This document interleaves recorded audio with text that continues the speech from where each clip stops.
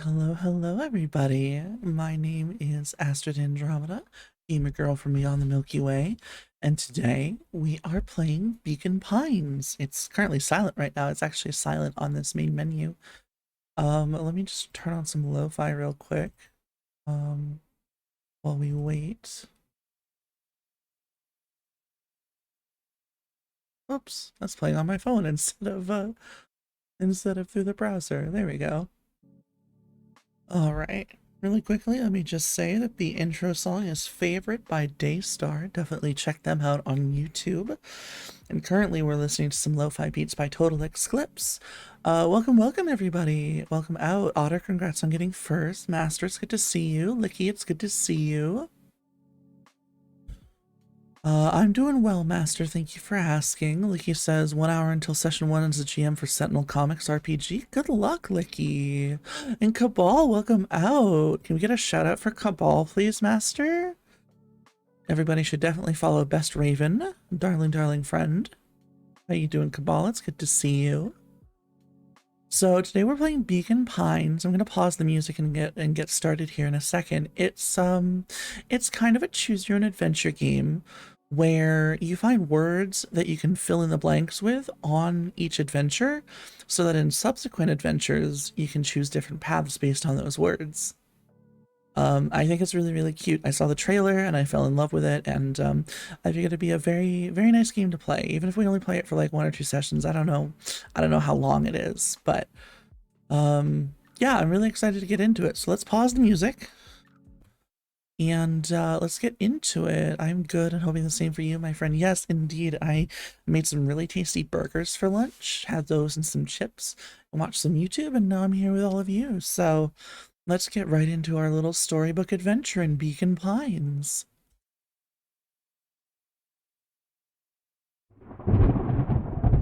Spooky. Let me know how the volume sounds, by the way, as always. I definitely might need to adjust. Dear reader, allow me to introduce you to my book. Though it might at first appear like many books you've come across, it is far from ordinary. Let's see, how's the volume? Volume sound good? And before someone makes art of anime girl Astrid eating burger? I could just make that if I got the 3D prop in, you know? I got spooked by the storm. Oh no, Otter, I'm sorry. Volume's good? Okay, okay. You may, therefore, have some misunderstandings about its nature. The story that awaits you has not been fully told. In fact, its conclusion is not yet known, even to myself. It is in that way that my book is special. It is in that way that you are special. Aww. Without you, there is no story. Aww. I'm legitimately Chapter like 1. already getting teary from like the feels. What? Aww. Normal isn't what it used to be. This is a story about change. Nestled in a shallow valley is the town of Beacon Pines. Far from the town square, across the river, past the neglected welcome sign, a young boy walks alone at dawn. His name is Luca Van Horn, and like you, dear reader, he's here for a reason.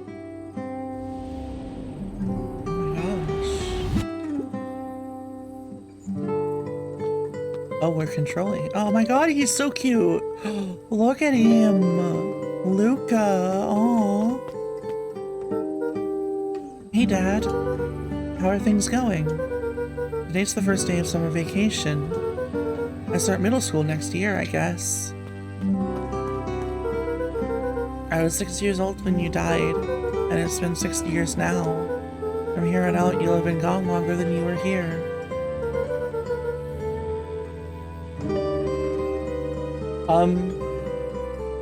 Give me 1 second. My roommate's work phone is going off. 1 sec.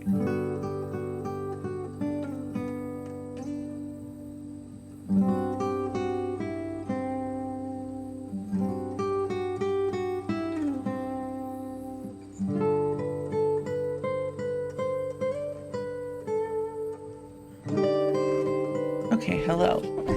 Sorry about that. All right. It feels like that should mean something.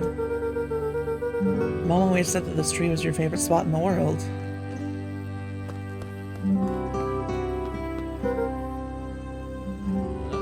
Hello there. Thank you for redeeming the hello there, master. Me too. Friend? Hey, Luca. I knew I'd find you here. Rollo was Luca's closest friend. Rollo. Aww. He possessed many fine qualities, but subtlety was not one of them. Well, after I banged on your door till your gran answered, and after I checked the pond, and climbed up to the treehouse, then I knew I'd find you here. Aw. Rollo finally noticed the tears welling in his friend's eyes, and the flowers on the grave.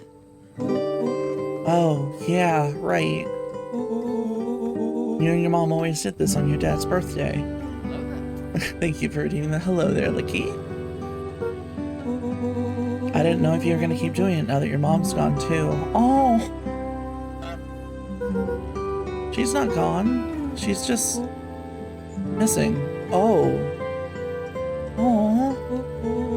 Sorry, I meant to say since she went missing. She's gonna come back, Rollo. Of course she is.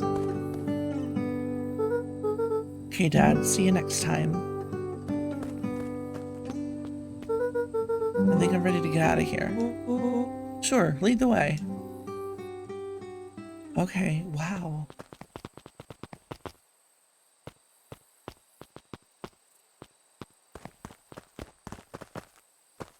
Oh, you can jump. Aw.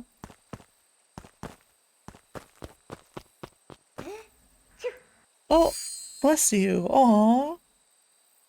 Tickle. Okay.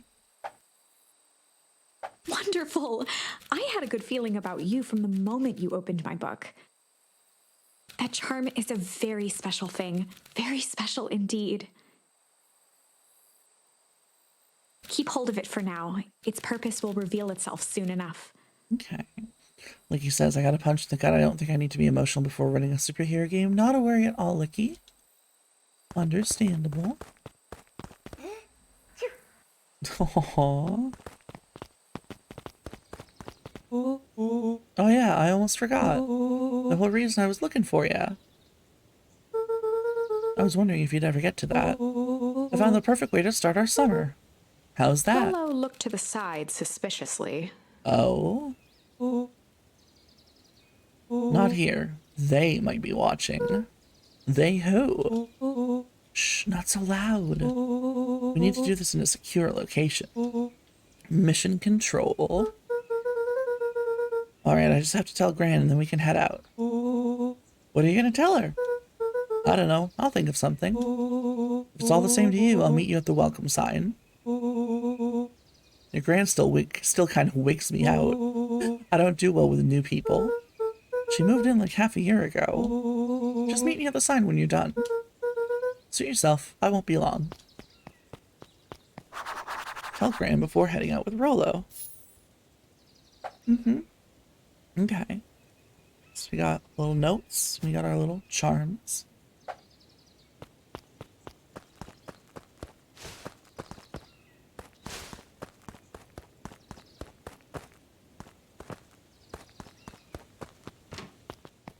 Dear reader, forgive me for this interlude.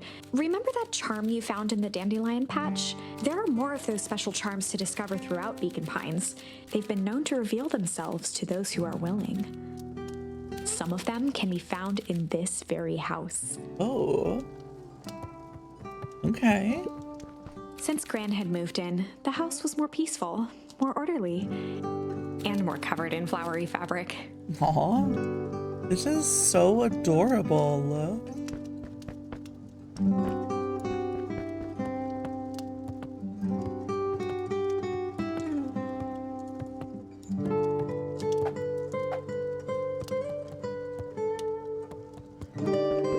One of his father's old stethoscopes. Luca had spent countless hours listening to anything and everything with it. Not for years, though.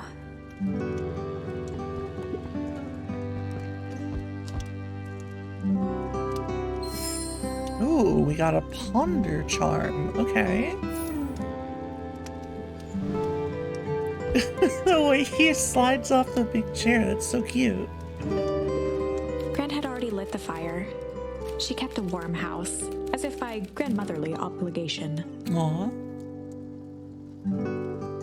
Maiden, welcome out. It's good to see you. We've just gotten started on our little storybook adventure. Just some dusty knickknacks. I like that it's narrated. Like, even if the dialogue isn't all voiced, I like that it's narrated. I think that's a cute touch. An array of prepared meals crowded the refrigerator, each labeled with the day of the week. Oh, hell yeah, meal prep. Fuck yeah. A pair of dull scissors, a broken can opener, a mostly empty bottle of glue, and some loose string. The art for this and the narration is really pleasant. Yeah. It's fantastic. Oh, junk. Oh, we got a junk charm. Okay.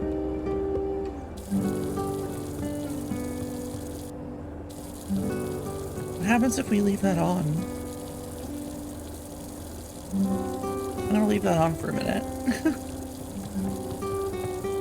The only piece of furniture Gran had brought when she moved in was an old hutch.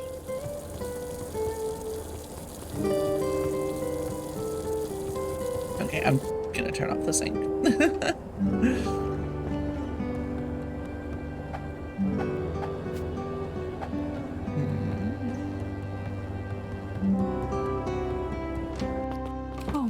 my, this is quite exciting. I am now certain that you are the one I've been waiting for all these years.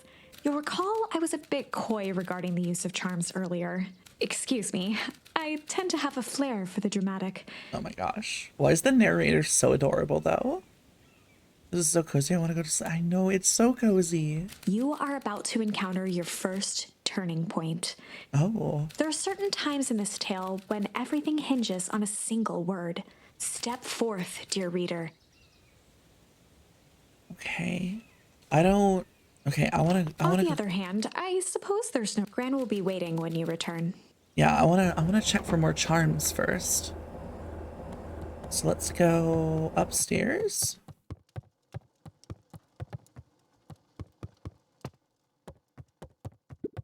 Luca paused at his parents' bedroom door. He just wasn't ready to go in yet. Oh.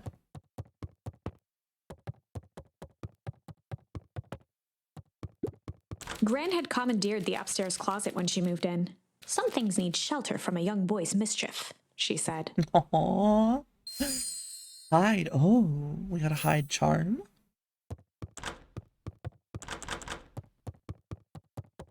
This is Luca's room then. Oh, this is so cozy. Luca tossed on his favorite old sweater. Even though it was the first day of summer, a chill still hung in the air. Oh, chill. Oh my god, the little charm art is so cute. Gran's moving in meant that most of Luca's things had been crammed in the corner. Luca was somewhat annoyed by the situation.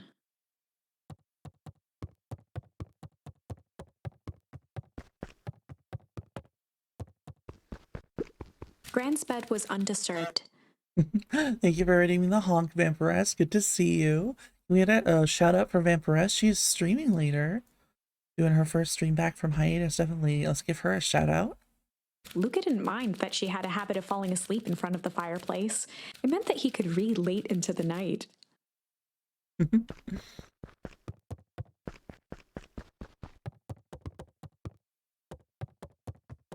All right.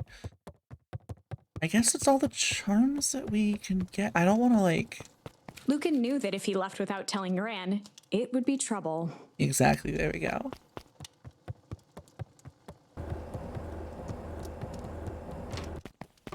All right. A sturdy old wheelbarrow. Young Luca would spend hours hiding in the bushes, waiting for a chance to jump out and startle his mother. Oh, Luca. She always enjoyed humoring him by feigning terror.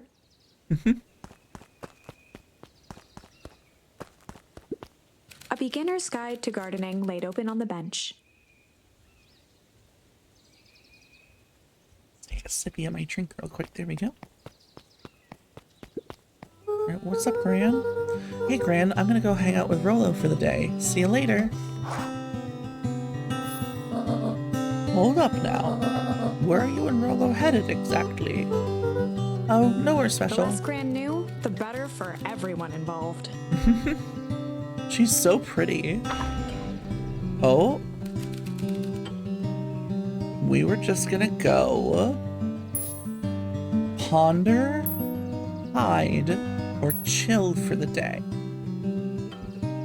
So, what should we put in as our first choice?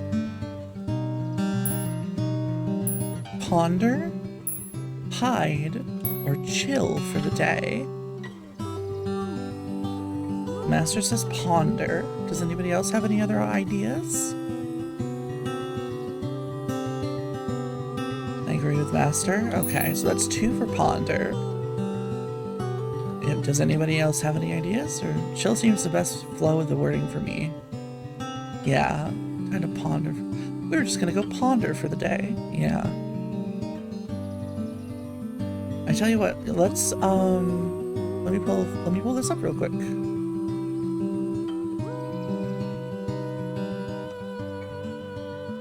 I'm not sure if it'll actually properly load, but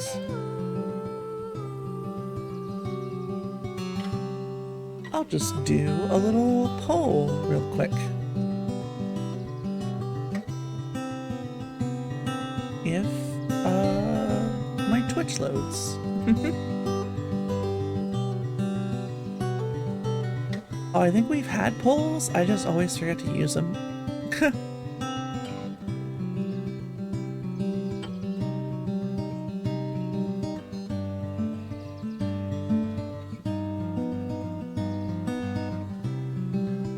There's like a lot of Twitch stuff that I just don't know. TM.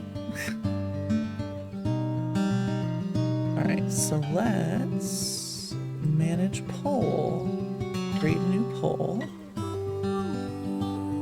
What should we choose? Ponder, hide, or chill? Duration 1 minute.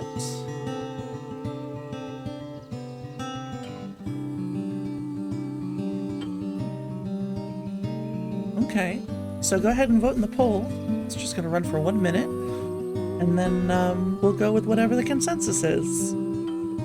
I'll try to remember to keep this page up so that we can, you know, like actually do stuff like this from now on. Okay. Alright, there is one that's taking the lead. Pretty strongly, too.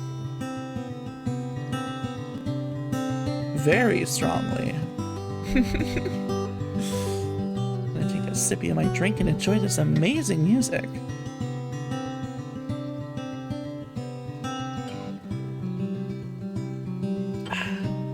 Sippy, sippy.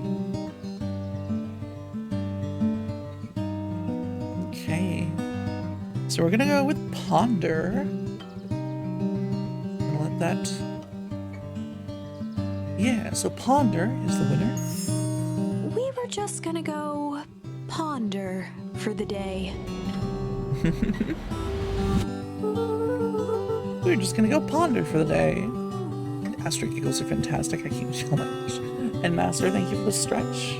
Oh, and the posture check, thank you. Oh, really? What are you boys going to ponder on such a lovely day exactly?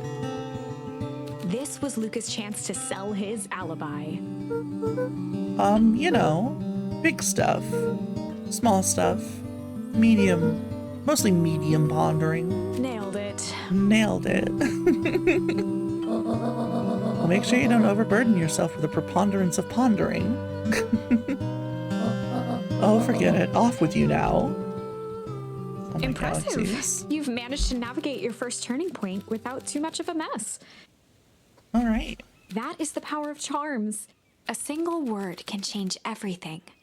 I think it's time to introduce you to the Chronicle. The Chronicle.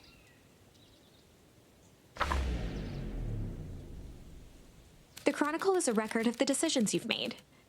You can see the turning point which has been revealed.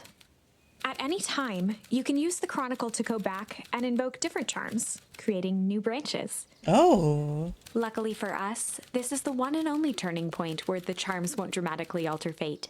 It's the perfect opportunity to experiment with rewriting things.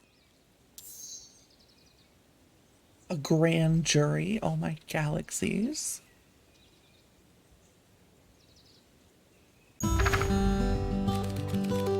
Okay, so we can...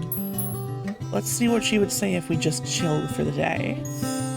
We were just gonna go chill for the day. We were just gonna go chill for the day. The best lies are built on truth. The best lies are built on truth. You boys are always in a hurry to do nothing. We stick to what we're good at. I'll make sure you're done chilling in time for supper. Easy. Easy. Okay. Oh, and Luca, you and Rolo stay out of trouble. I know, I know. Get into trouble with Rolo. Oh my god. Oh, Bored, welcome out, Bored. Cosmic Cutie Patootie on your screen. Yes, it is, it's me. I love how it's the Gran is like, don't get into trouble. And then the game is like, get into trouble. Oh, galaxies. Can we get a shout out for Bored per usual? Oh my galaxies, that was hilarious. Can I close? Thank you. This game is fucking adorable. I know, right? All right, let's go. Let's go get into trouble with Rolo. All right. Come on, come on. What are you, Smash Mouth? Come on, and tell me why you're staring. All right, dang it, Rolo. The road leading to Beacon Pines was long and uninspiring. A sort of natural barrier for the impatient.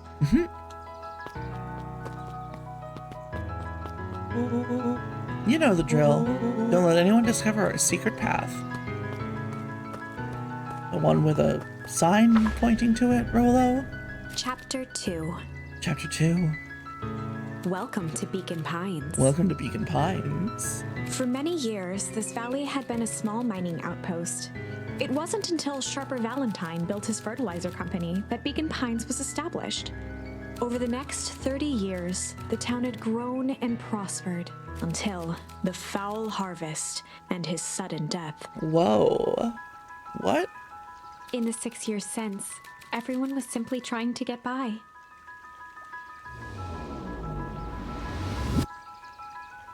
Okay, well, there's lots of people to talk to. Let's talk to everybody.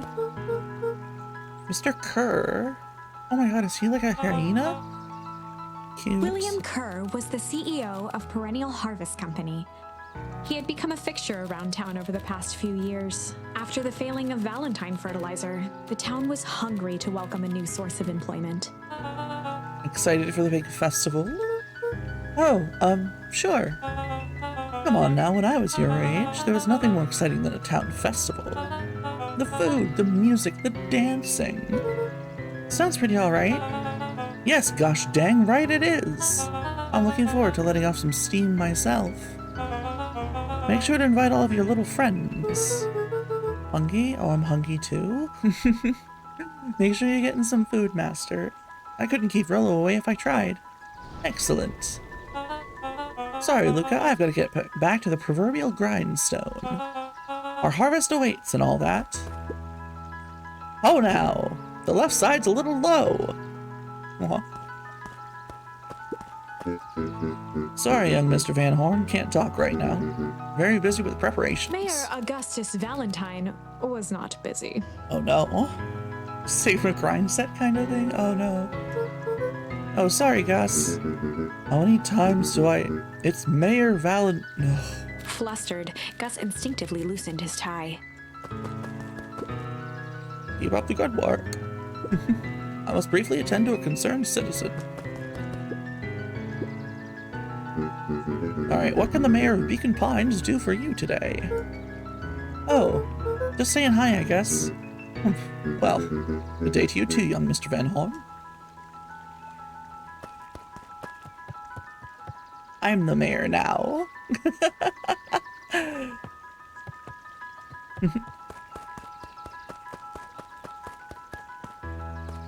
can I go through the log?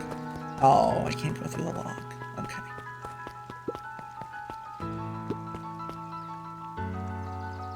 Oh my god. He'd do a chill.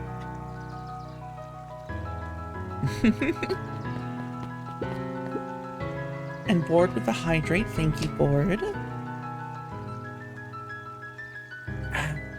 Especially with all this reading, gotta make sure we're staying hydrated. Hey, Mr. Sinclair. Mr. Sinclair continued snoring and lifted one eyelid just enough to see who it was. I don't have enough points for the trifecta, not a worry. I shall have to conk the heck out. I got hit with a sleepy bitch disease. Not a worry, Pengu. It's good to see you, and I hope you have a lovely evening and lovely sleep. A tactic he often used to avoid undesirable conversation. Yoo-hoo, Mr. Sinclair. Bah, don't you see I'm sleeping, boy? How's the napping today? Crummy as always. Used to have a perfectly nice view from here. Till Perennial Harvest put that monstrosity of a building in the way. Why don't you just move your chair a bit? Why should I be the one that moves? If it's a showdown they want, I ain't gonna be the one who blinks. Zzz. That's snoring.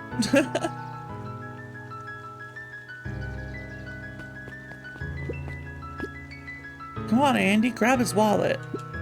I'm sorry, Iggy, I can't. Do it or we pound you. Yup. Yeah, but my mom said, yeah, but. If I had a nickel for every yeah, but, I'd be the freaking king of nickels. Ain't that right, Tish? Yup. Okay, we got some ruffians over here.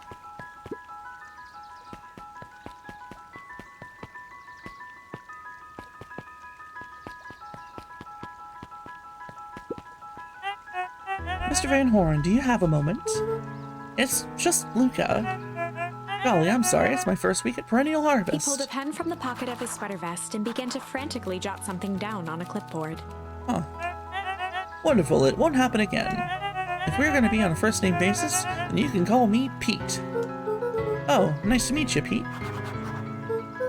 Sorry, what were you writing? Oh, just documenting. Gosh, it's exciting to be part of something so darn special. You know, it's not just about new fountains and phone booths. We're gonna change the world. And it all starts here in Beacon Pines. Isn't that amazing? Uh-huh. Anyway, I'd better get... Oh, that reminds me. We'd love to hear your thoughts. My thoughts? Lid Spike, welcome out. It's good to see you. Can we get a shout out for Lid, please? Lid, we're playing Beacon Pines. It's a cute little storybook adventure. If we're gonna change this town, we need to get every detail right. That sounds intense. Ha ha ha. Changing the world is intense. So, what do you say? Did you answer every questions? Well, I guess if it's quick. Wonderful. Open to answering a few quick questions. One down. See? It's not that hard, is it? Okay, we're going already. Question 2. What is something you love about Beacon Pines? I've never really thought about it before.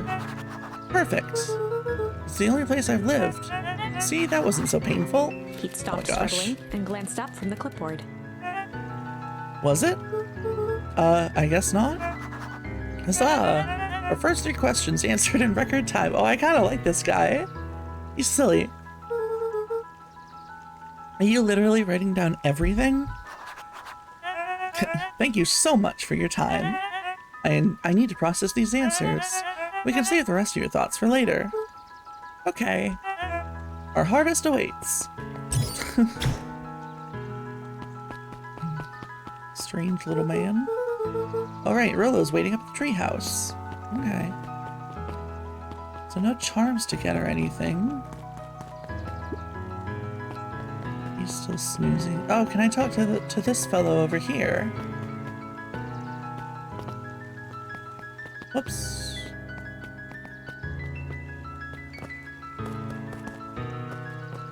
Okay.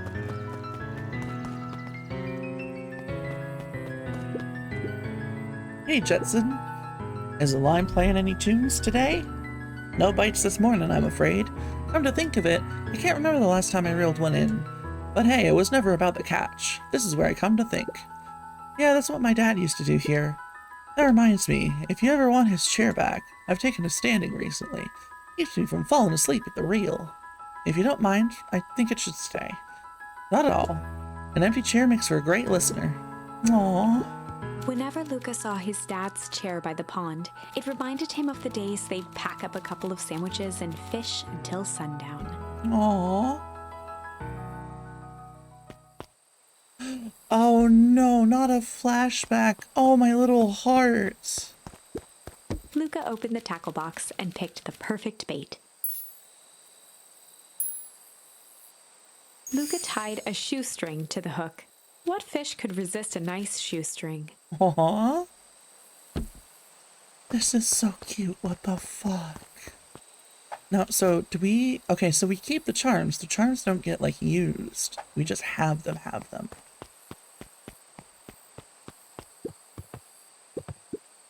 Give it a good cast now.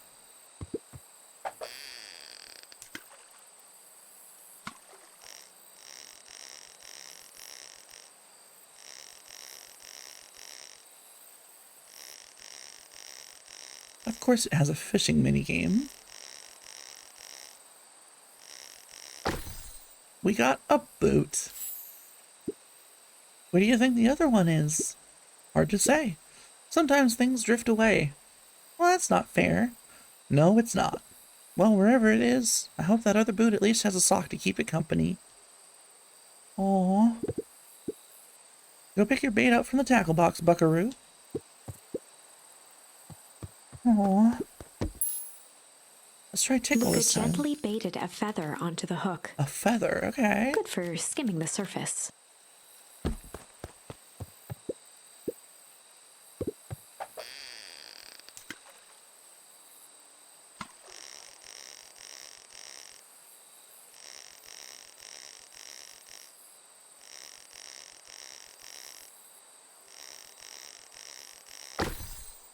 We got a rubber duck?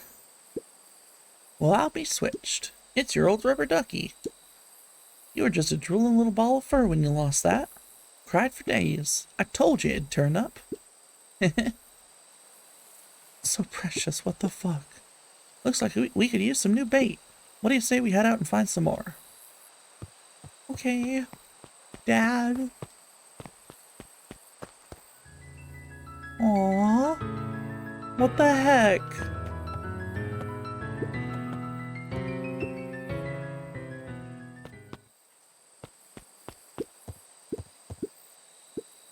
Okay, so that just repeats the flash, and then we have to go find more bait, but okay. Okay.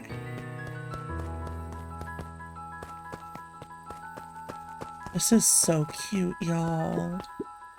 Mission control. Authorized personnel only. Very subtle, Rollo, very subtle.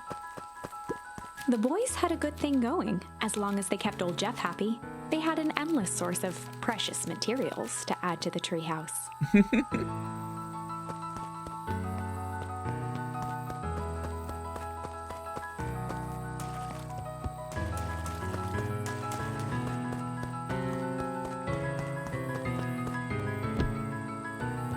After Luca's father had passed, Rollo became obsessed with them building their own Hank atomic star scraper. It was some time before Luca realized it was Rollo's way of keeping him occupied. Aww. Rollo's such a good friend.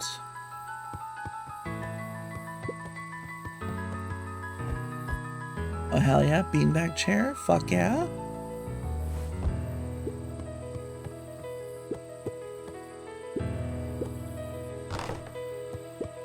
On certain nights, when the clouds were just right, the boys could tune into strange patterns of static. Oh, spooky. Rollo thinks it's aliens. He always thinks it's aliens. This game is super precious lit. It's a delight. It's an absolute delight. Okay, what's this top secret plan to start our summer? So you know the abandoned warehouse by my place? The old Valentine building? Yeah, well, it isn't abandoned.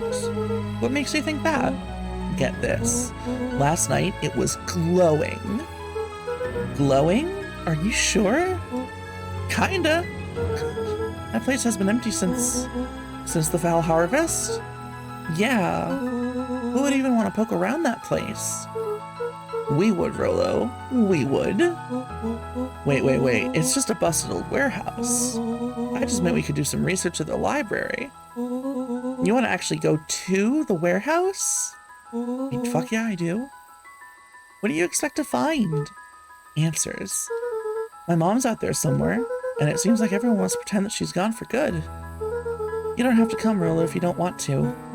Luca, remember that time I sort of accidentally burned down the chicken coop? And you jumped in and said it was your fault before my paw throttled me? This is a flaming chicken coop sort of deal. I've got your back. Aww. Thanks, Rollo. Now that I think about it, poking around a decrepit fertilizer warehouse is exactly how I want to spend the first day of summer. Let's go! Aww.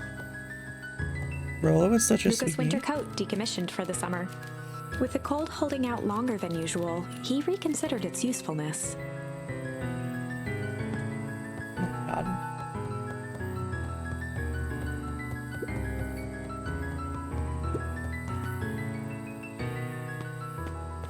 Okay, so where are we going now? Okay, let's go back this way, I guess.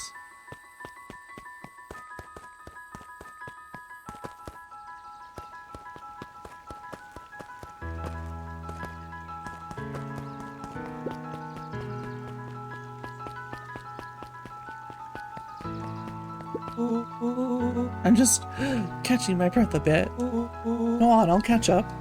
Oh, Rolo. We go in perennial harvest? We cannot. Okay.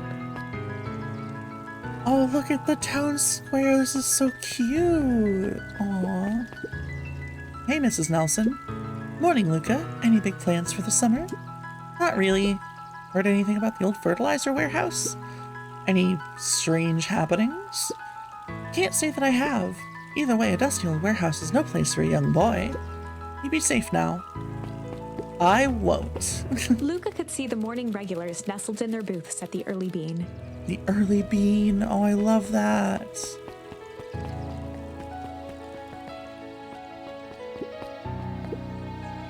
Piper. Oh, hey, Luca, what's up? You know it's summer break, right? Of course. And it's like the morning. Correct. And you're studying? Like they say, the early bird gets the proper education required for a successful and fulfilling career later in life. Uh-huh. Okay, I'm sorry. Could these two be any more lesbian? Oh my god. Hey, Azario. Hiya, Luca. Could you please tell this lazy butt to help out in the cafe? Lumi, Azario would like you. Luca, let me give you a little gem of advice. If you never do what you don't love, then you'll never work a day in your life. Wow. You're really setting the kid up for success. Oh my god, I love them. I ship them so hard. I want to be the third lesbian wheel. That's called a polycule.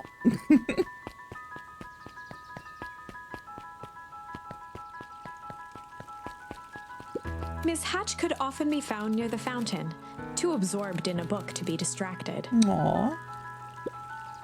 The two wandered down the wooded path, unaware of the danger ahead. Oh, this is getting good.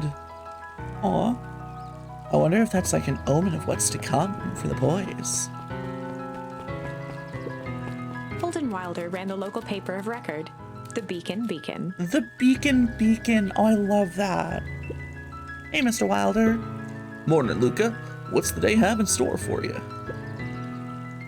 I was wondering if you heard any news about... News? The Beacon Beacon knows the news that needs knowing. Any news about the old fertilizer warehouse? Nope. Oh. Rolo thought he saw some lights there last night.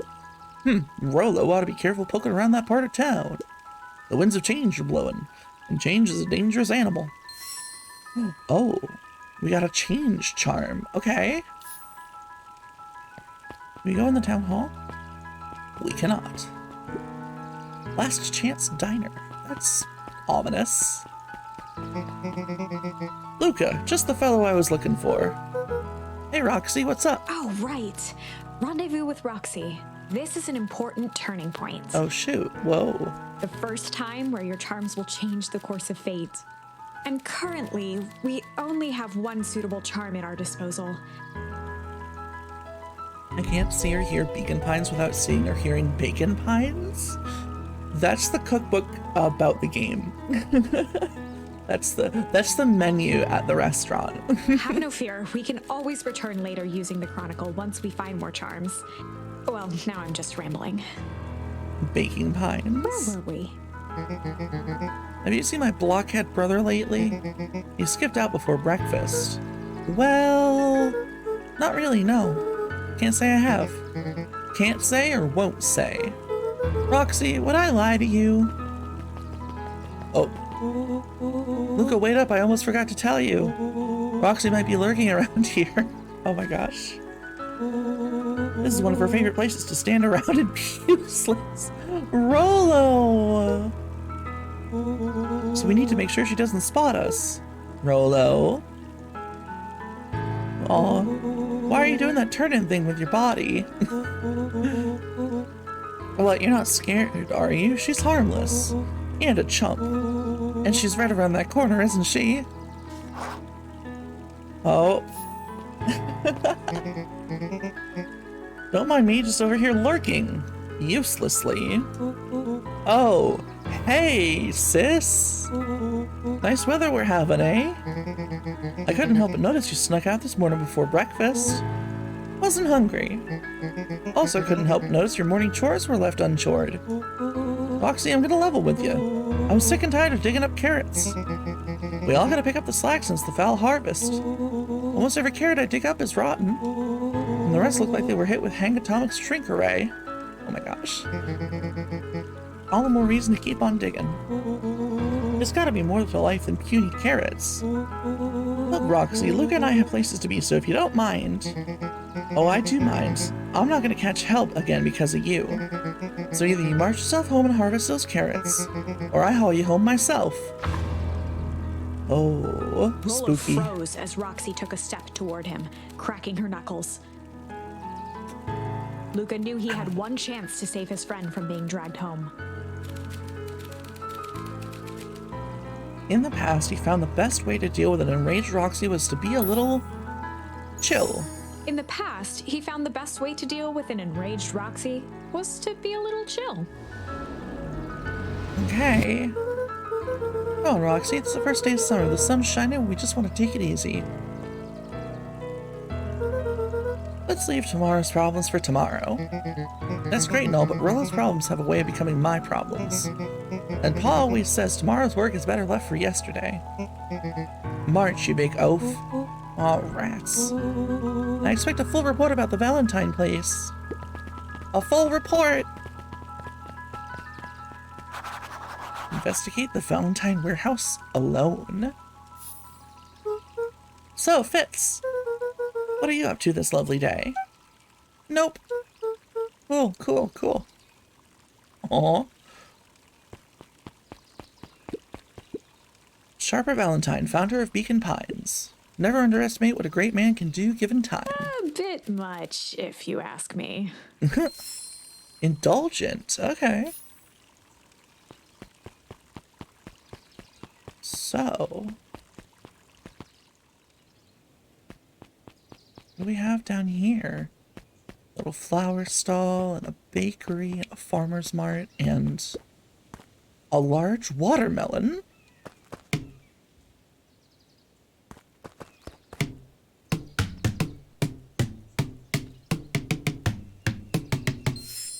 Smack! Oh, we got the smack! Hey, Griffin. How's the ice cream gig going? Not great. It's still pretty cold out. I'm in the business of selling cold. I'm sure things will warm up soon. Mr. Trolliver's not at his grocery stand. Enjoy your lurk, Lid. He's prepping for the festival, I guess. Gotcha. Okay. You got that smack, smackety smack smack. Hey, Bert. Hi, Luca. I'm doing some fact-checking for the town's history exhibit. Look, kid, I'm just here to put up the lights. But did you know, when the town was founded, there were only 7 citizens, and they all worked for a mining company? There was only one dirt road leading to town, and there still is only one road leading to town. Oh, right. Oh my gosh. Adorable. So we can't go in there. Okay. Anything to explore over here?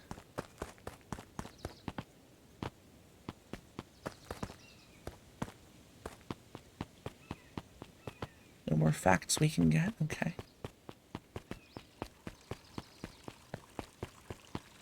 And we can't go in the town hall. Okay, what's over this way? Up at Dawn newsstand. Oh, and it's a little bat. Oh, hey, Dawn. Sorry to wake you. Dawn, no problem. It comes with the job. Oh my God, she is so cute. Dawn had dreams of becoming a big-time reporter. Oh my At God. night, she searched for the story that could be her big break. She's so precious. She's so precious. She's so precious. By day, she hawked papers at the newsstand. What's up? Riley said he saw something strange going on at the warehouse. You know anything about that? You might say I've heard some things. I'm working on a story about it right now. So what's going on? Can't say quite yet. I still need to follow up on a few leads. Keep me in the loop, okay? Sure thing. Things seem to be quiet in town today. Yep, everyone is preparing for the festival. I should be back to normal tomorrow. Catch you then? Catch you then. Oh, and Luca? I'm really sorry I haven't been able to find anything out about your mom yet. I'm just grateful that you tried. I'm still keeping my ears up. She is so precious. Oh my god, I want to protect. Okay, so we've got the diner.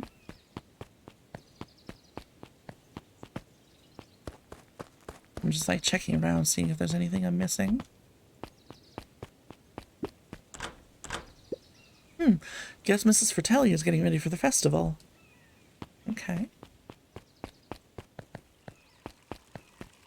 So off to the old Valentine warehouse, I guess. Oh, hey Solomon. Apologies, no time for chit-chat.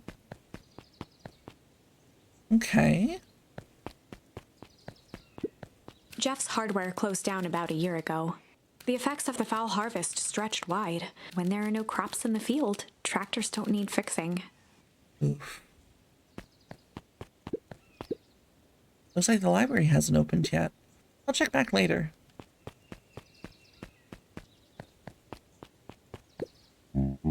Luca, my boy, hold up a tick. Oh, hey, Mr. Nuncreed. I was just on my way too. I just sold the last jar of your grandmother's preserves. Can't stock the shelves fast enough, turns out. Hey, that's great, but I guess Juniper will just have to swing on by with more of her lovely jam. Aw, her name is Juniper.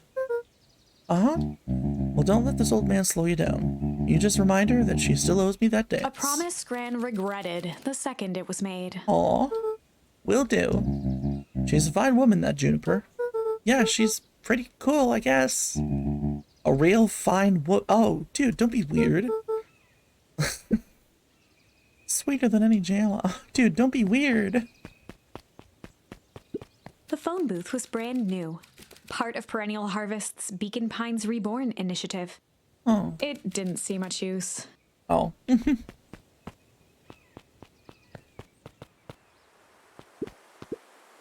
Little bunny friend? Hey, Joey. How's the bug hunt going?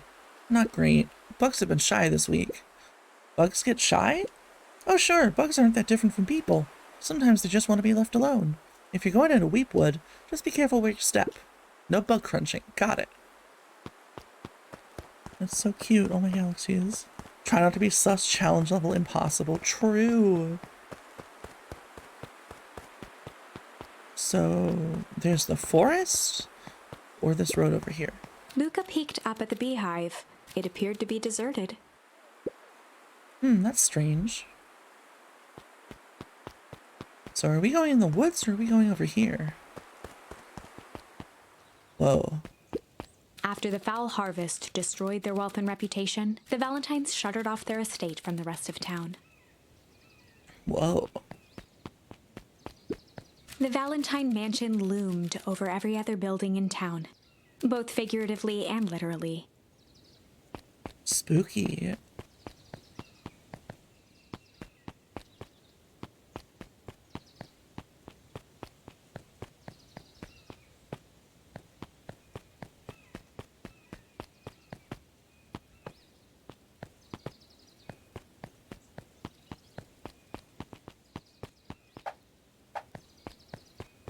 Alright, so I guess we do have to go through the forest, okay. The path led into a small hollow at the edge of Weepwood. Okay. Okay, no turning back now. Caution, electrified fence. Is that sign new? The fence thrummed with a gentle electric buzz.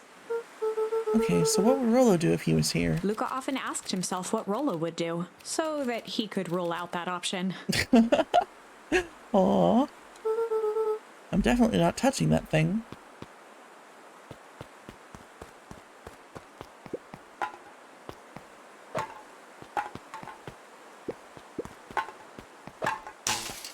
As sparks flew from the fence, the light atop that section shut off. 2 bulbs remained. Oh, okay.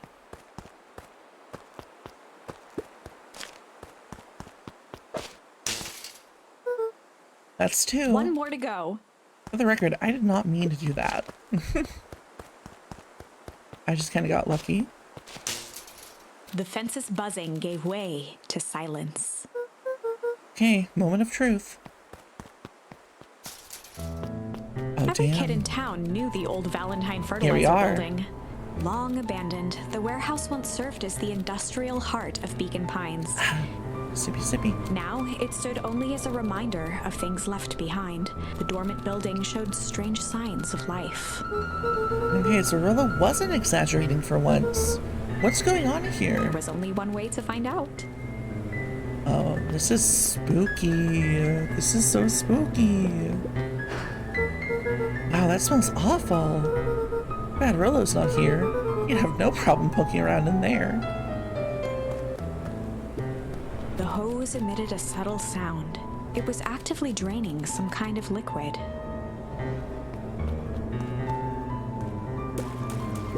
The water looked almost diseased. It flowed slowly into the woods. Oh, that's sad. Bro, don't flow into the woods.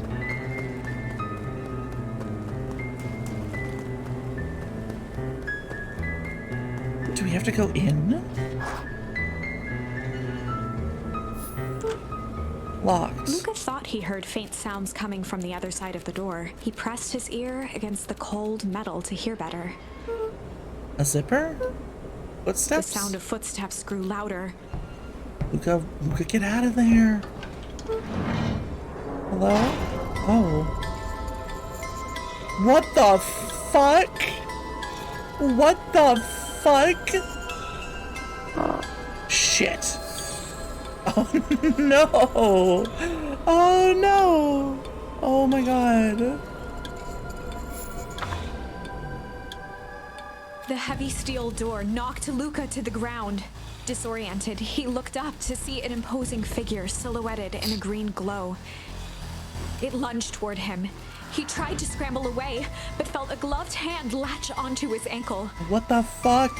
Luca watched his fingernails leave trails in the dirt as the hand slowly dragged him back through the door, into the lab, into the green light.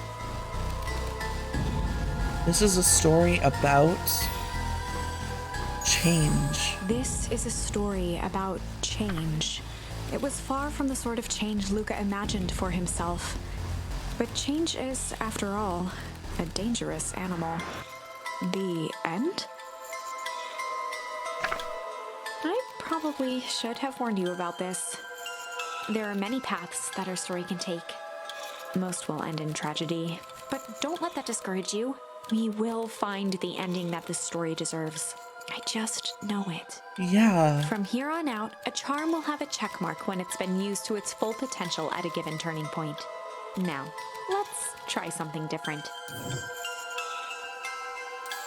Let's go back to the rendezvous with Roxy? Okay. In the past, he found the best way to deal with an enraged Roxy was to be a little shit. In the past, he found the best way to deal with an enraged Roxy was to be a little shit. Make a break for it. What have you done? Did that little shit just kick me? Run all you want, you little twerps. You gotta come home eventually. Oh my gosh. Oh no! Mr. What's-His-Face.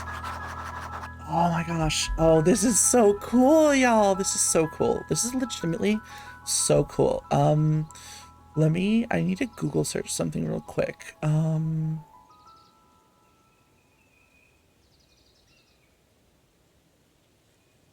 Okay.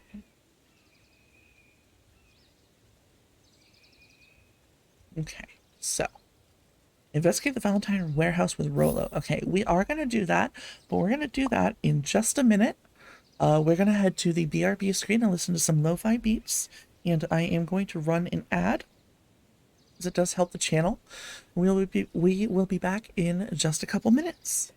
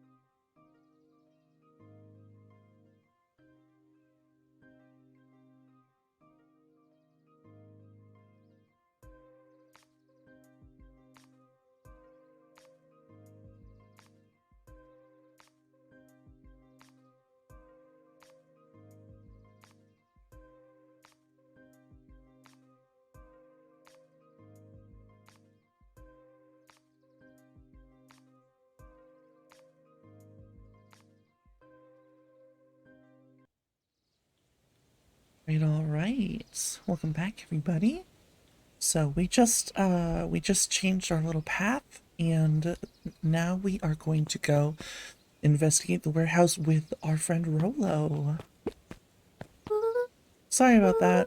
Rolo can get overexcited sometimes. Solomon Valentine, current ward of and future successor to the Valentine fortune, huffed as he brushed off his pants. Oh, a town of complete and utter fools. One wonders if it's worth taking anything here seriously. Either way, I'm really sorry. No matter. How are you doing? Me? Yes, with all that business about your mother and whatnot.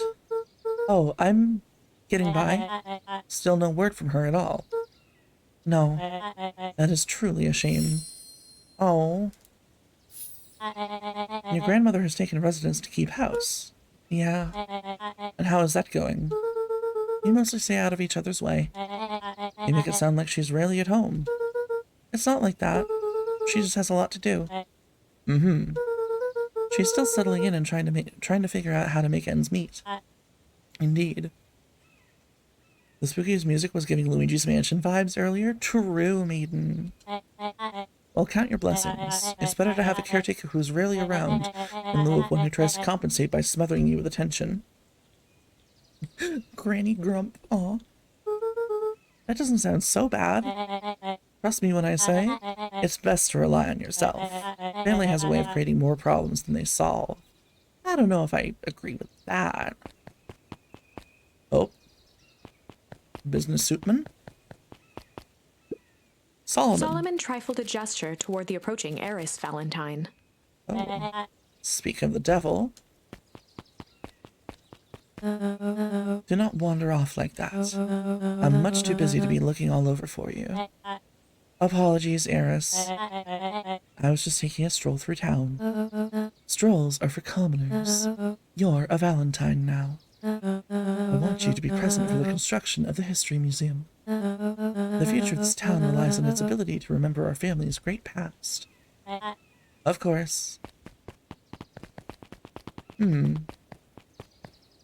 Interesting.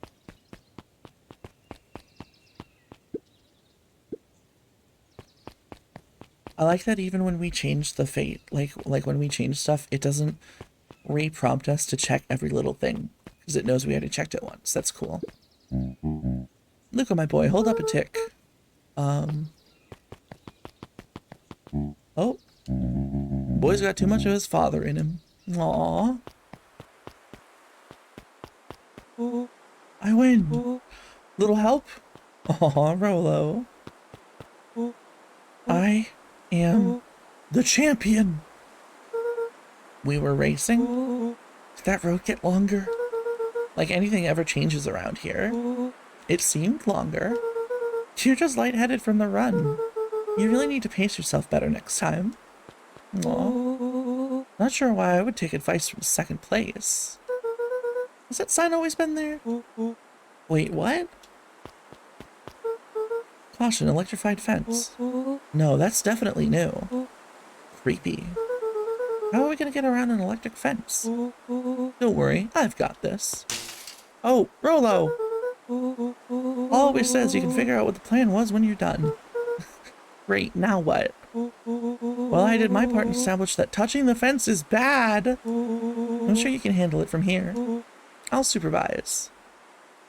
Oh my gosh, Rolo. From a safe distance. Whoa, you're a genius.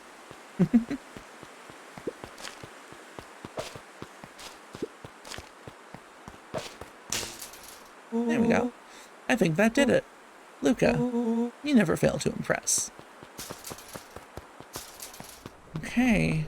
As the glowing windows of the old warehouse came into view, Rolo began to bounce excitedly. Check it out. Dang, Rolo, you weren't exaggerating for once. Was there ever any doubt? This definitely needs investigating. Good thing 2 ace detectives are on the case. This is bizarre. This is awesome. Whoa. Rumble. Excited wiggle, right? Did you feel that? What, the excitement in the air? You bet your butt I did. Check out this puddle. That's not normal. And this hose. Oh man, the door is locked. Try harder. No dice, it won't budge. Oh well. Dumpster is new, right? I bet it's got stuff in it. I can't really see what's in here. Who did all of this? My nose is itching. I think I smell some treasure. Are you sure that isn't the hazardous waste? Oh my gosh. Just help me get in. Rolo, it would be my honor to throw you in the trash.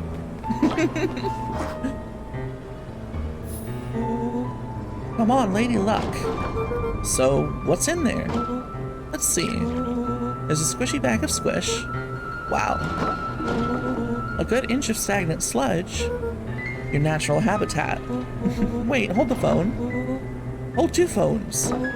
Check these bad boys out. Whoa, walkie-talkies? Fuck yeah, walkie-talkies. Just like Hank Atomic communicators. Do these actually work? Ground command to Hank Atomic. Hank, do you read me? This is Hank Atomic Ground Command. You're coming in 5x5. How are your vital readouts, Hank? It's getting a little stuffy in here. Requesting assistance for evac. Help is on the way. Oh shit. Oh shit. Oh my god. Oh my god. What's gonna happen? Oh my god. That's that guy. What the fuck? What is happening? Tell me you saw that. Dude, I don't know what I saw. He's coming back. Get down. What the fuck? Bro? Is that a fucking body bag? What? He sat petrified under the weight of the bag. What the fuck?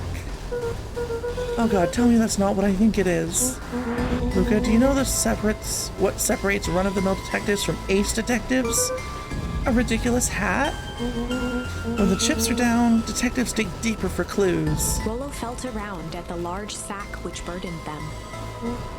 Aha! He snapped off a tag from just within a small zipper opening in the bag.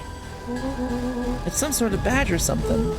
What's it say? Rollo held the badge up to a faint shaft of light within the dumpster. Dr. Prescott, Deep Engineering. It's a name tag. Who would throw away a bag full of slimy old name tags? I think it's just one name tag in a bag full of something else. Oh my god. I think we should make a break for it. Stay calm, this is no time to panic. I'm not panicking! You're panicking! Rolo, calm down. You don't have to squeeze my hand so hard. Dude, I am not holding your hand. What the fuck? What the fuck? Maiden with the hand emoji. Quit messing around. What other slime-covered hand would be in here? Ah! What the fuck?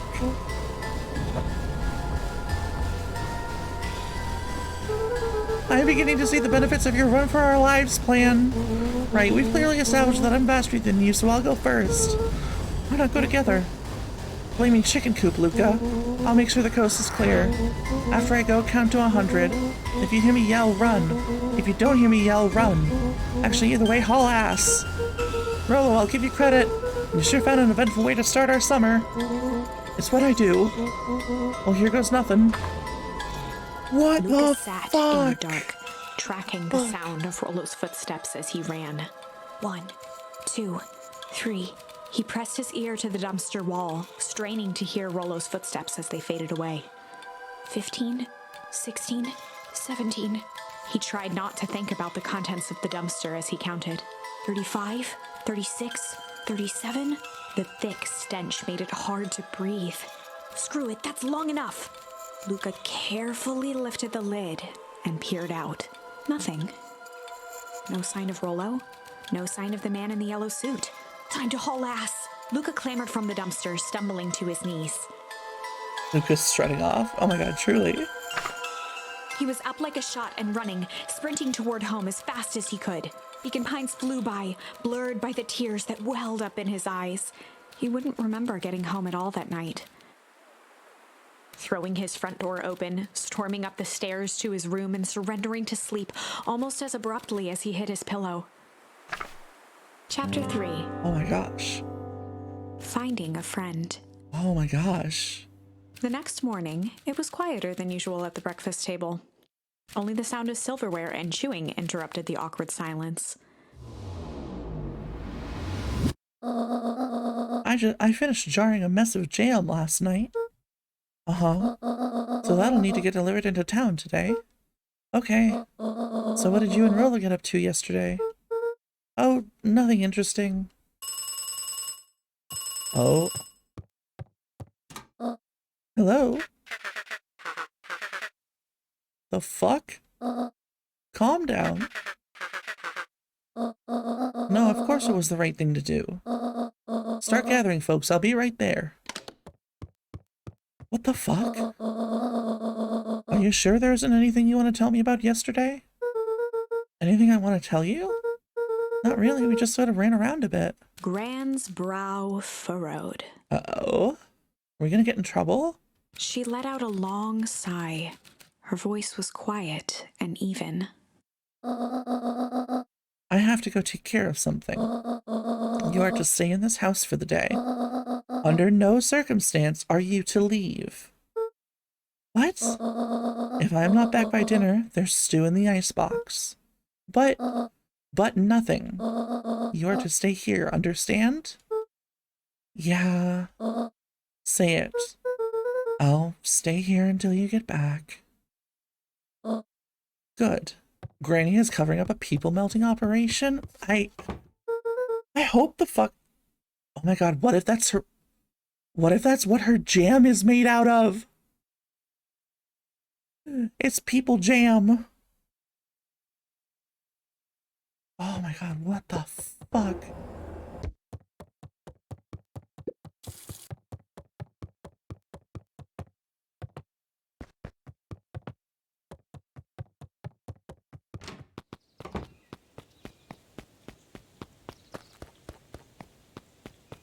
Is there anything to investigate out here? Doesn't really seem like it.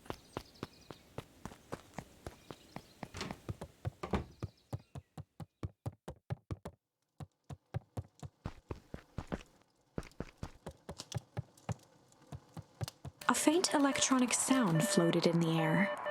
Soylent Green is people. Oh no, man. Is that coming from upstairs? What the fuck?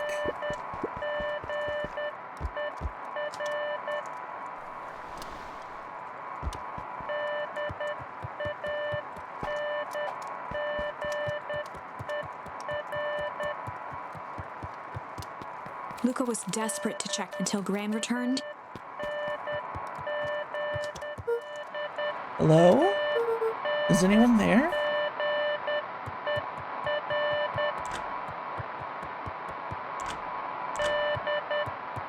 The walkie-talkie! Oh, it's the walkie-talkie! Hello? Rollo, is that you?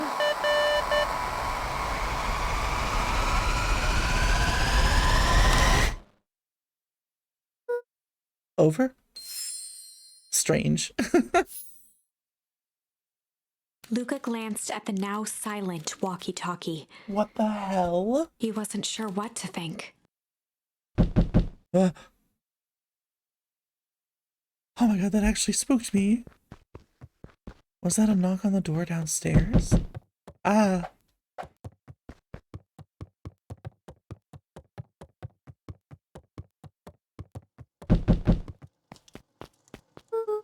Oh, it's Roxy. If this is about me accidentally kicking you yesterday. Silent walkie-talkie. No, I'm Silent Maiden. Oh my gosh, Maiden. Is Rollo here? No. Look at me, Luca. This is serious. Is Rollo here? No, I haven't seen him since yesterday. Rollo didn't come home last night? Oh no. What? A pit formed in Luca's stomach. Where was the last place you saw him? We were playing around in Weepwood, and then it was late and we went home. Weepwood, if he's alive, I'm gonna kill that little creep. Is there anything else? Anything that he said? Luca's mouth felt dry. No, we were just messing around. Okay. I need to go let people know to check the woods. You just stay out of trouble. Go see if he's hiding in the library or something. Luca could feel his heart beating in his throat. Oh my god. This is scary. Rollo, where are you? Check the library for Rollo. Like the... Okay.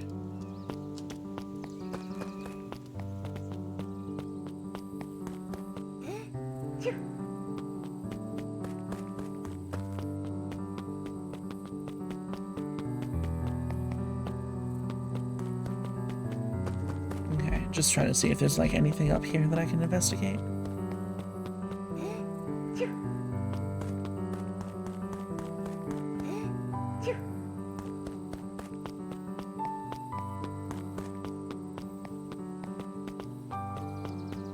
So the library, okay, so that's down in town.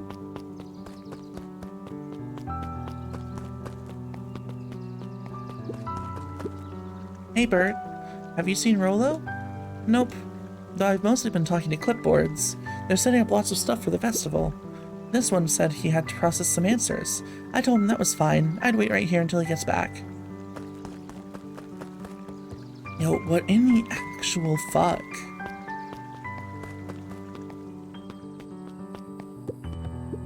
Hey Jetson, have you seen Rollo come by this way any chance? Afraid not. And as elusive as the fish in this here pond. Okay, that's just the same flashback as before.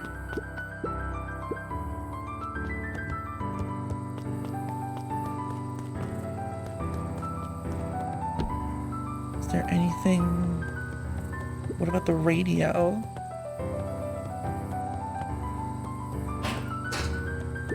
Luca looked up at the satellite dish. Rollo nearly killed himself putting that up into the tree. Oh. While it didn't turn the radio into an interstellar communicator, as he'd hoped, it did at least boost the signal enough to overhear truckers one town over. Well, that's cute.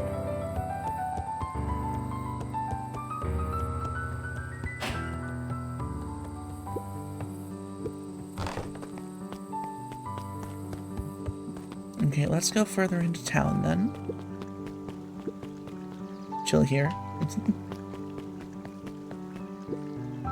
He's still sleeping. Howdy, Luca. Hello again, Pete. I'm not Pete, you silly goose. It's Toby. You could have fooled me. Well, hey, it's no problemo. The important thing is we'd love to hear your thoughts. Yeah, I'm getting that impression. We're all a part of something special, Luca. And it all starts right here in Beacon Pines. I got it. Toby looked up from the clipboard excitedly. That's right. So how about you start by telling me? Look, no offense, but I've got my own stuff to take care of. Aw, you joker. We're all a part of this together. Now let us know when you're free to answer a few questions. I don't like the clipboard guys. They creep me the fuck out, actually. Like, I do not trust them. We really need to get back to work. Just a couple more minutes. If Roxy said she'll be here, then she'll be here. I just don't see why I'm standing around, doing nothing, and waiting for Roxy, when I could be standing around, doing nothing, and getting paid for it. Come on, Lumi, Roxy needs our help. There she is. Ugh, my parents wouldn't listen.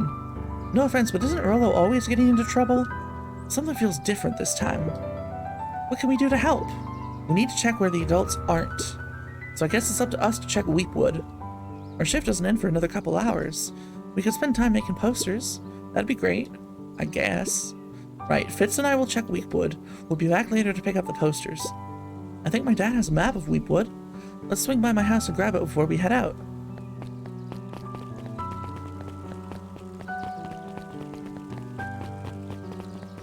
Okay. Mayor Augustus, what's this about a missing child? I must stress that the situation is completely under control. It just all seems so terrible. Oh my god, she's adorable. Let me move. She's adorable. And you're sure there's nothing we can do to help? Nonsense. Young Mr. Cotter will turn up safe and sound, I am certain. You just focus on settling in. I trust my sister has supplied you with suitable lodging? Oh yes, Miss Valentine's been more than accommodating. We were just telling our daughter, Beck, that... Now where did she run off to? How is this bitch still reading? His eyes went wide in disbelief. What do you mean he vanished? That's impossible. Oh my, he doesn't even see the danger he's in. I don't like the foreshadowing that she's giving. I really don't like the foreshadowing she's giving. Hi, Ethan. History Museum. It's laughable, really. Did you happen to see Rolo in there? No, just a shadow of a family clinging onto a town, clinging onto the past. Damn, okay. Let me just fix my hair. There we go. Oof. Feel free to check for yourself, but don't expect to have your mind blown. Hey Griffin, has Rolo been by? Haven't seen him all day. I'm sure he'll show up safe and sound. When he does, tell him there's a strawberry chocolate double scoop waiting for him. On the house. He'll like that. Aww. Can I smack it a...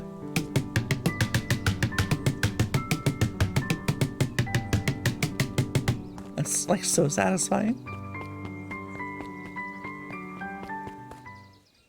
Alright, what's going on in the History Museum?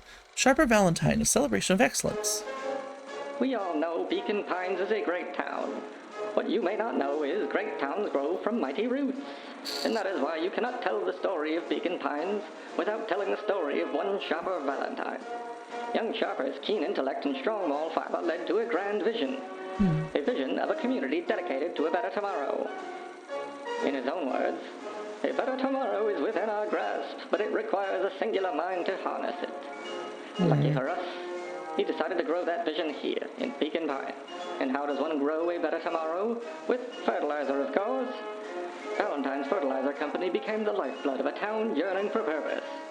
But then tragedy struck, a scientific experiment gone wrong. An accident which took Sharper away from us far too soon. To this day, we struggle to pick up the pieces. But one foul harvest isn't enough to stop the people of Beacon Pines. The spirit of Sharper Oh, this fertilizer, no! It lives in the hearts of everyone with a dream for a better tomorrow. Together, we will follow his example and grow a bountiful future. Paid for by the Valentine family and the Valentine Fertilizer Company Revenance Fund. That logo was the same one on the new fertilizer company, I think. That was unhelpful. Yeah, it was pretty unhelpful.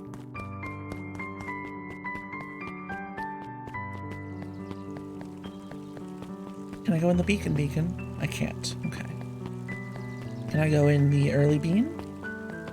I cannot. Whoops. What about up around the corner here and to the back patio?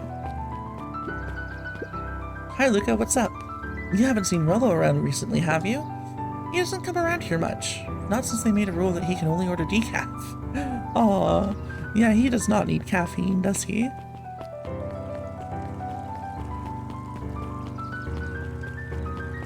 Okay, let's come up this way first. Alright, has Dawn seen anything? Hey Dawn. Is it true about Rolo? Yeah, he didn't come home last night. I wonder if it's connected. Connected to what? I was checking in on reports about increased activity around town. What sort of activity? Windowless trucks, mechanical noises, strange lights, your typical shady stuff. Who would be doing all that and why? Well, I have a few leads. The Valentine family is always suspicious. Perennial Harvest certainly has the resources. Do you have any idea where Rolo could be? The best place to start looking is where the trail went cold. Where did you see him last? We were in Weepwood, right by Valentine's Fertilizer. I'll check out Weepwood when my shift ends. I'll do my best work at night. Aw. Yes, you do. Yes, you do, Dawn.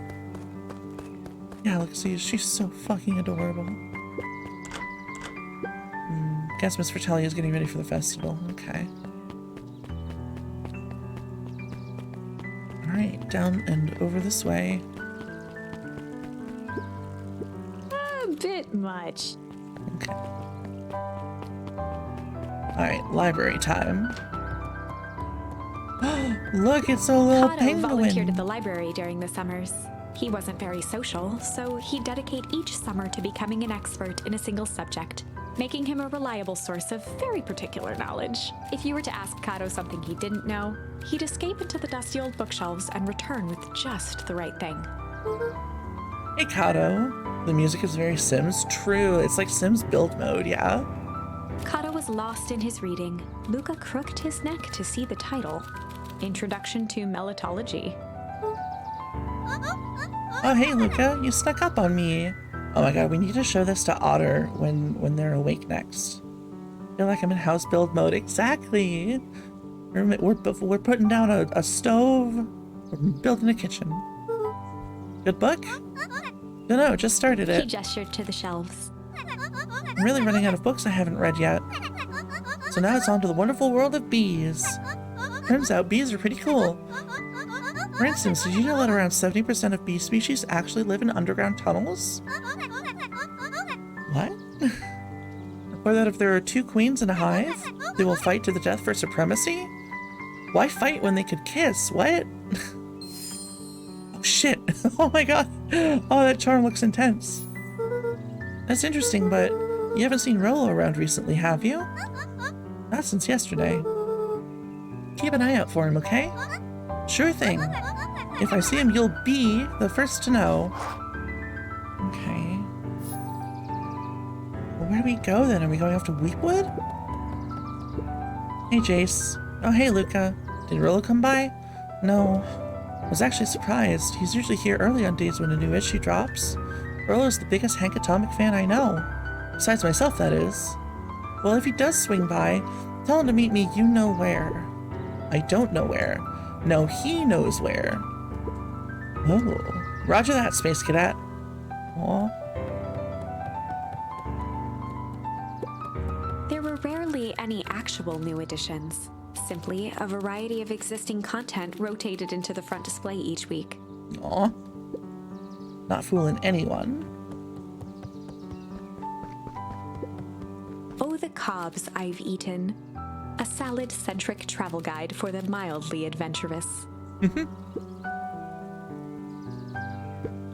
Sally Seashore's simple succulent sundries. Luca my brushed gosh. off a smudge of dust. Or maybe it was flour. Oh my gosh. 30 recipes so easy you'll doubt it's even edible. A peek behind the curtain. The methods and ruminations of Patrick C. Montesquieu, one of the greatest acting minds of our time, by Patrick C. Montesquieu. I love how sassy the narrator is. Oh, I love them. Anything on these shelves? Mycological phosphorescence. Oh, bioluminescent mushrooms. Or like, my complete loss of interest. Luca, no, The bottom mushrooms corner are cool. shelf was a dusty array of thick science books. Only one binding was clean enough to read. Cellular biology and the chemistry of mitosis. I feel like one of these books is actually gonna like help us solve things. The entire top level of the library was devoted to comics, most of which were Hank Atomic and the myriad of lesser revered spin-offs.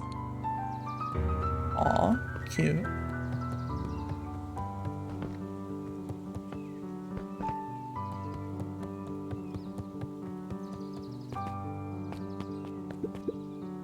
What sort of monster puts candy behind a locked door? Oh yeah, Mr. Nuncreed works weird hours sometimes. Of course he does. How about you? When do I work? No, what's your name? Luca Van Horn. You new here? Yep, not by Beck's choice. family moved often, giving her little time to establish any real connections. Oh my god, emo girl? Oh my god, emo girl? She would tell you she prefers it that way.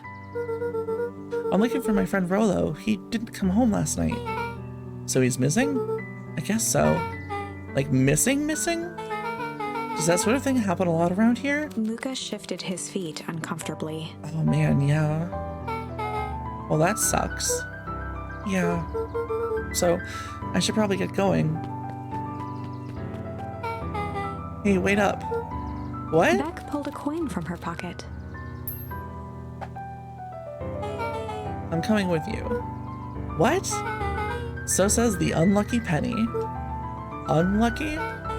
Yep, well, technically it landed on heads, leaving this kid to find his friend alone. But I always do the opposite. Oh, that's kind of like me and Rollo. I guess Rollo is my unlucky penny. Aww. That settles it. A person should never be without their unlucky penny.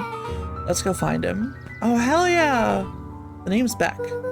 Pleasure to meet you, Beck. I suppose I could use some help. Try to keep up. Oh, hell yeah! Oh, it feels almost like a teensy bit Undertale-y. The phone booth was brand new, part of Perennial Harvest's Beacon Pines Reborn initiative. It didn't see much use.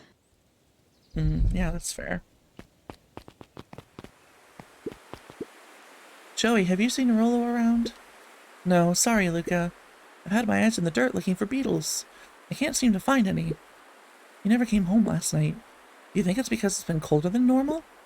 I don't see why that would have anything to do with Rollo. Oh, he's talking about the beetles. No, the beetles. You think the temperature confused their circadian rhythm or something? Who's to say? I'm no beetologist. Just keep an eye out for him, would you? Of course. Luca peeked up at the beehive. It appeared to be deserted. Huh. Maybe they do live in underground tunnels, like that one book. After the foul harvest destroyed their wealth and reputation, the Valentines shuttered off their estate from the rest of town.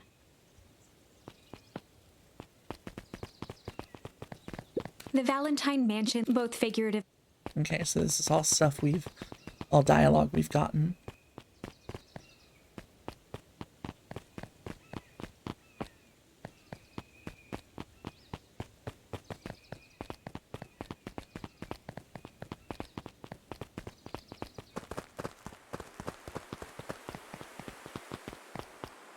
Oh, they shuttered that up.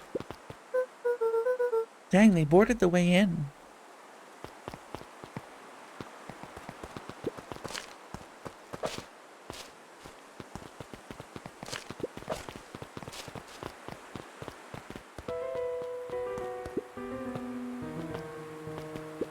Luca felt a chill as he approached Beck. Her eyes were locked on the strange green liquid. The nearby grass was coated in a fine layer of frost. Is this sort of thing normal around here? Besides puddles of glowing ooze are definitely not what I expected from this place. I have no idea what that stuff is. Well, the next obvious step is science. And what does science suggest? Poke it with a stick. Luca watched as Beck dipped a broken tree branch into the goo. Beck's eyes widened as flowers grew from the dead wood. What? First small buds, which quickly bloomed into vibrant petals. The fuck? What the? Cool. As quickly as they had grown, the flowers began to shrivel and turn gray. So, is this the same thing that happened at the foul harvest? Like, they tried to make it so that the fertilizer made things grow fast, but it aged them fast, so they wilted quicker as well? Beck dropped the stick with a grunt of disgust. Okay, so the science tells us this gunk is weird as hell. Yeah, it seems dangerous. Hey Tish, look what the cat dragged in. Yup. I don't have time for this right now, Iggy. Oh, don't say things like that. It hurts Tish's feelings. Ain't that right, Tish? Yup. She looks fine to me. Hello, I don't think we've been properly introduced. Iggy's the name. This is my compatriot, Tish. Yup.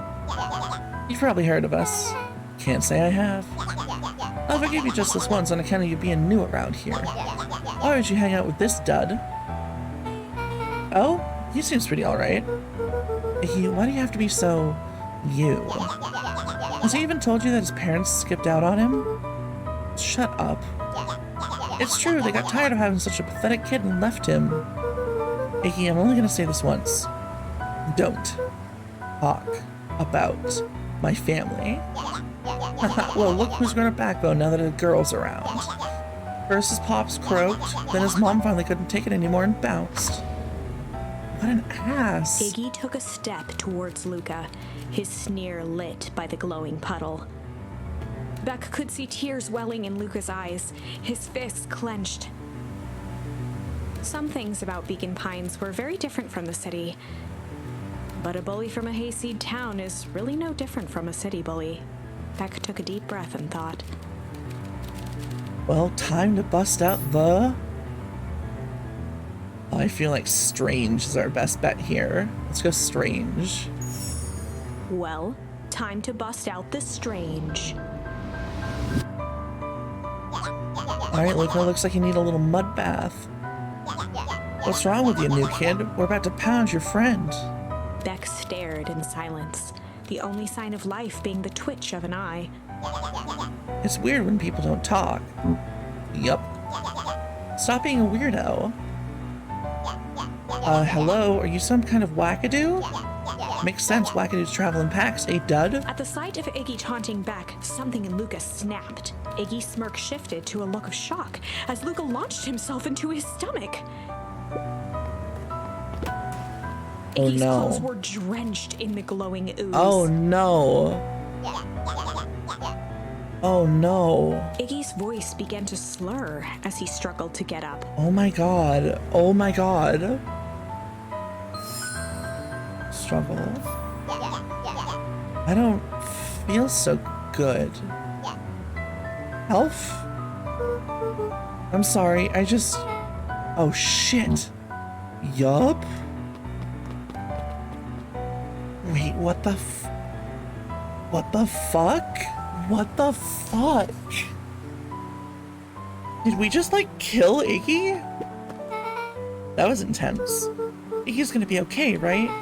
Nothing about this seems okay. The person at the warehouse, this strange ooze, and what it did to Iggy. Was Rollo caught up in all of this? We have to find Rollo. He took the words right out of my mouth. What the fuck?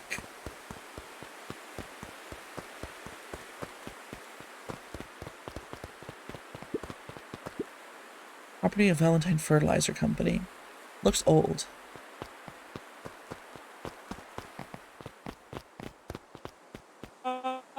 Whoa there, little buddies. You startled me. What in the dickens are you up to in this part of town? We were just helping look for Rollo. Oh, you haven't heard the good news? Rollo showed up safe and sound a bit ago. Really? So where was he? It's funny, really. He just got a little turned around in the woods. They can be disorienting, you know. I'm starting to get that impression. Rollo's at his house now getting some well-deserved rest. Wow, that's a relief. You two should scurry along before you get lost yourselves. Yeah, come on, Beck. Can't wait to introduce you to Rollo. Oh, that reminds me. Lucy, your grandmother was looking for you. She was? She was worried sick. You should march straight home. I guess. Beck, your folks might be getting worried too. I'll walk you home. I need to talk with Nellie about work anyway. Beck glanced toward Luca. I guess all's well that ends well. I'll introduce you to Rollo tomorrow. Sure. Glad he's okay. Interesting. Okay. Rollo was safe. A wave of relief washed over Luca, which was quickly replaced by a sense of dread. Thank you, maiden. Gran is going to kill me. If he hurried, he might just make it home before sundown. Chapter 4. Chapter 4. Our harvest awaits. Oh, I don't like the way they said that so spookily. Luca took a deep breath and gingerly opened the door, steeling himself for Gran's wrath.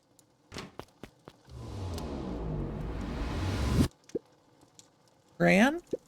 I'm home. Everything's fine. Gran?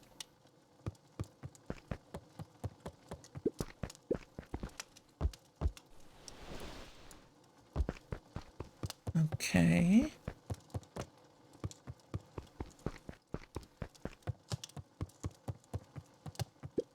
Gran?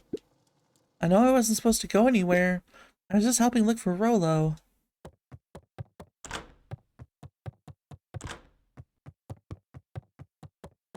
Luca was alone. The house was empty. So Gran's not back yet. I guess that's a good thing. Nothing to do now but sleep, I guess. Huh. Wait, but Luca then... was sitting by the pond, listening to small waves lap against a rock. His father sat in a folding chair in front of him. Without turning, he spoke. "Why don't you grab me some nice bait?" "Sure thing, Dad." Luca hopped over to the tackle box and popped open the lid. Inside was a rolling, buzzing mass. "We're fishing with bees?" Luca's father gave a warm chuckle. "Well, you catch more fish with bees than honey. Pick us out a good one." Oh my gosh. Luca closed his eyes and plucked out a bee. He could feel its wings struggle between his finger and thumb. Holding it at arm's length, he hurried over. His father deftly baited the hook and examined his work. "Interesting choice." With a practiced flick of the wrist, the line buzzed in a graceful arc. The water accepted it without a splash or ripple. The wrong choice. But I respect Welcome out, it. Sweet Peach. The pond began to Good to freeze see over. you. We're playing Beacon Pines. It's a little storybook adventure. It's very, very interesting. It's very strange and intense. Sometimes we gotta make the wrong choice before we can make it right. Pallid ice propagated across the still surface with an alarming speed. Luca scrambled back as the ground beneath him turned cold. "Dad, I don't understand." "Sorry, kiddo. Understanding isn't always part of the deal." The relentless ice shot through the fishing line toward his father. "Dad, look out!" His father casually wound the reel. "None of it's your fault, you know. Never was." "Dad, we have to go!" Luca grabbed his father's shoulders, trying to pull him away. "Please, you have to run!" The ice crackled as it spread across his father's hands. "That's the thing about fishing, Luca." His chest began to crystallize. "You toss your hook in, and you never know what you're gonna pull out." The A hell? shock of searing cold ran up Luca's arms. He gave one last desperate tug. The chair tipped backwards in a single frozen mass. Luca tried to stop the momentum, but it was too late. He watched the icy form of his father slam into the hard ground, shattering into 1,000 pieces that crowded around his feet. "Dad, I don't understand. What does all this mean?" The gentle rustle of leaves was the only reply. What the hell? The walkie-talkie again. Oh, the walkie-talkie's going off again. Luca's eyes struggled to focus on the walkie-talkie. Rolo? Faintly, he could hear Rollo amongst the noise. Luca. Rolo, is that you? Luca. There? Rolo, it's the middle of the night. Luca, thank God. Listen, I don't know how long this thing will work down here. Down here? Rollo's voice was coming through more clearly now, but some words were still just static. Listen to me, someone grabbed me yesterday. What, the man in the hazmat suit? It was took me to some sort of I think I'm underground. Underground? Are you okay? Kinda. They seem more interested in, for now at least. Mr. Kerr said you made it back home safe. Kerr? No, something trust something. He's something. Hold on, someone's coming. The signal went silent. Rolo? Rolo, where are you? Luca held still, waiting for a response, his pounding heartbeat marking the passage of time. Okay, I think they're gone. Something's getting worse. I can barely hear you. Rollo's voice began to fade. Losing signal. Not much time. Mission control. You need to the treehouse. The treehouse. With that, the signal died for good. I wonder if we're actually going to use the radio and the antenna at the treehouse. What's he trying to say about the treehouse? What's at the treehouse? The antenna. He wants me to use the antenna in the treehouse to get a better signal. Rolo, you're a genius. Luca grabbed the walkie-talkie and sprinted to the treehouse. Hell yeah.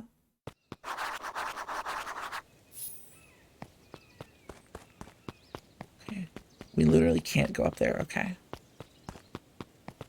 Luca heard a group of footsteps approaching. I love Luca so much. He's such a good boy. He dashed behind the bushes to avoid being spotted.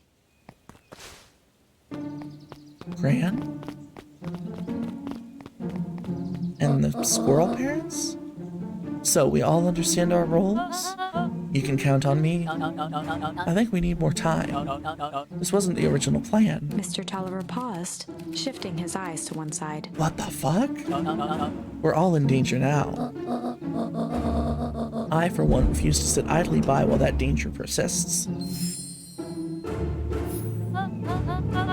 Hiram, you just keep your wits about you. Mr. Tolliver took one long, quiet breath. You're right, you can count on me. I just wish we could have made that deal with Eris Valentine. Her resources would have still come in handy. As I said, I had no time to contact her after your call this morning. Plans change. How is Luca holding up? He's fine. We shouldn't lose sight of the fact that this is all...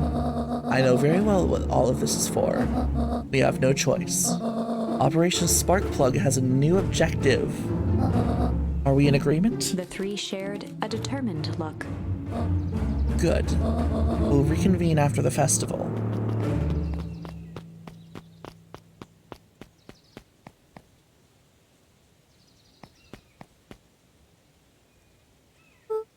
Gran, why are you meeting with Mrs. Fratelli and Mr. Tolliver late at night? Ah! Jesus. Fuck. That actually scared me. Dawn! Oh. Dawn, you scared me. How long have you been there? Oh, just a few minutes. Earlier today I saw Mr. Tolliver and your Gran enter the diner together. When my shift at the newsstand was over, they still hadn't left. So I used the greatest tool of any investigative reporter. Time. When they left, I tailed them here. What do you think they're up to? Whatever it is, they seem organized and determined. Yeah, her name's Dawn. She's so sweet, Peach. Well, you're Sweet Peach, and the bat, Dawn, is sweet, comma, Peach. Whatever it is, they seemed organized and determined. They mentioned the festival. Yeah, I heard that too. Has your Gran been doing anything different recently? Anything strange? She got a phone call this morning and rushed out the door. A call from Hiram Tolliver, it seems.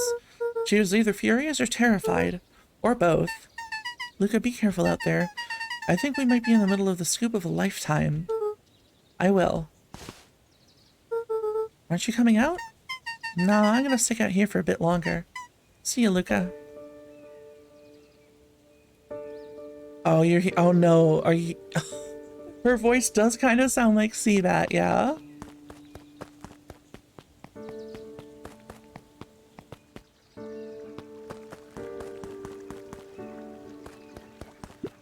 Doggos. I did it. I changed the sign. Splendid. Did anyone see you? I don't believe so. You were right. It was simple enough to just rearrange the letters. Odd choice for a prank, though. In situations such as these, odd is good. The two boys shared a mischievous grin. Okay, can't wait for everyone to see the big reveal. It should be quite memorable. Let's make ourselves scarce for now.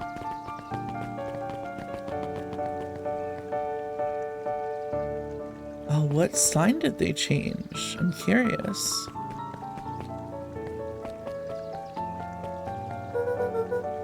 Alright, yeah, we gotta go to... Okay. I was hoping it would let us explore, but I guess not. Okay, off to mission control. Is this gonna be the same flashback? It is, okay.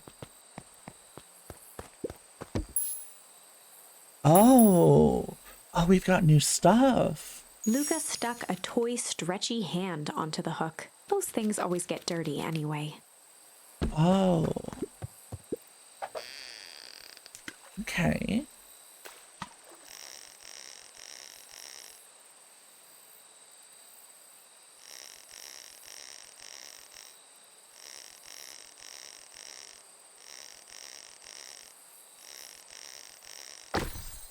What do we got?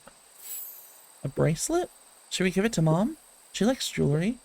That's a sweet thought, Buckaroo, but I'm not sure she'd fully appreciate a pawn bracelet.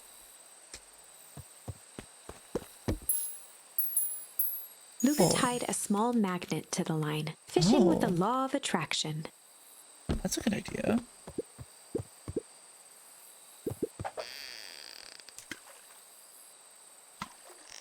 I think it's cute that this, even this little visual novel has a fishing minigame.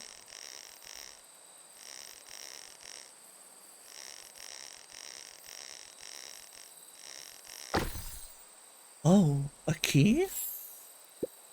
Where do you think the lock is for this key? Now, why would we want to find that? Because then we would know the secret. That's no fun. The second we know what it unlocks, it just becomes a boring old key. Right now, this key could unlock anything. Cool. I wonder if we have... You know what I should check for back at the house is to see if these items show up. Luca wrapped some tape around the hook. Some tape?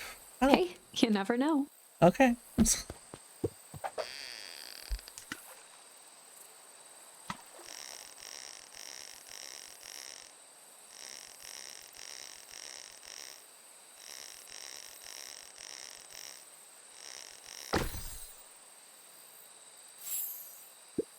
It's got a bunch of big words written on it.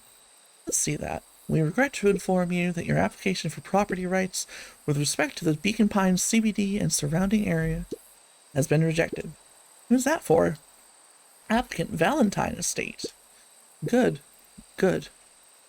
Oh, that's interesting.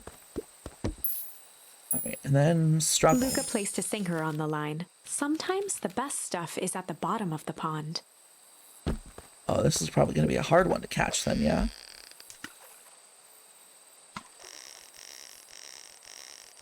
Yeah, this is going to be a hard one to catch.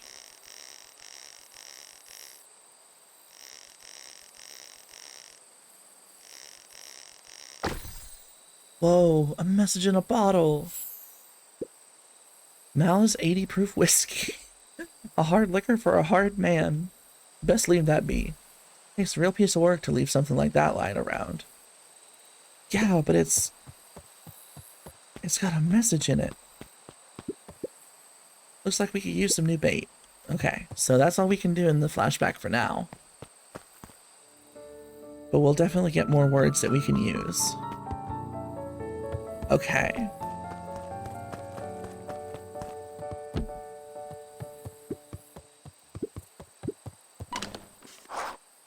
Okay.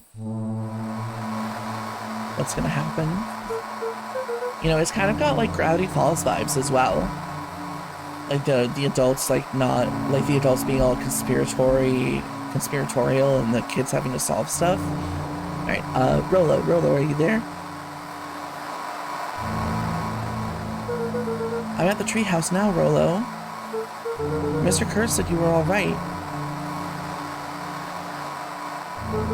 What happened out there? Dang it, Rolo, where are you? Okay, what if I go adjust the antenna? Ah. What the Luca could only fuck? see a cloaked shape behind the rocket. I've got weapons in here, so you'd better come out right now. He strained to hear as a muffled voice began. Oh, is it Beck? Weapons. How could you hurt something that's already dead? Fear gripped The Luca's fuck? throat. Who are you? What, you don't recognize me? I guess I don't even recognize myself anymore. Luca stared at the ground for a moment, trying to place the dampened voice. What The the figure fuck? shifted slowly from behind the rocket, revealing itself to Luca. Oh, is it Iggy? I'm a monster. Oh no. And now they hunt me like the beast I am. Iggy. Luca reached over empathetically. Iggy's tone jolted to dejected anger. Don't touch me.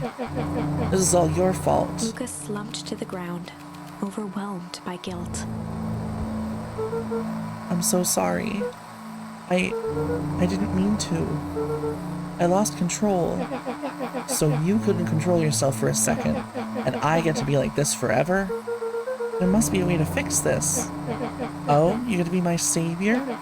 Perfect little Lucas saves the day. With his positive attitude and power of friendship. None of this matters. There's no time. They're after me.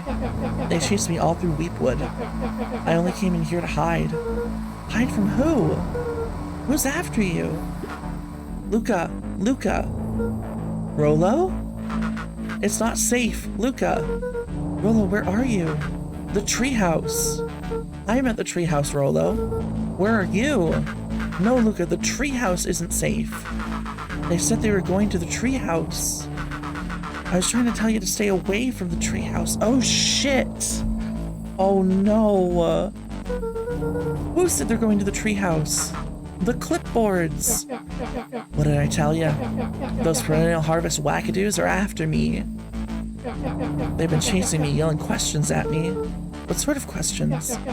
They were saying the same stuff they always do, but it's different now. Less asking, more threatening. We're gonna figure this out, Iggy.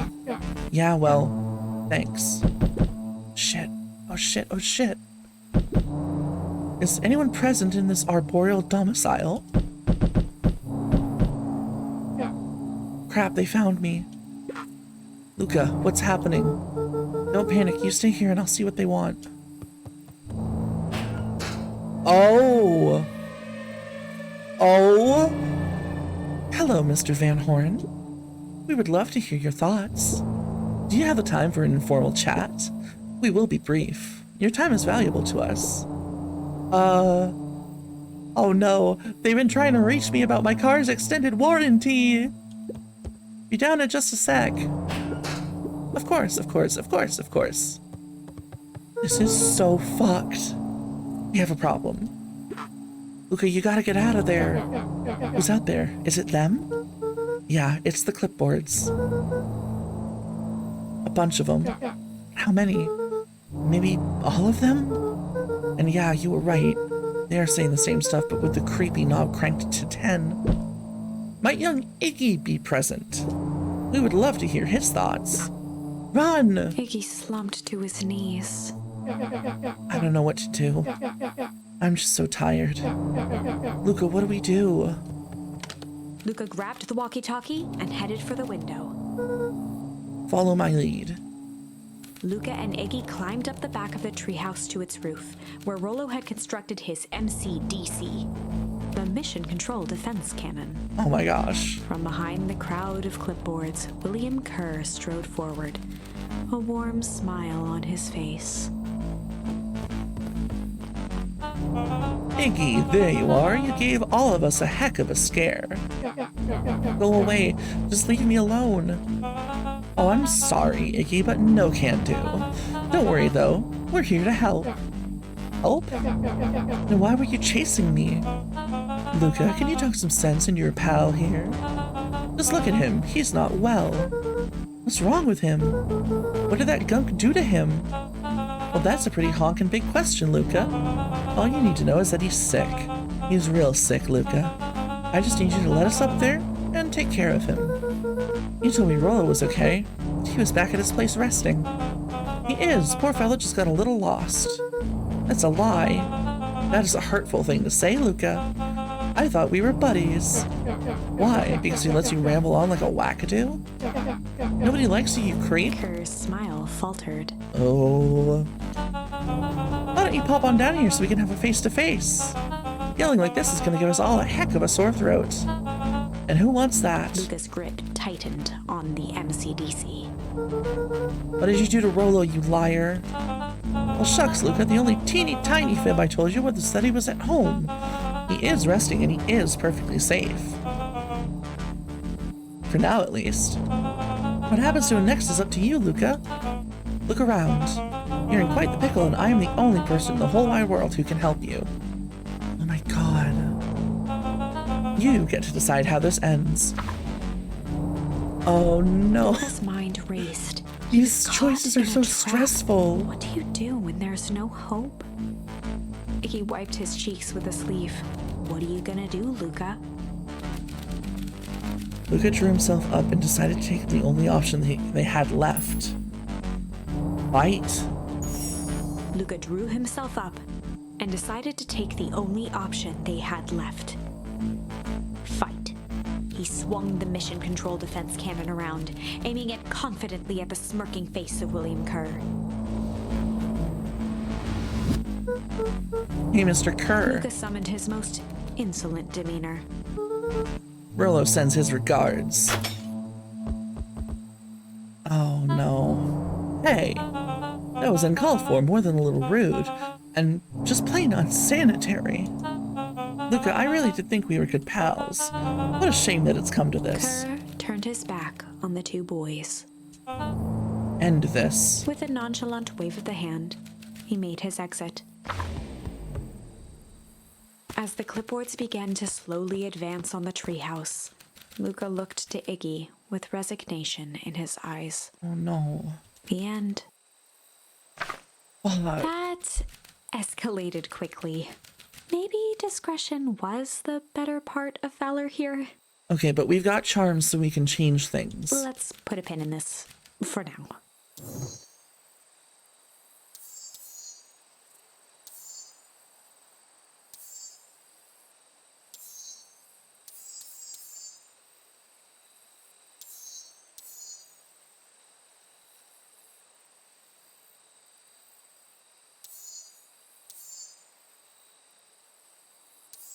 All right, let's go back to this.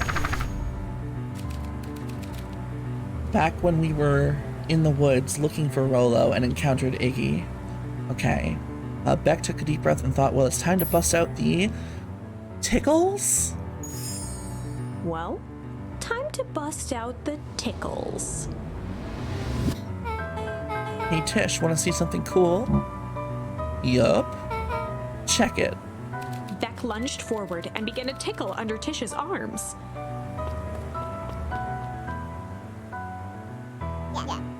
What the? Tish, is she tickling you? Yup. Yup. Yup. Tears began to form in Tish's eyes as she gasped for breath between gales of laughter. Oh my gosh. Yup, yup, yup. Beck redoubled her efforts until Tish finally had had enough. What just happened? She seems nice. Sorry for the interruption. I think you were just threatening us. Iggy's eyes darted around, a realization dawning on his face that he was now outnumbered. I just remembered. I have somewhere to be. Mm-hmm. See you around, new kid. Iggy kicked at the puddle before making his escape. Oh shit. Oh shit. What a little creep. Beck, I think you got a little ooze in your hair. Beck shook the ooze out of her hair as best as she could. Is it bad? It depends. What are your feelings about having a more mature, refined look? Oh god. Okay, okay. Chapter That went better. 4. The best policy. Best policy. Luca paused for a moment, catching his breath. He'd only just met Beck, and somehow he already managed to drag her into this mess. Okay. Hopefully he could make it up to her. But finding Rollo was his primary concern.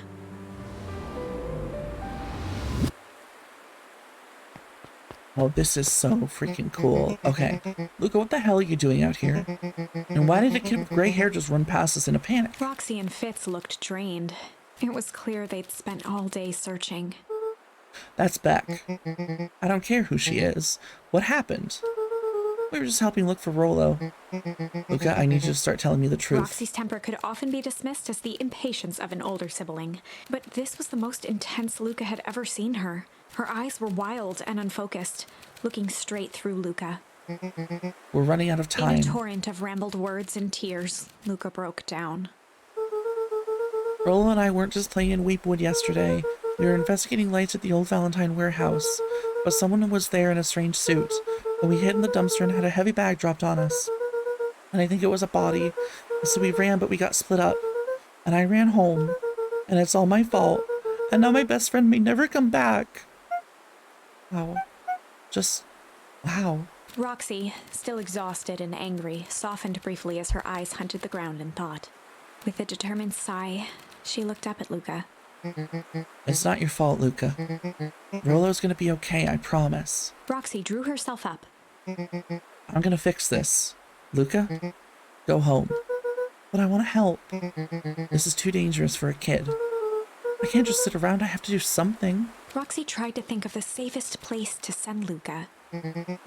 You go back to that little treehouse you two like to play in. Wait there in case Rollo shows up. Sound like a plan? Luca wiped his cheeks and gave a quick nod. You did the right thing telling me the truth. Now scoot. You really believe his story? What other option do we have? Things have been strange around here leading up to the festival. My dad has been acting weird lately. Yeah, I think her dad is Mr. Tolliver, right? You're a little weirder than normal. Looking into the puddle, Roxy rubbed her arms to warm up. Why is it so cold here? This place gives me the willies. Okay, so I guess we're going back to the treehouse. Where's Mr. Kerr, though? Strange.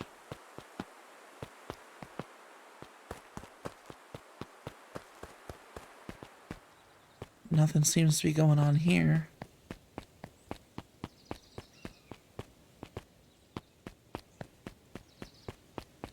Okay.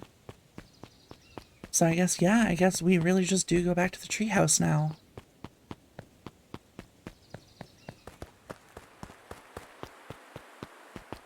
Mr. Nuncreed jumped with a start. Whoa, don't sneak up on an old fellow like that. Sorry. Who are you talking to? What? Luca motioned to the phone booth. Oh, no. I was just checking because I thought I heard it ring. But the dang thing never does, of course. Yeah, I've never seen anyone use it, really. The whole thing's a waste of money, if you ask me. Any word from Rollo yet? Not yet. Long time for a boy to lose his way. Rollo knows those woods too well to get lost. Why is the music getting all intense again? I suppose you're right. Silly boy's antics have this whole town worried sick. Antics? We all know Rollo likes to play his little pranks. You think this is a prank? What other possible explanation could there be? He's not playing a prank and he did get lost. Someone took him, I know it. Why, and how would you know that? Unless... Luca, is there something else that you know? Mr. Nuncreed gently placed one of his substantial hands on Luca's shoulder. Dang it, boy, if there is something you know, something that could help your friend, you need to tell folks. Oh no, not another Luca choice. peered up at Mr. Nuncreed. Kind eyes warmed a stern face. There was a deeper emotion hiding beneath it all. It was subtle, but Luca could sense something eating away at him. There was a blank lurking behind those eyes. A shame? There was a shame lurking behind those eyes. A deep sadness. If Mr. Nuncreed was that worried about Rollo, maybe he could help. What the hell? Yesterday, Rollo and I were messing around at the old Valentine warehouse. Mr. Nuncreed raised an eyebrow. Both of you? You were with Rollo when he went missing. Not exactly. I was hiding in the dumpster. The dumpster? What were you doing in there? At first, we were just looking around. Then someone in a strange yellow suit came and dumped something on us. We both got scared and ran. That was the last I saw of him. Oh, Maiden, thank you for redeeming the Seafoam. Everybody say hi to Seafoam, the Starwall. Seafoam is my intergalactic companion and a starry narwhal. So everybody say hello to Seafoam. That was the last I saw of him. You got scared by some garbage? Well, that's why you don't go scuttling in someone's dumpster. I think you said skulking, not scuttling. I'm sorry. But it wasn't garbage. I think it was a body. I'm sure it was just some trash. No, there was a name tag. It said Deep Engineering. Mr. Nuncreed's shoulders slumped. I wish you wouldn't have said that. A deep sigh bellowed from his chest. Oh no, he knows something. Why did you have to... I tried, Luca. God knows I tried to keep you safe. Luca attempted to take a step back, but Nuncreed's hand clamped down on his shoulder. What the fuck? But you Van Horns just can't help yourselves, can you? What? We were all so close to being done with this. What the hell? Firm shove, Nuncreed manhandled Luca into the phone booth. What are you doing? It's out of my hands now. The door latched shut with a mechanical hiss. What the fuck? Shit. As Luca pounded the glass, the floor dropped from under his feet. What the hell? The inside of the phone booth was now a loose capsule, plummeting at gravity's whim. Luca winced and pressed his hands to the walls. As he braced for impact, the capsule hurried to a surprisingly smooth stop. Oh. He felt a cold rush of air and opened his eyes with hesitance.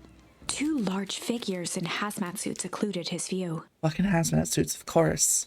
Luca heard the deep, resigned voice of Mr. Nuncreed over an intercom. He knows too much. Oh, that's a horrifying line. The end. Fuck. Wait. No.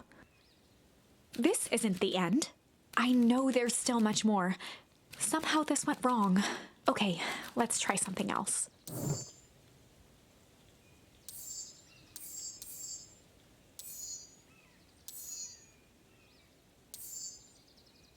Okay, so let's try going back to when we went to the warehouse alone because Rolo got taken home by his sister.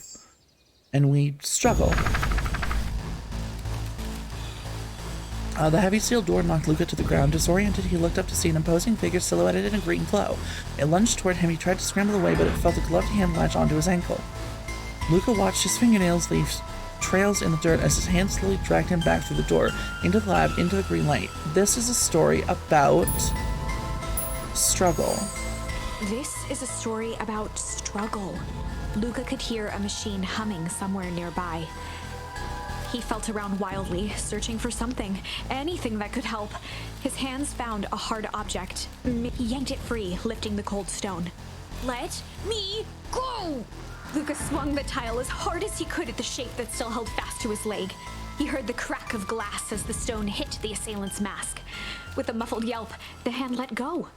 Luca was free and scrambled to the door. He never looked back once on the long run home. Oh, Chapter holy 3. hell. Everything's fine. Oh yeah, oh, everything's fine, huh? The next morning, it was quieter than usual at the breakfast table.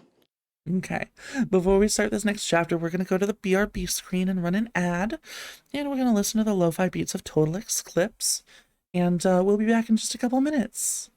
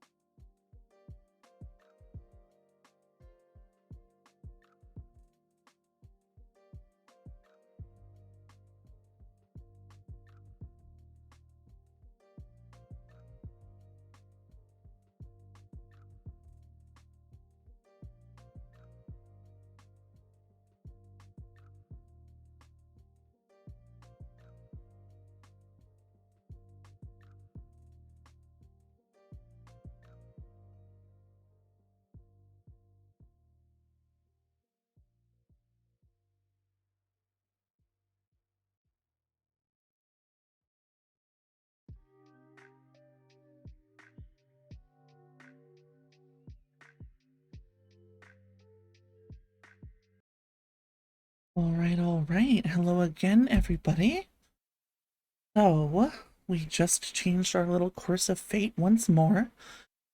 And, we're gonna see where this new path takes us in our little story. The next morning, it was quieter than usual at the breakfast table. Only the sound of silverware and chewing interrupted the awkward silence. Just open my drink, I'm sorry. Here we go.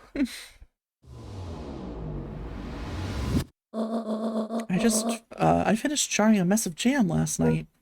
So that'll need to get delivered into town today. Okay, so what did you and Rollo get up to yesterday? Oh, Rollo had things to do, so I sort of just poked around town. I set the jam down by the front door. There's 2 batches to drop off. One for Mr. Tolliver at the Bag and Wag. Okay. And another for Mrs. Fratelli at the diner. Oh, her fellow cohorts in Team Sparkplug. Very interesting. Very interesting indeed. Oh, and Mr. Nuncreed. He said he wanted some more. I suspected as much. Yes, he seems to have taken a particular interest in my jam.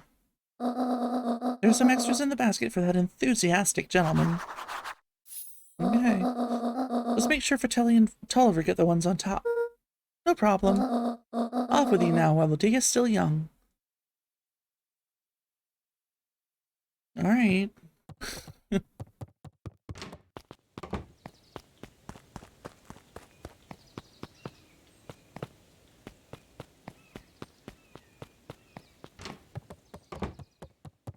Anything more to say, Gran? Nope, she just wants us the fuck out of here. Oh, the phone call.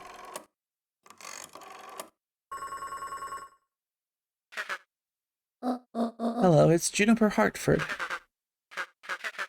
Before you hang up, just hear me out. I have a business proposition. The simple matter is, we both have the same problem that needs solving.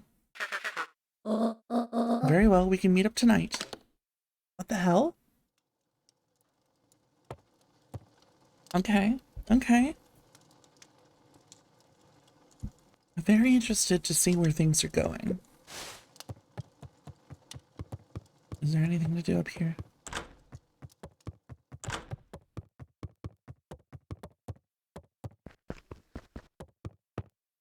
Oh yeah, we don't have walkie-talkies now because Rollo's just like at home. Okay, well. Rollo! Okay, sorry about yesterday. Roxy can be so annoying. Oh, it's good to see Rollo. Oh, I missed him. The good news, no more boring chores for me today. Did you make it to the old Valentine warehouse? So, what did you find? Give me the dirt. Something happened. There was someone else there. What? Who was it? Was it aliens? I knew it would be aliens. Rollo, you always think it's aliens. No. Zombies? No. Alien zombies? What else could it possibly be? Rollo, I gotta deliver these into town first. We can catch up after. Oh, is it a whole thing? It sounds like a whole thing. Yeah, we shouldn't talk about it here. Meet me at the treehouse tonight. I'm not sure what this treehouse is that you speak of. Meet me at Mission Control. Roger that, Space Cadet. Aw. Oh my god, I love Rollo so much. I'm glad he's okay, like in this timeline.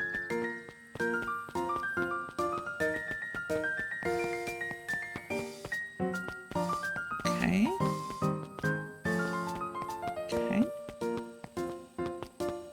Off to town. For a town that saw few visitors, the welcome was perhaps more grand than necessary.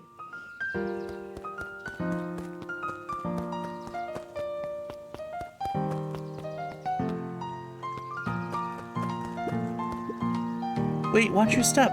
Oh, sorry. There's a whole family of beetles here. They've gone missing. I thought they just sort of wandered around. Everyone has a home, Luca. Even beetles. He checked the soles of his sandals. I think we're okay. It's weird that they're gone. They went missing when the festival preparations began. You think the noise scared them away? Something like that. Let's watch where you step, okay? Okay, so... they're definitely trying to do something with the fertilizer to, like, revitalize the town or something? It's so strange. I'm so excited to see where this goes. It's a short game. We might just do it all in one go.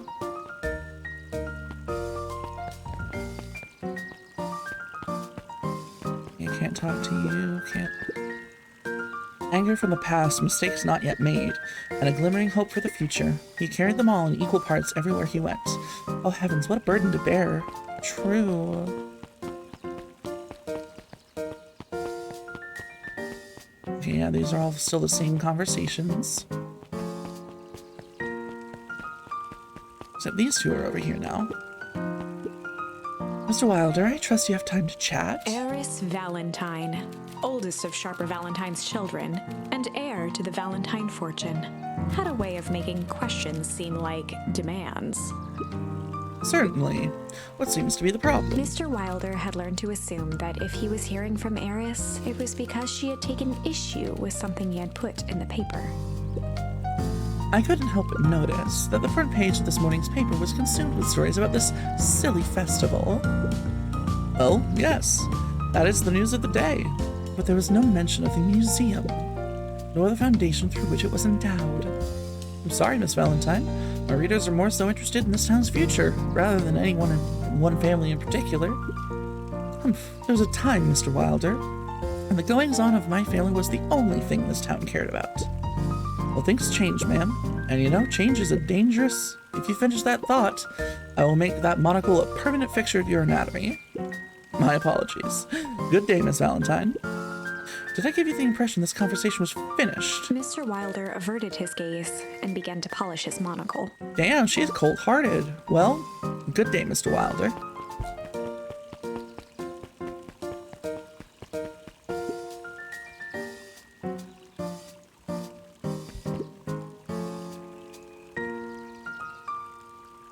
Okay. Can I talk to Mr. Wilder? No. Okay. Okay, let's go give her stuff. Well, if it isn't my favorite little jam runner. Hey, Mrs. Fratelli. Look at you. She leaned forward and pinched Luca's cheek. You're all skin and bones. Is your gran not feeding you? She is. It's just... I understand. You know, I taught your mama how to cook. You may not even remember, but you and her used to help out in the diner. Aww. See that picture over there? That's you helping your mama back in the day. So cute running around in your little apron taking orders. Oh, the whole situation just breaks my heart with what happened with Eleanor. Oh. I got a feeling she's out there somewhere yearning to be with you again. Few things in this world can keep a mother from her son. Luca shifted the basket uncomfortably. Oh yes, let's see here. Mrs. Fratelli lifted the cloth and inspected the jam. Oh, they even have my name on them. How thoughtful. She carefully lifted out her jars of jam. Well, you tell your gran hello for me, Luca. Will do. Alright, cool. Let's talk to Gus, the mayor. If I could just be left alone, young Mr. Van Horn. Oh, sure. Sorry to bother you. Aw. It's just that Mr. Kerr has asked me to make the opening speech at the festival. Being mayor and all, you might expect me to be a charismatic speaker. Truth is, I'm terribly nervous. Sipping my Monster Energy drink. There we go. I really don't think I'm cut out for this sort of thing. Cut out for being mayor or for public speaking? Both, I suppose. I never really chose any of this. It's more of a duty to my family. Or our legacy. It sounds like a heavy burden. As for the festival, just speak from your heart. I'm sure it'll be great. We're gonna head to the BRB screen for just one more second. I gotta feed Fuzzball the cat, so we'll be right back.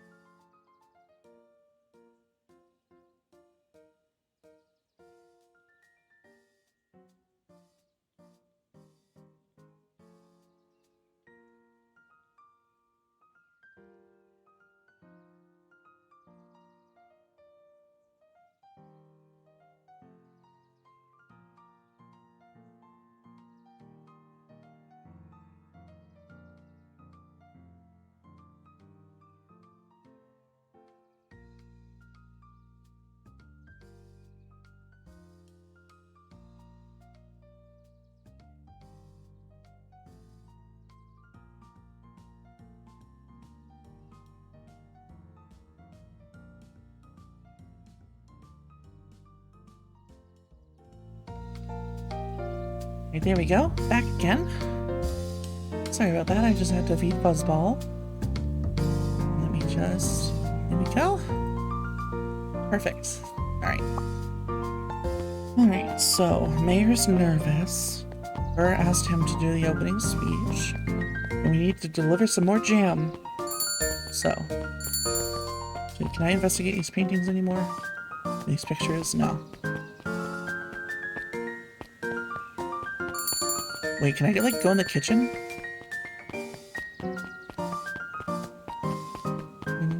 No, I can't do anything with any of this stuff. Alright. Why don't we go? Let's talk to Dawn. Hey, Dawn. Yawn. Hey, Luca. What's up? They got you on jam delivery, eh? Yep. Have you seen the new kid around yet? New kid? Yeah, came in from the big city. Our parents both got jobs here. Look at this. One of them is working for William Kerr and Perennial Harvest, and the other is working for Eris Valentine. Oh, drama. And? The Valentines represent Beacon Pines' past. Perennial Harvest has positioned itself as this town's future. Must make for some interesting dinner table conversations. True. I can imagine. Let me just move some things around. There we go. Alright. Let's go down. See Mr. Tolliver. There he is.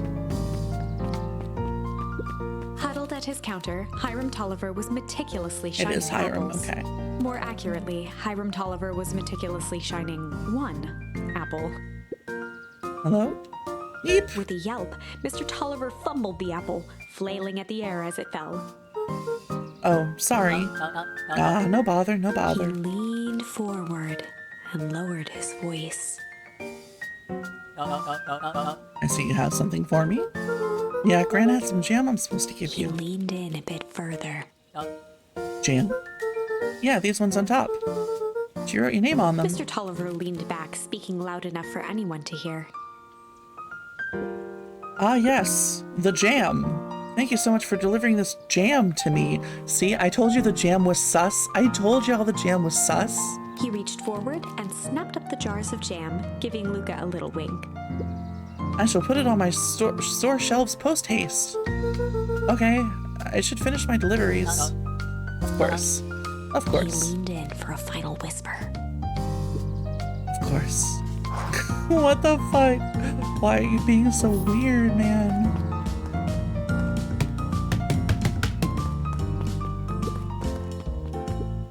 How do you keep the ice cream cold? We keep them on ice. Where do you get the ice from? I don't know, somewhere cold. How do they keep somewhere cold? Look, Bert, do you want some ice cream or not? No, I'm good. Can we go in here again? Okay, yeah, that's the same film. Okay. Alright, let's go talk to Mr. Nuncreed, the fucking creepy bastard who shoved us in a phone booth last time. We could also check in here. Hey, Kato. Good afternoon, Luca. Can I help you find something? Maybe, maybe not. Try me.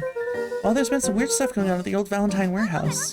Can't say I know anything about the old warehouse, but empty hives don't stay empty for long. Huh? Kato motioned to the book in front of him. The more I read about bees, the more similarities I see with people. If a hive collapses and fails, it doesn't stay empty for long. Is that a little otter Pengu? It is! A new queen will set up shop pretty quickly. Dave's saying it would make sense for someone new to start using the warehouse. Nature abhors a vacuum. Okay, so we think it's like Kerr and Perennial Fertilizer that's using the old Valentine place. Okay. Hey, Jace. Oh, hey, Luca. Have you seen this new issue of Hank Atomic? Not yet. No spoilers, please. It's awesome. It's a flashback. No spoilers, please. We get to see how mild-mannered Henry Adams becomes Hank Atomic, man of space justice. Jace. No. Spoilers. Oh, sorry. My point is, you're gonna love it. Alright, Jace, catch you later. Roger that, Space Cadet. So precious. Oh, my galaxy is. That's it's me. Oh. Alright. Hey, Nuncreed, you fucking asshole. Got some jam for you, Mr. Nuncreed. Luca, you seem chipper. Well, aside from being on delivery duty, it's a nice day. Mr. Nuncreed eyed Luca for a moment, then nodded in agreement. I suppose it is. So, do you want your jam? Oh, right. Usually Juniper drops these off herself. I guess she's busy today. Anyway, this is my last delivery for the day. Oh, in that case... Nuncreed snatched the basket from Luca. I'll hold on to the basket until the next time I see your gran. Oh, damn it. Aw, weirdo. It's Beck. Hey, you. Anchovies or pineapple? What? Don't think. Just answer. Pineapple. Why? How old are you? 12? Perfect. Follow me. Who are you? Anyone ever tell you ask too many questions? Just try to keep up, okay? So we going back in time to find, to them finding out Luca knows? Yeah, so we went back, all the way to, like, at the warehouse. Because the original run was, before we got the right charms, was that Luca went to the warehouse alone. And this is that timeline. So Rolo is safe. Rolo never got captured. And we hadn't met Beck in this timeline. In fact, let me, the next time it lets me hit the chronicle button. Hey, what a crazy coincidence. Here's my new friend I was just telling you about. Oh, that's wonderful. Yep, we just hit it off. Oh, really? Get this, his favorite pizza topping in the whole world is pineapple. Oh, and what is your new little friend's name? Beck locked eye. The look on her face was equal parts expectant and desperate. Luca Van Horn, nice to meet you. I'm Nellie, and this is Alona. We're Beck's parents. Ayo? Oh my god? City lesbians? Metropolitan lesbians? Beck gave Luca a quick nudge. Oh yeah, Beck told me all about you. Already feels like we've known each other for years. So you both can stop obsessing about me making friends. Oh, darling, we never doubted you. It's just that for children with fewer than 5 close friends, the probability of stunted development doubles.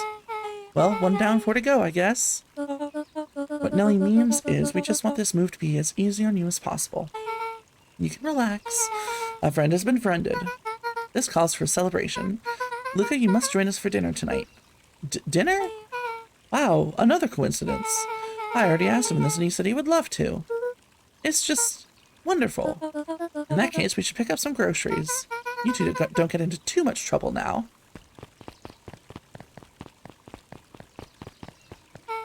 Wow, I can't believe that worked. Thanks a ton. You're welcome? I owe you one. My moms are great and all, but they can be a bit much sometimes. Our house is a little cottage next to that big mansion place. Wait, you live on the Valentine estate? Yeah, that's the spot. Meet me by their big creepy gate.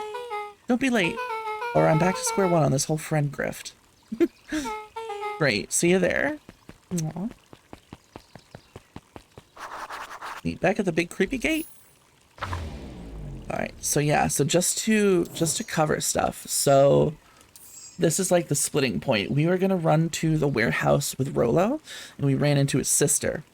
And we could either try to be chill, in which case she runs Rolo back home so that he has to do his chores, and we go to the warehouse alone, which is this timeline.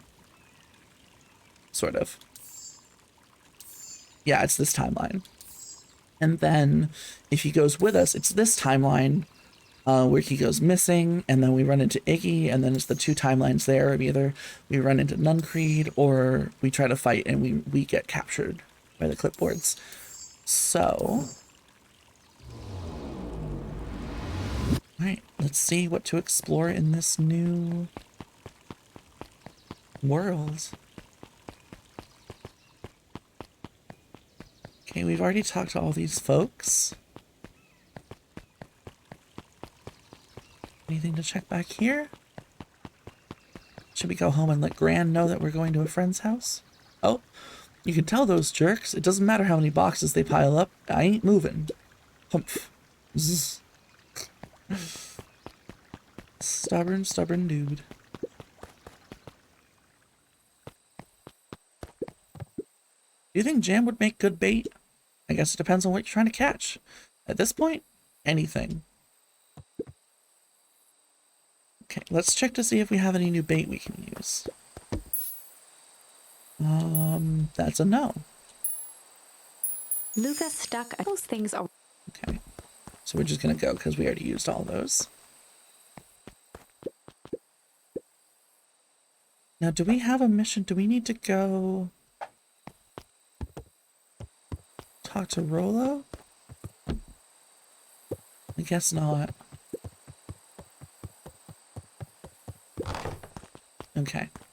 Time to go meet up with Beck, I guess. Oh, unless we need to talk to Gran.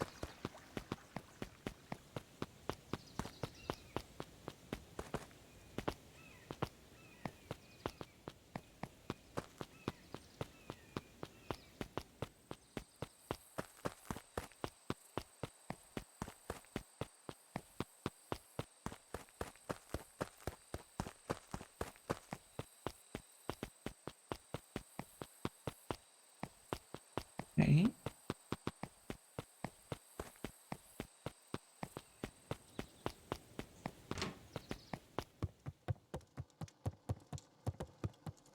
Where's Gran? Is she upstairs? Can we, like, finally see what's in her room?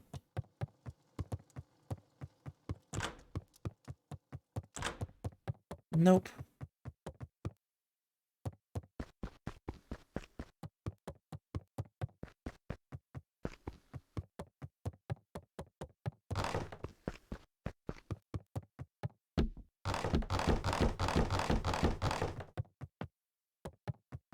Alright, well, off to meet Beck for dinner then, I guess. Alright. I do wish there was music during these, like, running around times. It does get a bit quiet.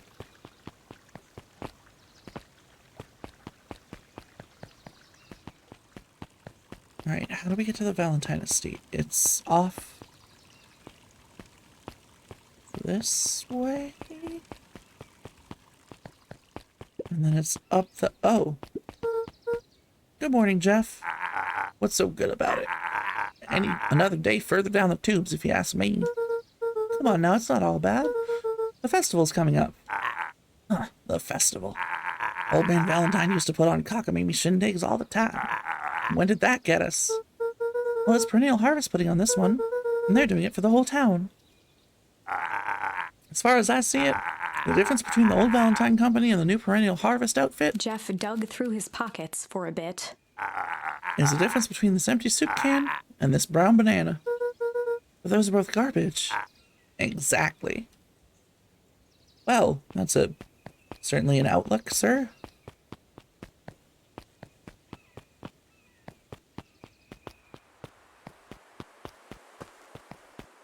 Oh, shit, Mr. Kerr. Oh there, little buddy. What brings you to this neck of the woods? Oh, I was just wandering around a bit. Wandering? How wonderful. Children and their wonderful wandering. Oh, to be young. Anyways, I can't let you pass just now. Top secret business that away. Mr. Kerr winked with a wry smile. I don't like him. I'm just yanking your chain. Perennial Harvest is just making a few improvements. He gave Luca an energetic thump on the shoulder. Better head home now. Our harvest awaits. Yeah, I guess so. Weirdo.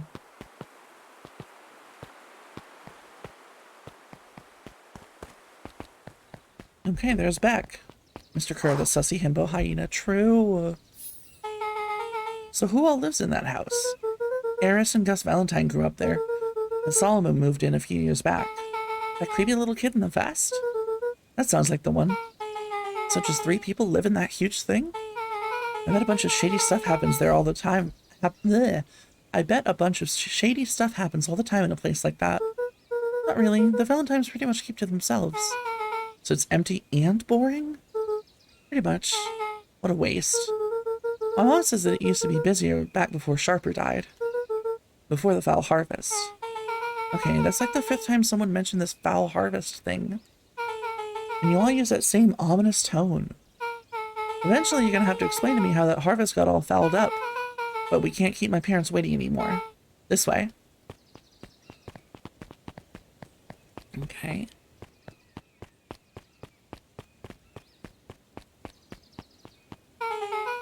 Most kids would have just ditched me by this point. Why are you still here? You look like you could use some help. You know what, Luca? You're not so bad. Let's get through this as simply as possible. Just eat, smile, and nod. Fun. Great. Whatever you do, don't bring up their work. I think I can handle that. Beck took a long breath, then gave a firm nod. Sippies.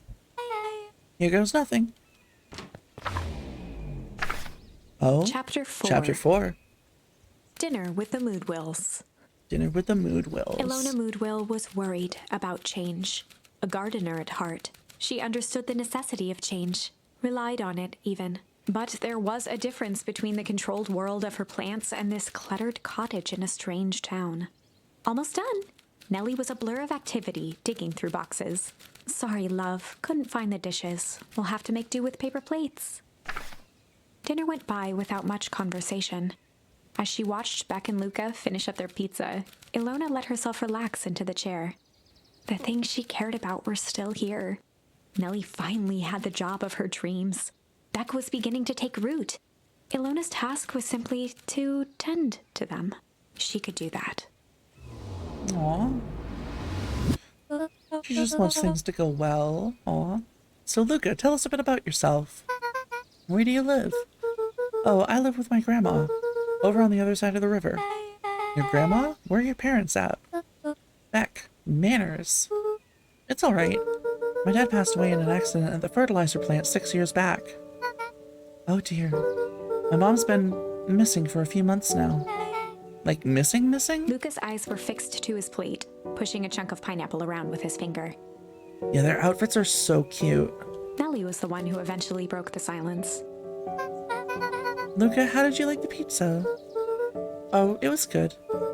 Very good. Normally we'd have put more effort into dinner. Ilona nervously gestured toward the boxes. We aren't fully settled in, and Beck had mentioned that it's your favorite. I'm sorry, are we just skipping the part where you said his mom was missing? Beck. I'm sorry, Luca, this move has us all a little tired. Luca wiped his face with his sleeve. No, it's fine. So, Beck said that you moved here for work? Oh. Beck gave Luca a swift kick under the table. Ow. I mean, what brought you to Beacon Pines? Oh, you were right the first time. We're here for work. Nellie won't tell you this, but she's a brilliant chemist. I don't know about brilliant, but I do love it. She's brilliant. Perennial Harvest just made her the newest lead researcher of deep engineering. The body in the dumpster was the old lead researcher of deep engineering. Oh my god. Oh my god, oh my god, oh my god. She makes it sound more impressive than it is. I'm just happy that I get to make a difference in the world. Perennial Harvest is at the forefront of evolving agriculture into something more useful than sprinkling water and excrement on the ground. Luca glanced over to Beck. She seemed to be holding her breath. What Nellie means, Luca, is that there are always different ways to grow plants. Yes, some people talk to their plants and hope for the best. And some people happily leave their job to allow a loved one to pursue their dream. Oh. Oh no, there's tension. Oh no. You swore you Beck didn't— slammed her fist into the table, perhaps harder than she intended. Hey, Luca, how about some dessert? I actually have to meet my friend Rolo soon. Luca glanced outside to gauge the time. The sky was darker than he expected, filled with ominous clouds. Looks like there's a storm brewing. I should get going. Oh, I didn't think there was any rain in the almanac. Yeah, almanacs aren't that useful around here. Luca wiped his mouth one last time with his napkin and started to get up. Thank you all for the pizza. It was really good. See you at the festival, Beck. Oh, is she gonna follow us? Yes. Oh, she's gonna follow us. Good, good, good, good, good. I'll walk you home. Oh. Surprised, Luca turned around. He knew Rolo could be prickly around new people. But Beck seemed cool. Rolo would warm up to her eventually. Probably. Luca began to respond, but the sky answered for him as the clouds above began to rumble or break. Oh, let's go rumble. Luca began to respond, but the sky answered for him as the clouds above began to rumble with ominous thunder. You sure we can make it home before the storm kicks off? Luca surveyed the roiling clouds. I'd say the odds are good. Maybe you should stay here and I'll make a break for it. At that moment, the heavens opened up, unleashing torrential rain. Oh. Care to recalculate those odds? Hurry inside, you two, before you catch a cold.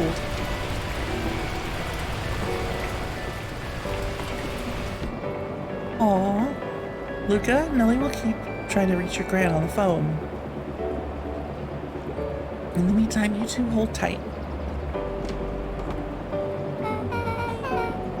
Sorry, not much to do up here. Most of my stuff is still in the boxes. Mind if I poke around? Be my guest. Flowers.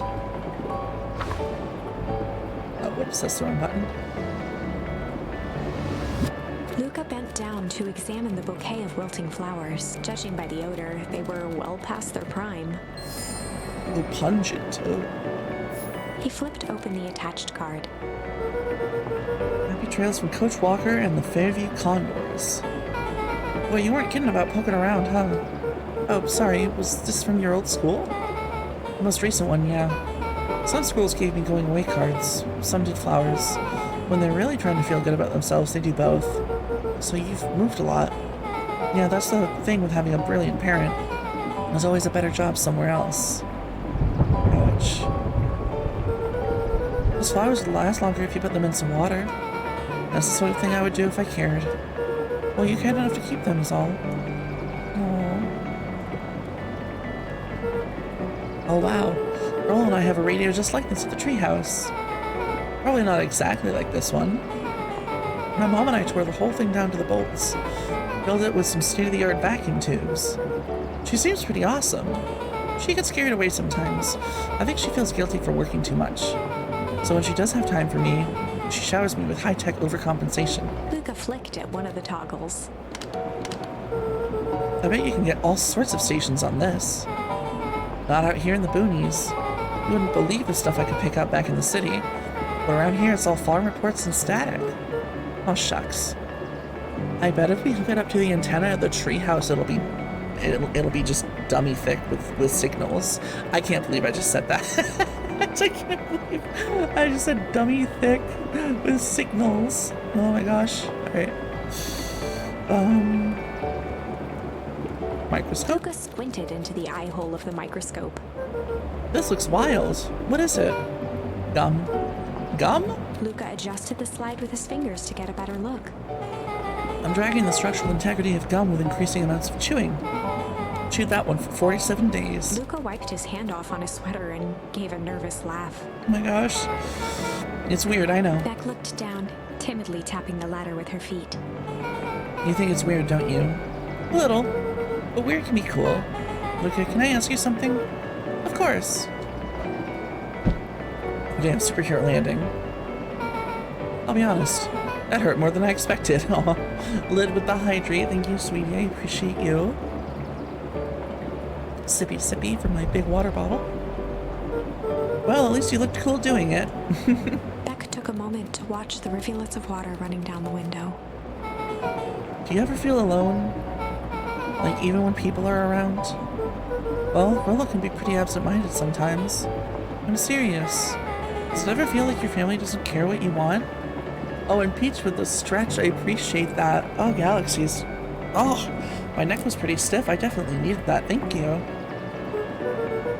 It didn't used to feel that way. You know, Gran loves me, but sometimes when she looks at me, it's like she's looking at a problem. Luca took a deep breath, exhaling slowly. I know the feeling. How do you deal with that? I guess I haven't yet. But one thing my dad told me when I was little, don't hold a grudge, especially against yourself. If you try to hold it all in, you're gonna pop. So then, what do you do when you don't know what to do? Dad never got to that part. Something I figured out on my own, though? You gotta do something. Anything. Here. What are you doing? I don't know. Something. We're gonna register our complaints with the storm. Listen here, you miserable universe. Stop jerking me around. I just want things to go back to the way they were. Everyone tells me it's gonna be alright. Things are gonna change. Luca let out a feral scream that echoed into the night. Every time something changes, everything gets worse. Screw this town. Whoa. Let me try. Moving sucks. I hate it. I hate it. I hate that I hate it. Why can't I just deal with it and be happy for my mom? Why can't we just stay somewhere? Rah! Her voice dropped to a trembling whisper. I just want to be a normal kid. Oh, my fucking heart right now. Beck brushed off her shirt and straightened up. There. Wow, I actually feel a little better. As abruptly as it began, the storm abated. Thanks. I needed that. Me too. I should head out before that rain starts up again. Sure, I'll walk you out. See you and Rolo at the festival? Sounds good. Luca, don't let the universe jerk you around. Beck gave Luca a light thump on the arm before heading in. Aww. What Chapter the fuck? 5. Chapter 5. I think this is the first time. Yeah, I teared up too, Maiden. I teared up too. This is so precious. I think this is the first time we've gotten chapter 5. Friendly feud. Friendly feud. Oh no. The air was heavy with a hard rain's residue. The smell of wet things. Oh, and Maiden redeems the ew. Thank you for redeeming the ew. Oh, the air was heavy with the rain's residue. The smell of wet Despite things. his dreary surroundings, Luca felt at peace. He'd never shared those details about his dad with anyone, not even Rolo. But it's not like this changed anything. Rolo was still his best friend. Adding Beck to the group would help balance things out. Everything's better in threes. This is what Luca told himself as he headed to the treehouse. Oh no. Catch up with Rolo at the treehouse. No precious friends. It's Dawn. Hey Dawn, tracking down a lead? You bet. I heard a juicy new rumor. Turns out when Sharper Valentine died, he left behind a peculiar last will and testament. Peculiar? How? He didn't just give his kids an inheritance. There were conditions. Like what? The document stipulated that Eris had to take on a child as her reward. A kid our age who just showed up to town one night with a lawyer. Solomon? Bingo. So Eris was forced to take care of him? Yep, or she would have lost everything. Why would Sharper care so much about some random kid? Rumor has it, old Sharper sowed some wild oats. Oh my god, is it like... Oh my god. That explains the way Eris treats him. Poor Solomon. How did you find all this out? The good reporter never reveals her source, Luca. Yeah. Don't necessarily agree with that. Oh, let me... There we go. Whoops. Just had to adjust a little bit. Okay.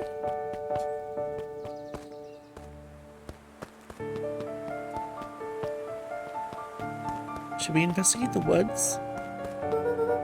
I better not dilly-dally. Gotta get to the treehouse. Oh, okay. Oh, creepy phone booth.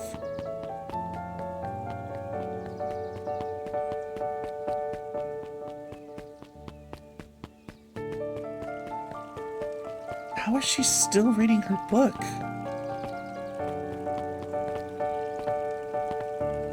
So let me just check. This is the furthest we've gotten, right?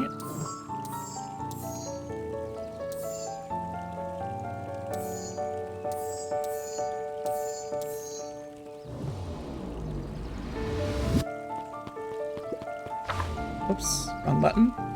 Sorry.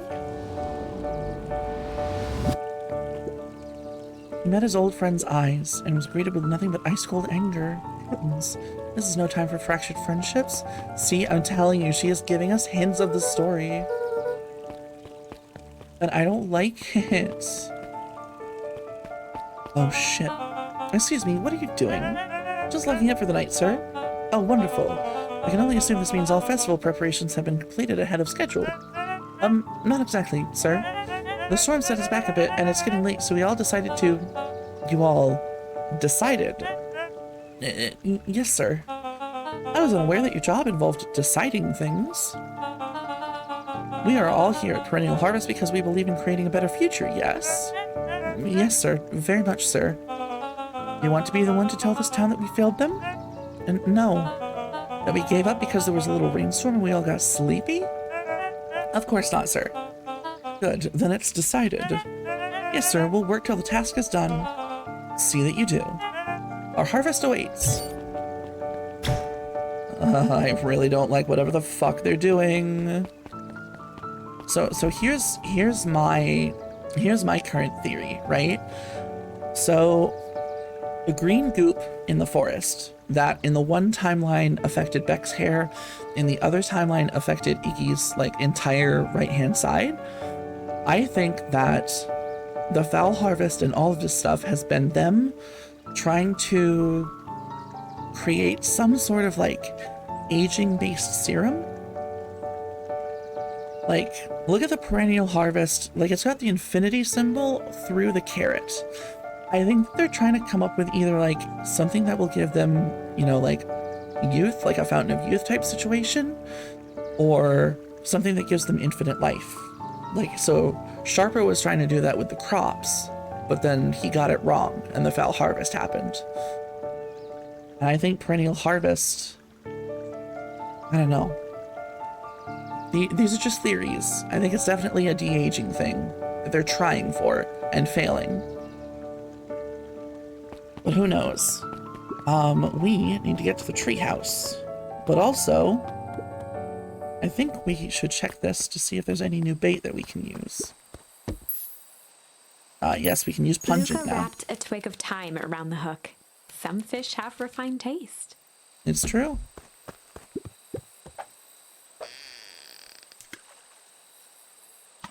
Fishing mini game. Fishing mini game. Fishing mini game.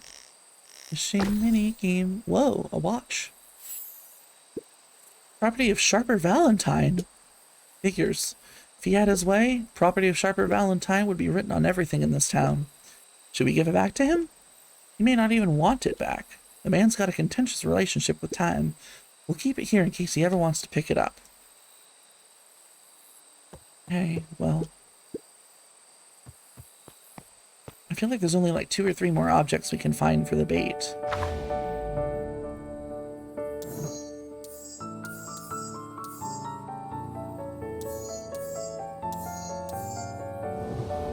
Okay. Off to mission control. Rolo, are you still up there? I'm sorry, Rolo isn't accepting visitors at the moment. Come back never. Luca had only ever heard him speak in this stiff yet gentle tone a few times, and it always meant one thing. You're upset. Oh, what makes you say that? Maybe because my best friend abandoned me for no reason? I didn't abandon you. I'm just a little Rolo late. scoffed. The rain held me up. Liar! You weren't even home. What? The storm got bad and I got worried. So I went looking for you. Imagine my surprise when I made it to your house and you weren't there. I hadn't made it back yet. I'm not a fool, Luca. It doesn't take all day to deliver some jam. No, the storm rolled in out of nowhere, so I got stuck after dinner at Beck's house. Luca stumbled on his words, knowing he'd said too much. Oh. Beck? Dinner? What the heck is a Beck? She's a new kid in town. She's actually kind of cool. You'd like her. She needed help convincing her parents that she'd made new friends. New friends? I spent all day waiting for you, and you were off making new friends? It's not like that, Rolo. You know, while I was waiting, I made some upgrades to mission control. It was gonna be a surprise. But you took so long, the storm knocked it all down. Just like you knocked down our friendship. What does that even mean? Luca became instinctively angry in response. Both boys were now shouting across the distance. It means you're a bad friend. You don't care about me. Of course I care, you ass. I knew I'd get in trouble waiting so late for you. But I kept my word, because that's what friends do. Oh wow, what a noble sacrifice you made. Easy for you to say. Your gran doesn't even care. You can stay out as long as you want, and you wouldn't even get in trouble. Seriously? You're acting like I chose this? If that's what you think, then maybe you're the bad friend. Oh, boys. Oh, you silly, dumb little boys. Just talk it out. Rollo's tone changed to a calm, yet more intense anger. Maybe Pa is right. Storms bring more than water. This one brought out the real Luca. Stop quoting your Pa's nonsense like it means anything. Yeah, well, at least my Pa is still around. Bro, you can't just say that. You cannot just say that. Cannot just say that. The words hung in the cold night air. Rollo's stomach dropped, knowing he'd crossed a line. But it was too late. Luca, Good night, Rollo. No, you dumb boys, just talk it out. Dang it. Oh, you dumb, dumb little boys. Just fucking talk it out.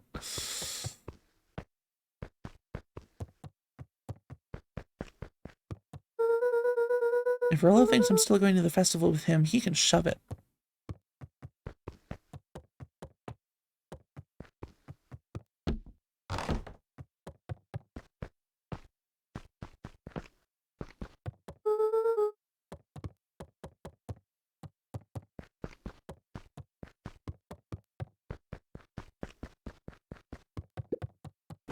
Luca dug through his old stuff, not even sure what he was looking for. Ball? Rollo. What a jerk. Call me a bad friend. Ooh, I'm Rollo. Look at me and my amazing family.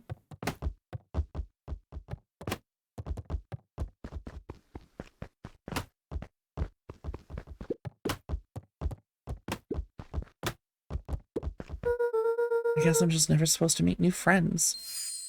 Oh, no, Luca. Baby boy. Luca? Gran cooed gently from the hallway. You slept straight through breakfast. Luca, are you alright? I'm fine. Just don't feel like getting up yet. Okay, I'll leave this oatmeal by the door. I gotta run out and take care of some things. Okay. I'll be back later to check in. Sure. Luca just wanted to be alone. He waited to hear the sound of the front door closing.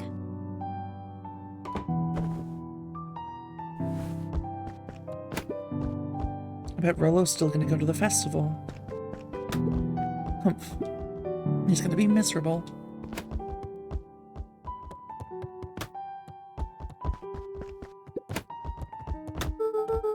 If Rollo thinks I'm still going to the festival with him, he can shove it. Luca dozed off. Luca, I see you didn't eat your oatmeal. Wasn't hungry? Well, just in case you get hungry, I'll leave a sandwich here too. Thanks. Rollo came by. What did he say? He wanted to talk to you. What did you say? I told him you weren't feeling well. Good. So is your plan to just sit in your room all day? Pretty much. Well, I need to pop away again for a minute. If you decide to end your pity party and go outside, I think it'd do you some good. Noted. Luca still couldn't bring himself to. Besides, if he ran into Rollo, he'd have to actually confront the situation.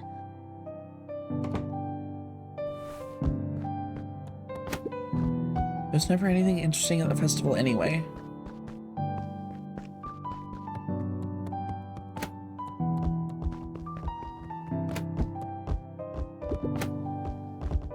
The Adventures of Hank comic. Oh? The complete first volume. Luca carefully opened the cover and began to read. Sippy sippy. Rollo had received it for his birthday, a special hardcover edition with behind-the-scenes commentary and bonus art. Rollo cherished it, but asked that Luca keep it at his house. Luca wasn't sure if it was because Rollo didn't trust himself with it, didn't trust his sister around it, or just wanted an excuse to come hang out at Luca's more often. Whatever the reason, Luca didn't mind, but it had stayed right there where Rollo had stashed it ever since. Oh, sorry, just fixing my hair. Now, at the foot of his bed, Luca lost himself in the pages. Oh, and the posture check. Oh, thank you, maiden. He'd read it all before, but at this moment, it somehow felt sentimental. He was well into issue number 5 when he heard soft footsteps from the hallway. Luca? Another little friend came to see you. A girl named Beck Modawill? She said you met yesterday? What did she say? Is she here? Oh, she was just dropping by. I told you weren't taking visitors today. Oh. She seems nice. Yeah. You had a fight with Rollo, didn't you? Can I come in? Maybe later. Alright then. I'll leave dinner on the kitchen table, in case you want to bite before bedtime. Without realizing it, Luca had pouted away the entire afternoon. He once again felt the weight of it all and allowed his weary eyes to close. Luca stood in a vast black expanse. He looked up at his father standing beside him. Walt was working a straw at the bottom of a fountain glass, trying to collect the last bits of milkshake. Dad, where are we? Taking a final loud gurgling sip, his father peered up from the glass. He jangled the straw playfully with a warm smile, then lifted the empty glass as if to point into the darkness.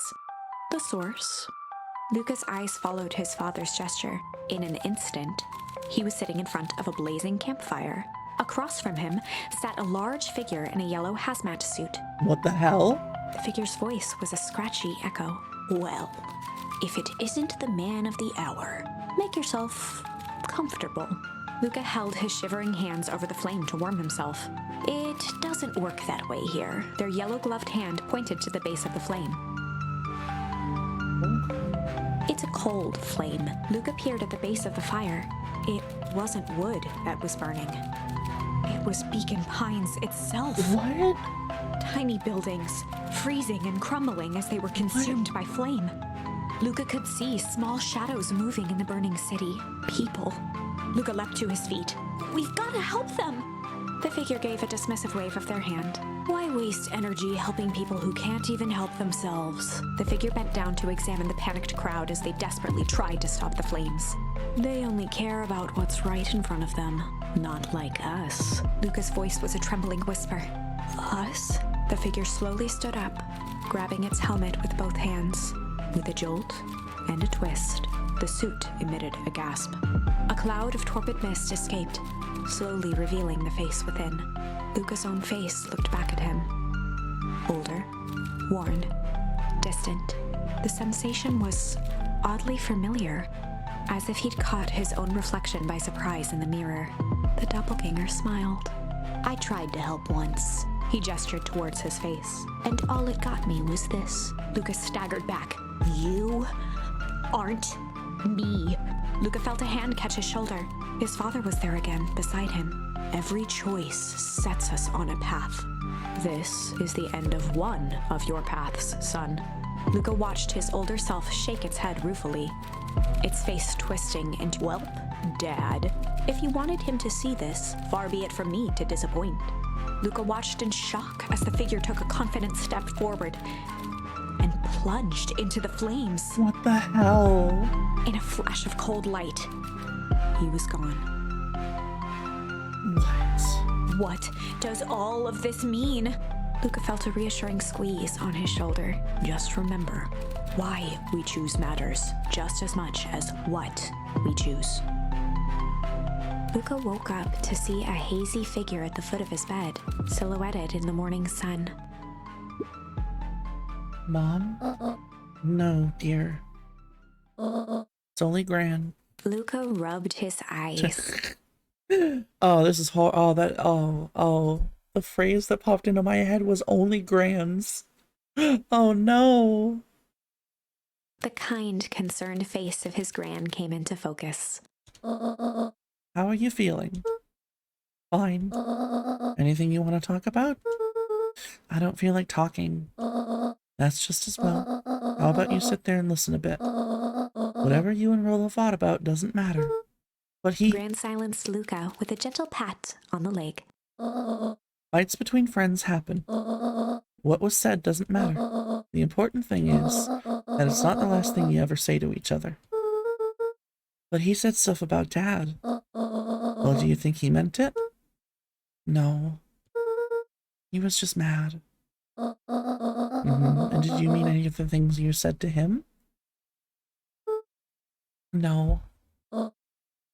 Good. One must appreciate friends in their best moments and accept them in their worst. Aww. Now get your little butt out of bed. The festival's today. You don't want to miss that, do you? I guess not. Seems like a good opportunity to make amends with Rolo, doesn't it? Luca gave a reluctant nod. So buy him a corn dog and apologize. But he's the one that... What did I just say? Buy him a corn dog. That's a good boy.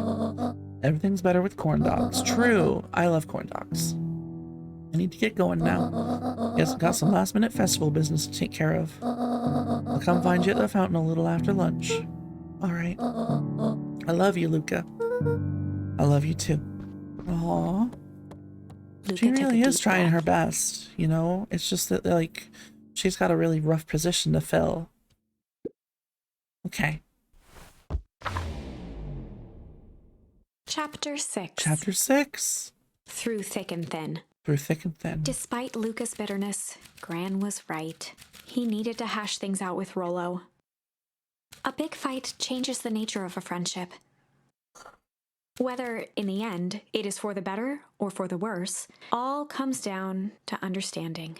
If one is not careful, the same familiarity that builds the strongest of bonds can become the wrecking ball that shatters them. Deep, very deep. Luca emerged from seclusion, taking in the crisp festival air. But the events of the day weren't on his mind. He had to find Rolo. All right. Let's go up and check up here.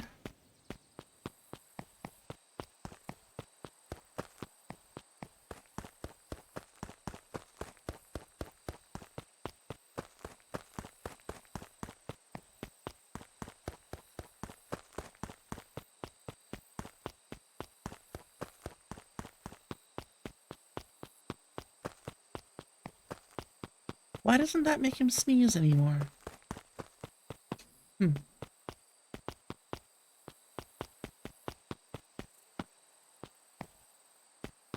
Okay.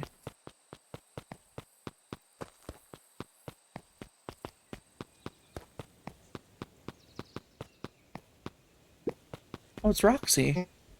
Luca, Rolo wanted me to tell you something. What is it? Roxy rolled her eyes, shaking her head. A space adventure, though you needn't buy it. If ye be brave, go somewhere quiet. Roxy, I don't... It's a riddle, Luca. My goofy little brother wants you to find him. Luca looked down and kicked at the dirt. Look, I know you two had a fight. The only thing more annoying than my little brother is my little brother without his best friend. So I'm doing him this one favor. Now I need one favor from you.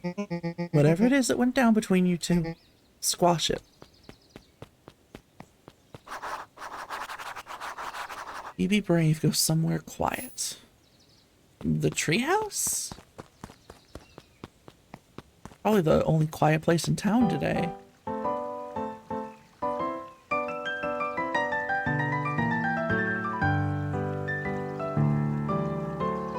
Hey, is that the boot that we fished up? Unique New York. Unique New York. Huh? Oh, don't mind me. You just warmed me up for my big ceremony speech. Mystiker pointed to his grinning mouth. Gotta limber up the old gab box. You nervous? Oh, heavens no. Well, break a leg. Give me the gift of a grip of a sock. What? Bro. How goes the beetle hunt? Pretty rotten. I haven't seen so much as an exuviae. And it's not just the beetles. This morning I couldn't find critters at all. Probably all the toxic runoff is, you know, killing the insects. It's like everything that buzzes or skitters just packed up and left. I'm sure they're out there somewhere. Maybe all the commotion of the festival just spooked them. Yeah, maybe that's it.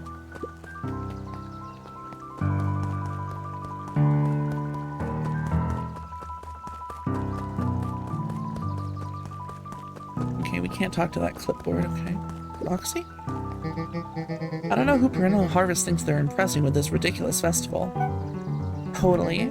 The town's still falling apart, the weather's still cruddy, and this season's harvest looks like it's going to be worse than last year's. You said it. And no amount of corporate pandering is going to change any of that. Exactly. But the lemonade at the drink stand over there does look pretty tasty. I'm still going to be mad at them. I'd just rather be mad while sipping to some delicious lemonade is all. Oh my gosh. Ugh, clipboard. Welcome to our festival. Don't forget to come back later for Mr. Kerr's speech at the Perennial Harvest Festival sign reveal. And we know, the two little puppy, friendos sabotaged the sign. So that's gonna be fun to see Kerr break down about that. At least I think that was in this timeline.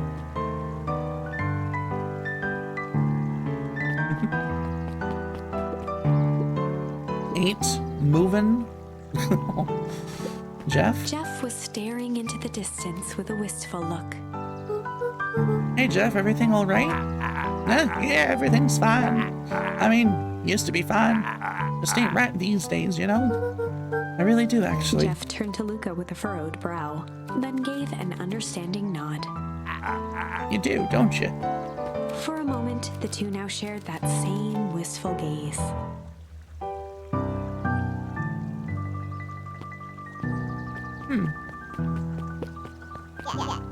Ha ha ha, every single time. Yup. Wait for it. Unexplained sound once again noted. Oh my god, clipboard. Like clockwork. What a bunch of drones. Ha.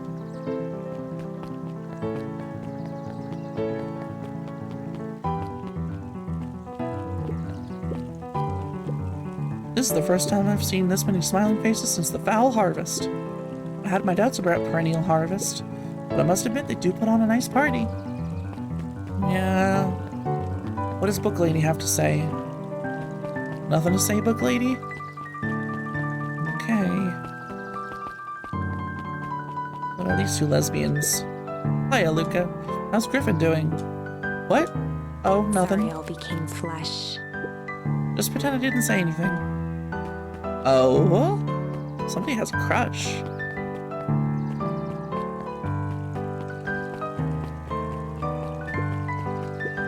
Piper, you're actually taking a break from studying.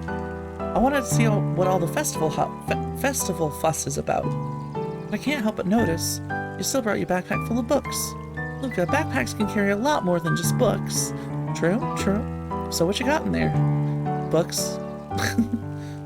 Oh, it's Gus and Eris. I was able to return the Perennial Harvest safety suit you borrowed. What? I don't think anyone noticed. Good. Now will you tell me what you needed it for? It was a favor for an enemy of my enemy. This isn't gonna harm Mr. Kerr, is it? All you need to know is that it's for the good of the family. Oh, that's ominous. That's really ominous. The most welcoming of welcomes. Would you like to share your thoughts? We always strive to improve. Nope. Luca is so done with the clipboards. Dawn. I think Dawn is like my favorite. She's so cute. Oh my gosh, she's so cute. I've got a question for you.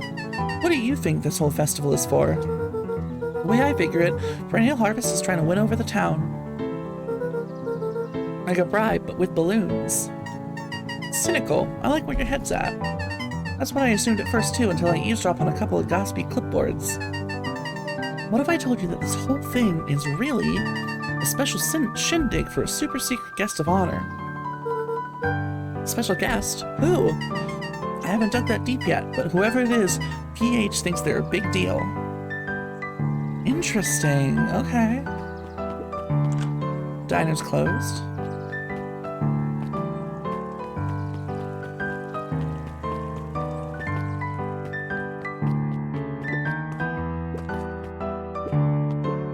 Luca, did you know that Beacon Pines is actually unincorporated? A lot of people don't know that. Yeah, wow, yeah, I didn't know that. What's that mean? It means most public works are handled internally. We do all the pipelines, the water treatment, building regulations. Oh, that's scary. That's great. Census taking, emergency services. Oh my gosh. Hey, Luca, so you're done at the library? Huh? Oh, nothing. Griffin looked away suspiciously. Nothing at all. Why are Zariel and Griffin being weird?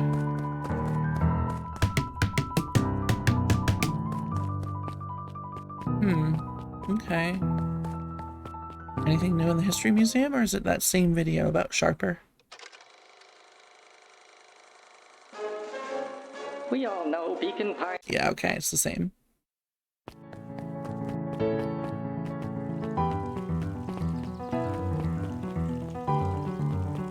Alright, let's go off this way.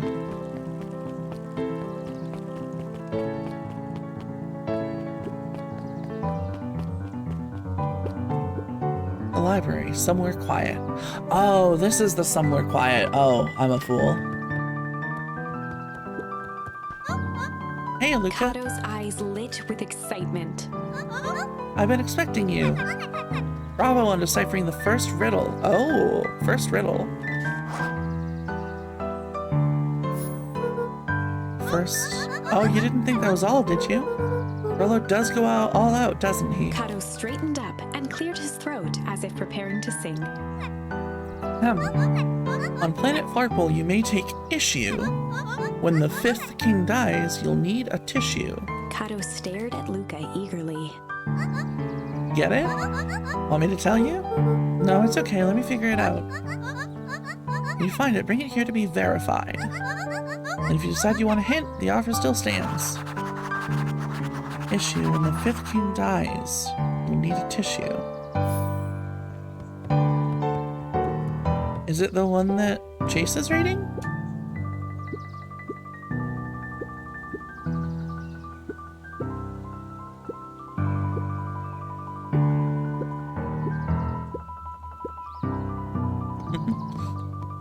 Alright, is it on the new editions? No? Luca grabbed the 5 pillars of success from the shelf. Once you get a book, you can either bring it here to me or grab a different one, okay? Luca grabbed The Issue with Self-Help, a helpful guide, from the shelf. And what's the... On planet Farpole, you may take issue. When the fifth king dies, you'll need a tissue. Luca grabbed 500 meals for 1 big pot from the shelf.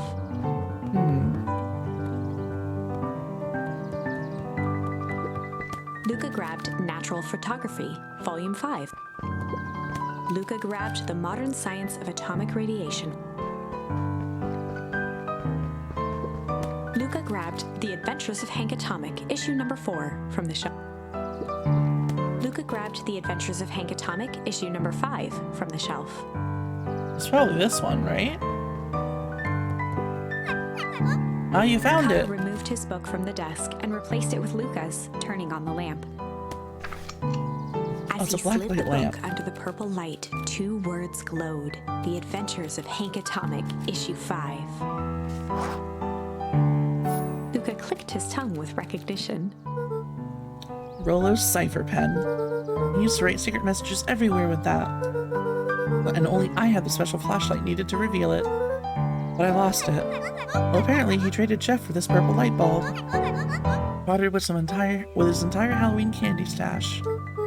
Oh, Rollo. Now let's see here. Kato began flipping through the pages, stopping when he hit a glowing word. get away with such a grift He continued flipping. and only found in grub cart. Reaching the end of the book, Kato looked up. That's it. Grift in grub cart. Griffin. Griffin's grub cart. He wants me to go to Griffin's snack stand. Oh, brilliant. I guess you're off then? That's why Griffin was being weird. Oh, and I bet Zarelli is in on it. Okay. Oh my god, did Gran tell both of them to buy a corn dog for each other?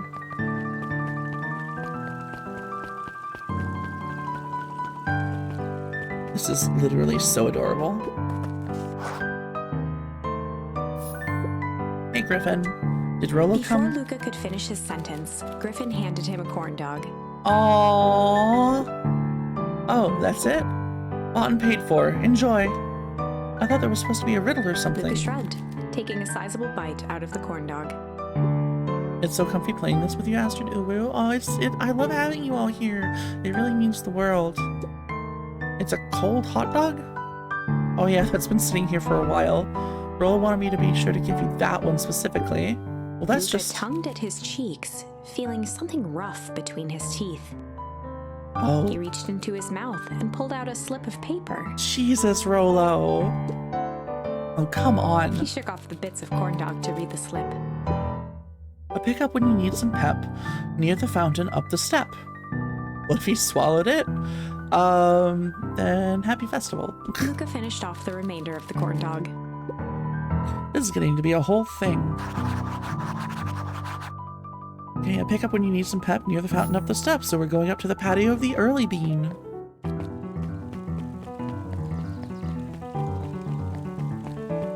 That's why Zarelli was being weird earlier.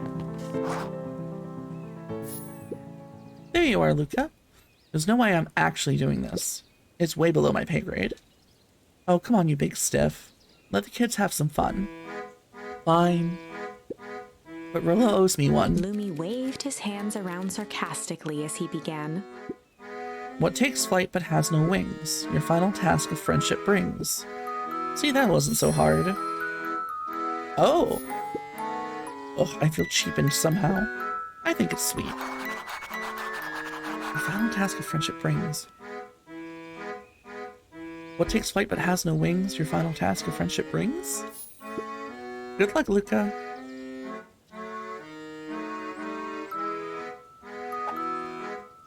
What takes flight but has no wings? Your final task of friendship brings. Oh, I love this music. This is so cute. So, perhaps the fireworks that Iki is setting off, or the rocket in mission control? Oh, Rolo! Hey, did you find the comic book? Yep. And you got the corn dog? Yeah. Well then, I know it doesn't make up for what I said, but here, you've earned this. Rolo sheepishly handed Luca the balloons. Aww. Aww. Thanks. You didn't have to go to all this trouble. I'm sorry I got so mad.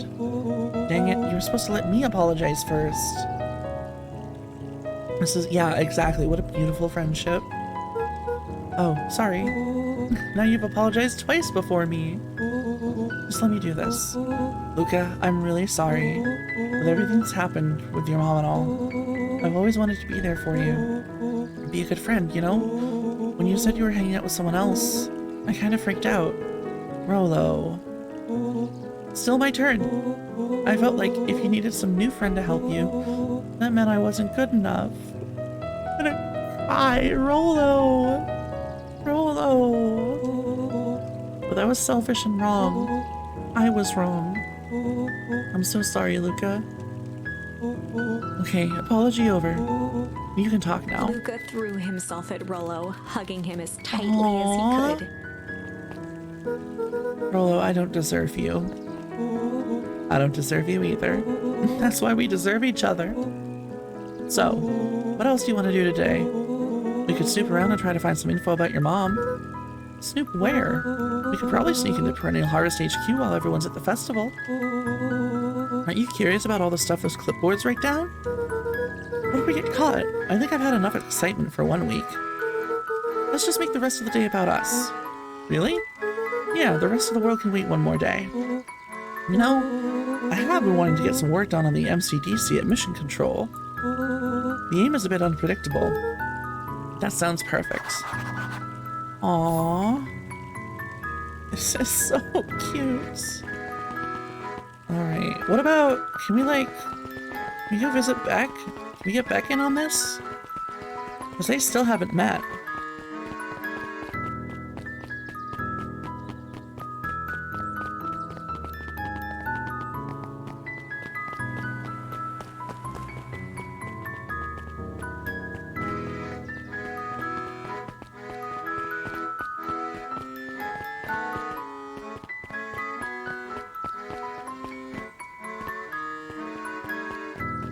Okay, off to the treehouse it is.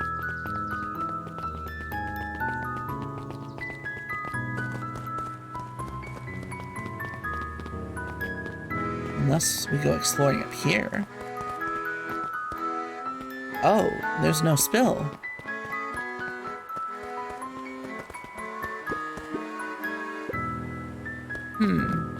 Okay. Onwards we go.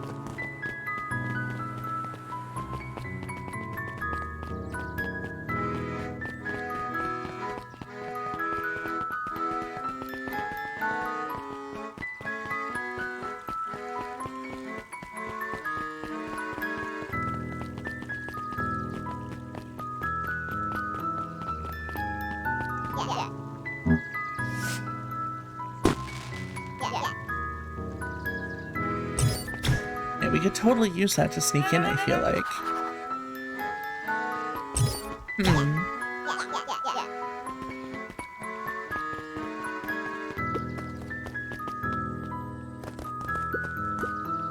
Old Pickler's Pond. Oh, that's just the sign, okay. Did you hear? After Mr. Kerr gives his big speech, they're gonna have the first annual Biggest Catch competition. As long as a boot qualifies as a catch, I'm a shoo-in! Oh, it's clever. It's clever. Alright, let's check the flashback and see if there's any new bait that we can use.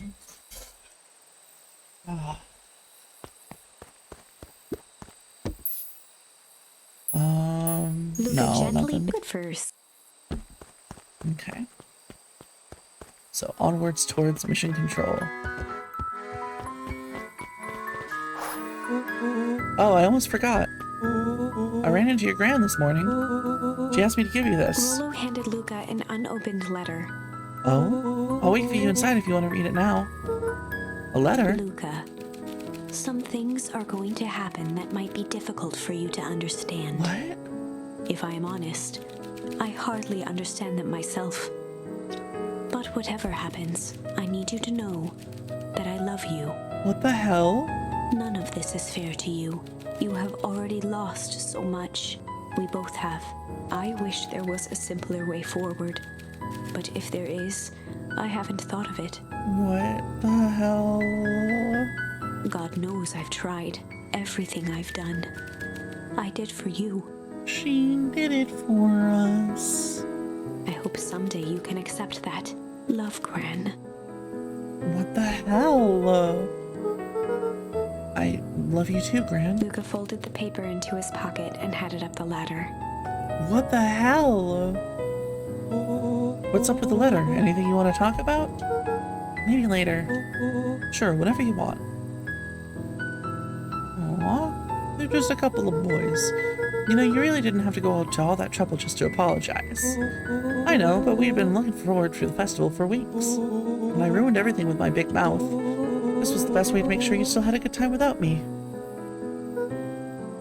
Rolo. Luca was at a loss for words, but that was fine. Words aren't always necessary. The festival seemed nice. Was it nice? We can still go. Nah, this is fine. Well, there's always next year. Sadly, this was untrue. What? A distant rumble shook the treehouse. What? What? Oh man, we missed the fireworks? It was not fireworks. It was something the boys couldn't possibly comprehend. Something as old and cruel as time itself. What?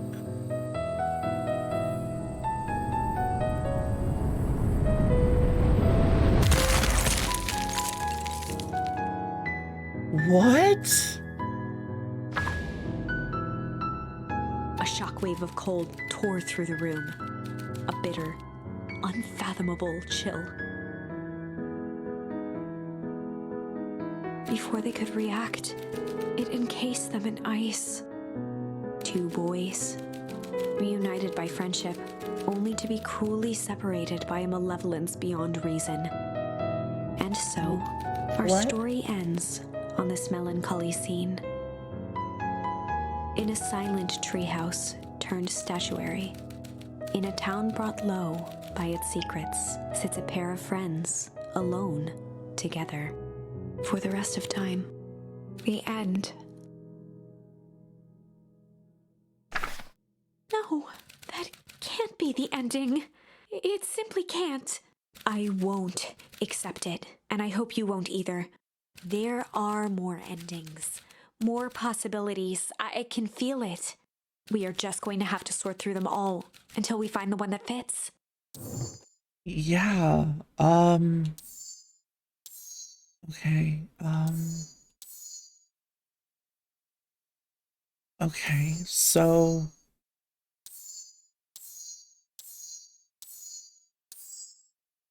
we could go back to the timeline where Iki got the goop, and at the treehouse we can run away instead of fight. Or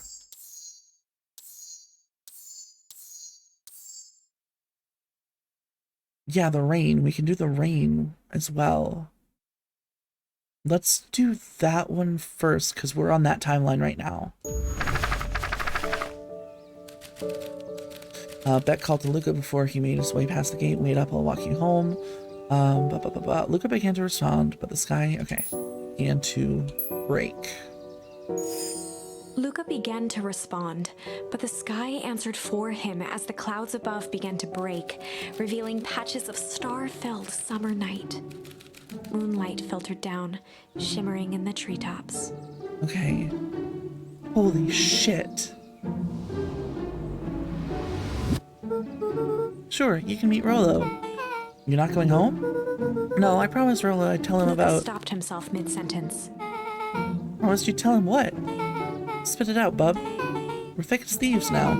If there's a juicy secret, you gotta tell me. Okay. You can come to the treehouse and I'll tell you both what happened. Heck yeah. Okay. Luca saw Beck skulking by the gate. So you're telling me there's nothing mysterious or creepy about this place? It's mostly boring and empty. I refuse to believe that.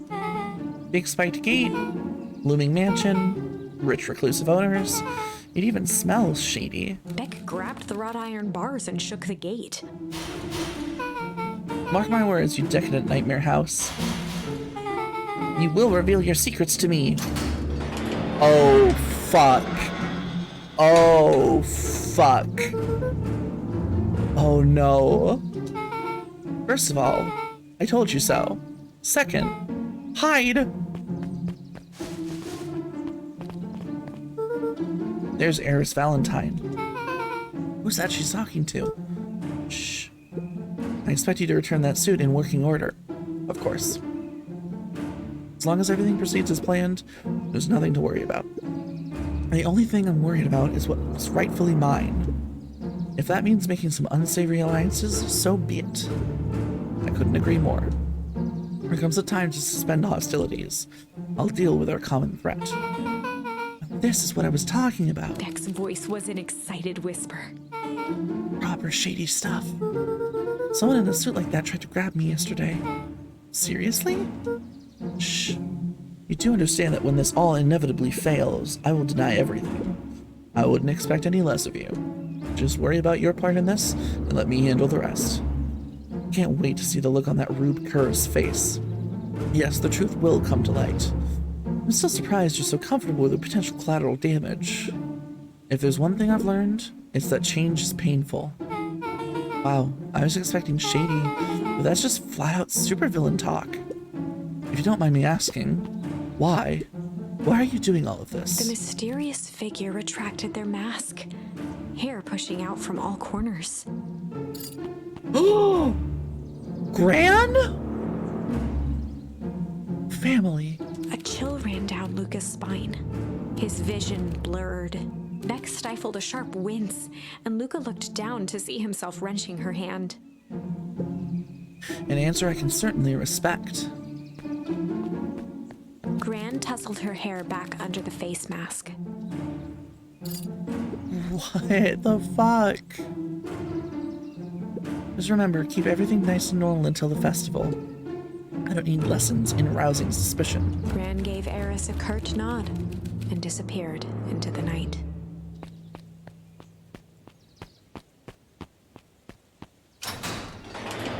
What the fuck? Chapter 5. What big ears you have. Oh no. Lucas sat shivering in the bushes, staring at his. After checking to make sure the coast was clear, Beck gave him a gentle tug on his sweater.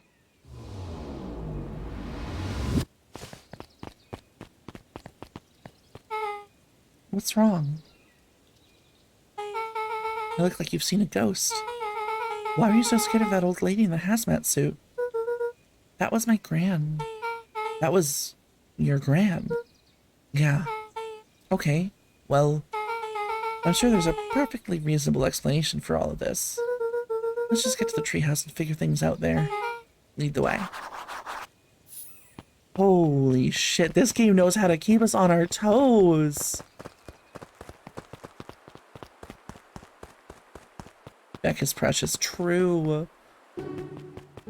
Oh, fuck. For the last time, there's nothing to worry about. I hate when there's more than one of them on screen. They creep me out so much. The clipboards. Love the different branching timelines. It's so well done. I feel like this is so well done. For the last time, there's nothing to worry about. Of course, we're not worried. The clipboard finished writing with a scratchy flourish and looked up. Just dotting our I's and crossing our T's. Well, maybe try minding your P's and Q's. Mr. Nuncreed, arms crossed over his paunch, gave an exhausted sigh. There's anything you need knowing, you'll know it. Absolutely. If you'll just sign here acknowledging everything is accurate, we'll be out of your hair in a flash. Oh, for the love of... He snatched the pad and scribbled his name so hard the pen nearly snapped. There. And would you like my eternal soul as well? The clipboards looked at each other for a moment, almost pondering the possibility. Then broke into laughter as they walked away. I don't like them. And I don't like that Nuncreed is in our way.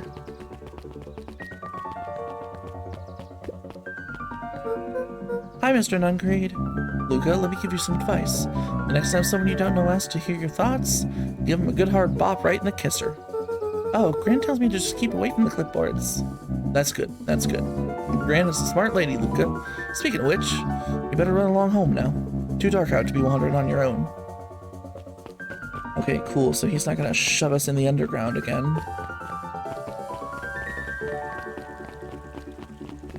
Alright, what do you have to say, book lady? The answers you seek will be revealed to you in due time. The question is, the figure intoned, are you prepared to live with the truth? Damn. Okay, can't go up there. That's fine. Probably same with down here, right? We can't, but there's no one here. Okay. Another day, another dollar. See you tomorrow, Z. Have you noticed how all the perennial harvest folks order the same drink? Decaf cappuccino with extra foam? Why? I don't know. Just thought it's a little odd. Pretty weird for sure. Well, the customer's always right. Oh! I just thought of something. What if they're trying to... What if it's... Okay, what if the fertilizer started out as like... They were trying to clone them but the clones were degenerative, and they've recently perfected it. The runoff is the failed one. That's why it fucked with Iggy and Beck.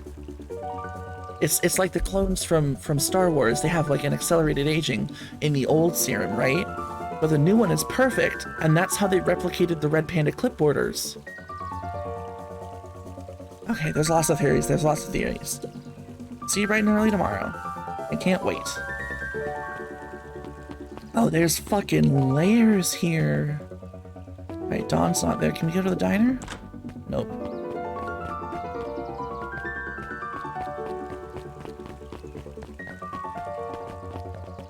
Oh, it's Gus and Mr. Kerr. William Kerr and Gus Valentine proudly surveyed the half-covered festival banner. It's all coming together quite nicely. Couldn't have done it without The you. mayor gave a half-hearted shrug. I'm not so sure about that. Nonsense. That reminds me, I wasn't able to thank your sister for her contributions. Yes, she has been indisposed of late. She doesn't much like me, does she? Oh no, that's not it at all. She's just been busy. Of course. Regardless, I would be forever grateful if you could pass my thanks on to her. The History Museum adds a real air of import to the whole affair. And we couldn't very well celebrate the story of Beacon Pines without including the Valentines. My father was a great man. You darn tootin' he was. Kerr locked his arm on Gus's shoulder. But I mean, the entire Valentine family, present company included. Can I ask you something, Mr. Kerr? Call me William. Ask away. William, why are you doing all this? Gosh, I've never felt one needing a compelling reason to throw a party. Not just the festival. All of this. There's gotta be 100 down on their luck towns out there. Why is Perennial Harvest so interested in helping Beacon Pines? You know what I love most about the agriculture business? Seeds. Seeds? Yep, little bundles of potential. With a glimmer in his eye, Kerr gestured grandly toward the horizon. You treat a seed right, nurture it, feed it, and it can grow into something truly special. You see potential here? Undoubtedly. The seed of greatness is already under our feet. All it needs is a little nudge, and the right leadership, of course. Oh. Good night, Mayor Valentine. I don't like that one bit. I don't like that one bit at all.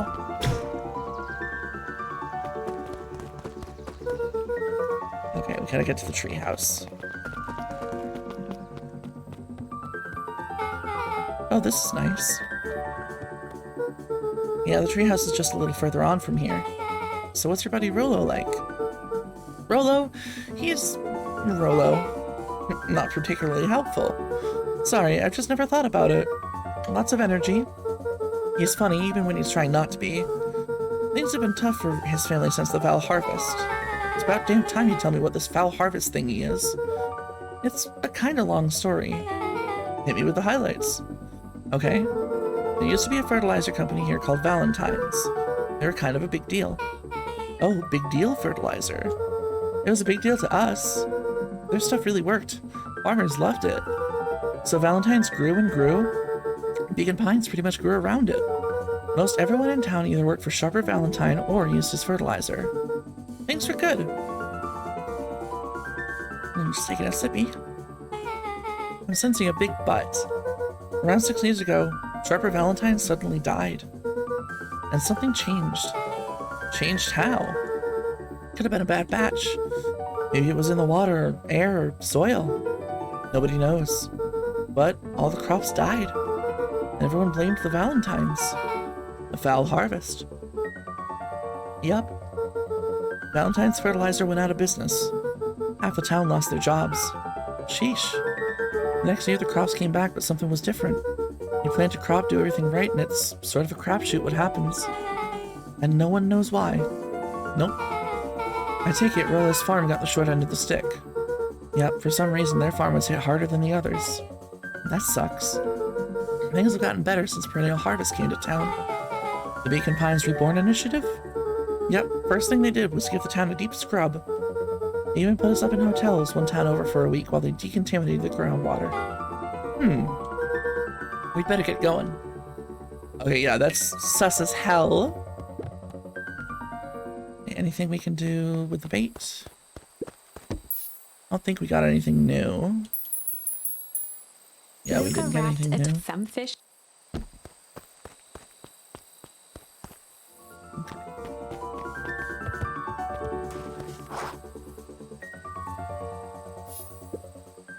It's about time.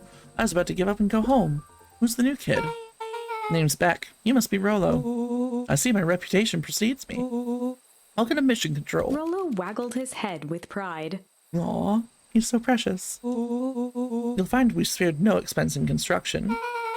I've seen worse-looking piles of junk.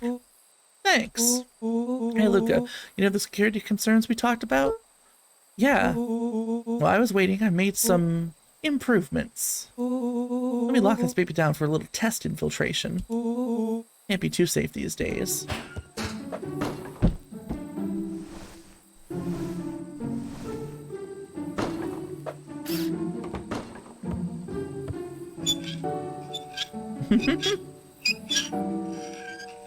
Oh my god, he's precious.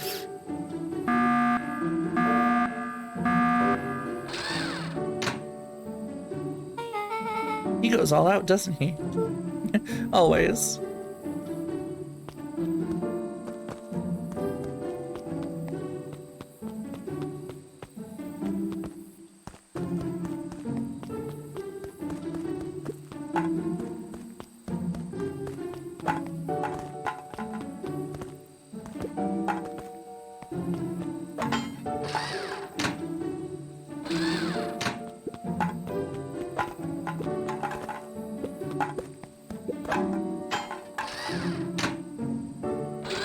Precious trio of darlings, true.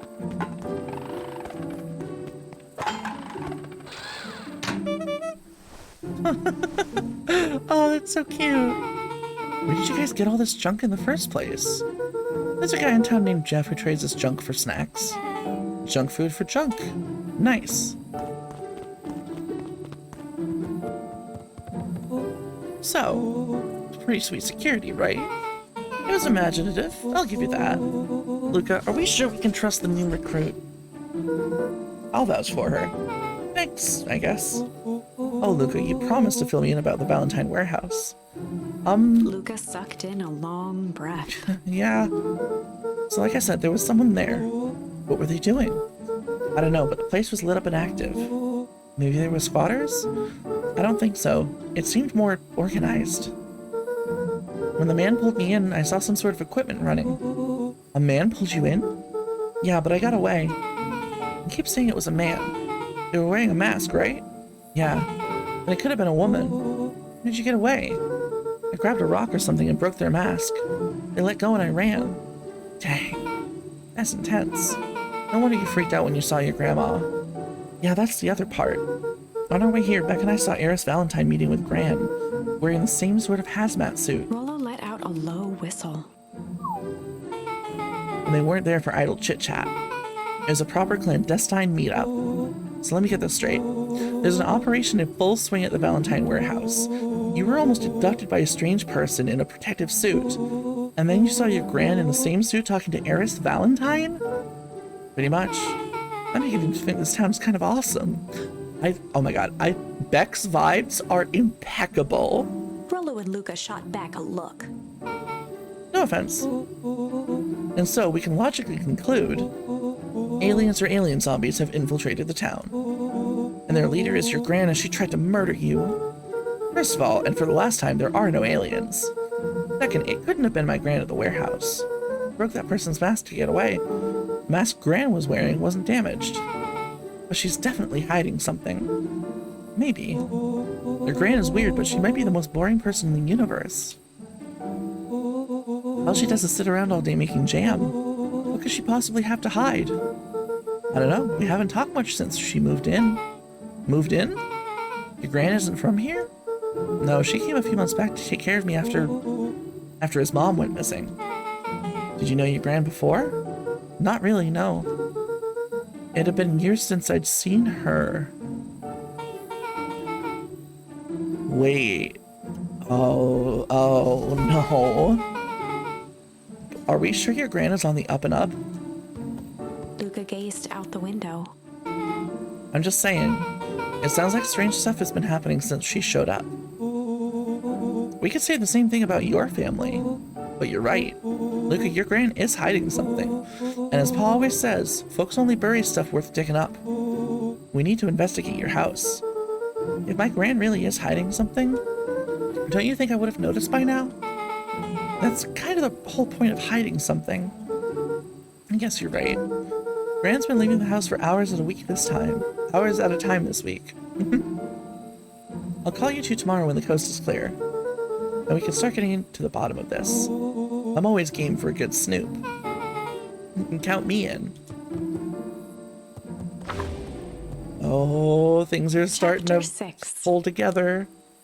Secret lair. Secret lair. Oh, all right. We're going to get into chapter 6 after a quick BRB. We're going to listen to some lo-fi beats by Total X Clips. And we're going to run an ad to help generate revenue for the channel. We'll be back in just a couple minutes, y'all. Reminder to get some water, get some food. I'll see you in a few minutes.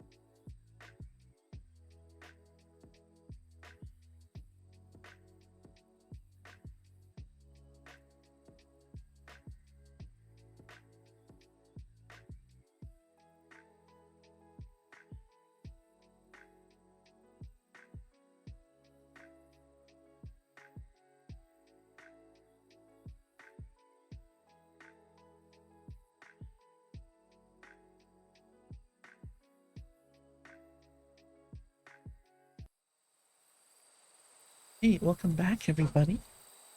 Oh, things are really coming together. It does look like we're going to be able to beat this game in one sitting, so let's get on with Chapter 6, Secret Lair. Summer forged ahead, but the nights only seemed to grow colder. Luca walked home slowly under the pale starlight, cautious to avoid any more surprises lurking in the shadows. Oh, now all those comments about things being cold are just like super upsetting now that we know the deep freeze ending. Reaching home, he slipped quietly into bed, half dreading what they might discover the next day.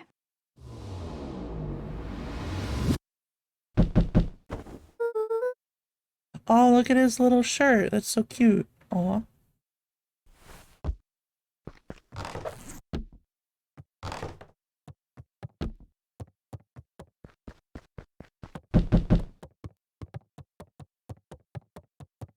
Okay.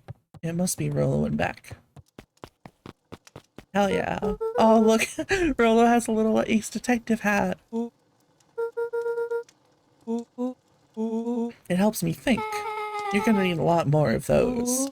Joke all you want. We'll see who's laughing when I crack this case wide open. Is the coast clear? Yep, whatever she's been up to this week, it's keeping her busy most of the day.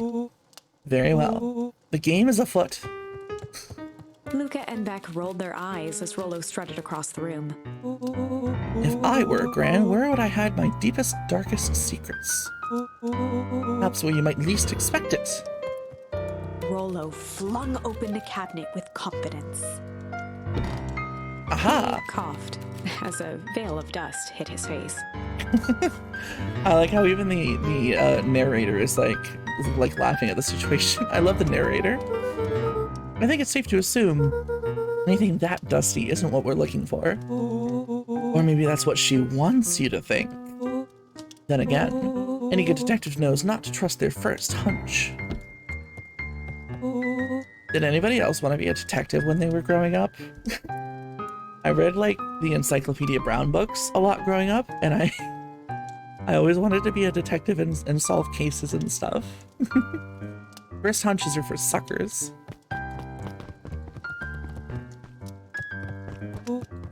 Eureka! She's lit a fire in order to burn the evidence. She keeps that fire going every day, Rolo. Drat, it may already be too late. Just think of the mounds of documents lost to ash. So much Nancy Drew and played a ton of the games? Yes! Okay. I'm gonna stop you right there. Can we just think for a moment? Luca, is there anywhere Gran doesn't want you to go? Yeah. The closet upstairs. So maybe it stands to reason we should check there first. No dice, it's locked. Well, well, well. Look who stands to reason now. And I have no idea where the key is. If it really is important, then she probably keeps it with her. Anywhere else? She has her berry bushes. Who has ever thought? I'm gonna take this important thing and huck it in a bush. True. Anything else? Maybe something out of the ordinary? Well, she is always worried I'll break her fancy dishware in the kitchen. But it doesn't matter anyway, I can't reach the latch. A look of realization crept onto Luca's face. Oh. All three kids snapped to glance at each other, then sprinted in turn toward the kitchen.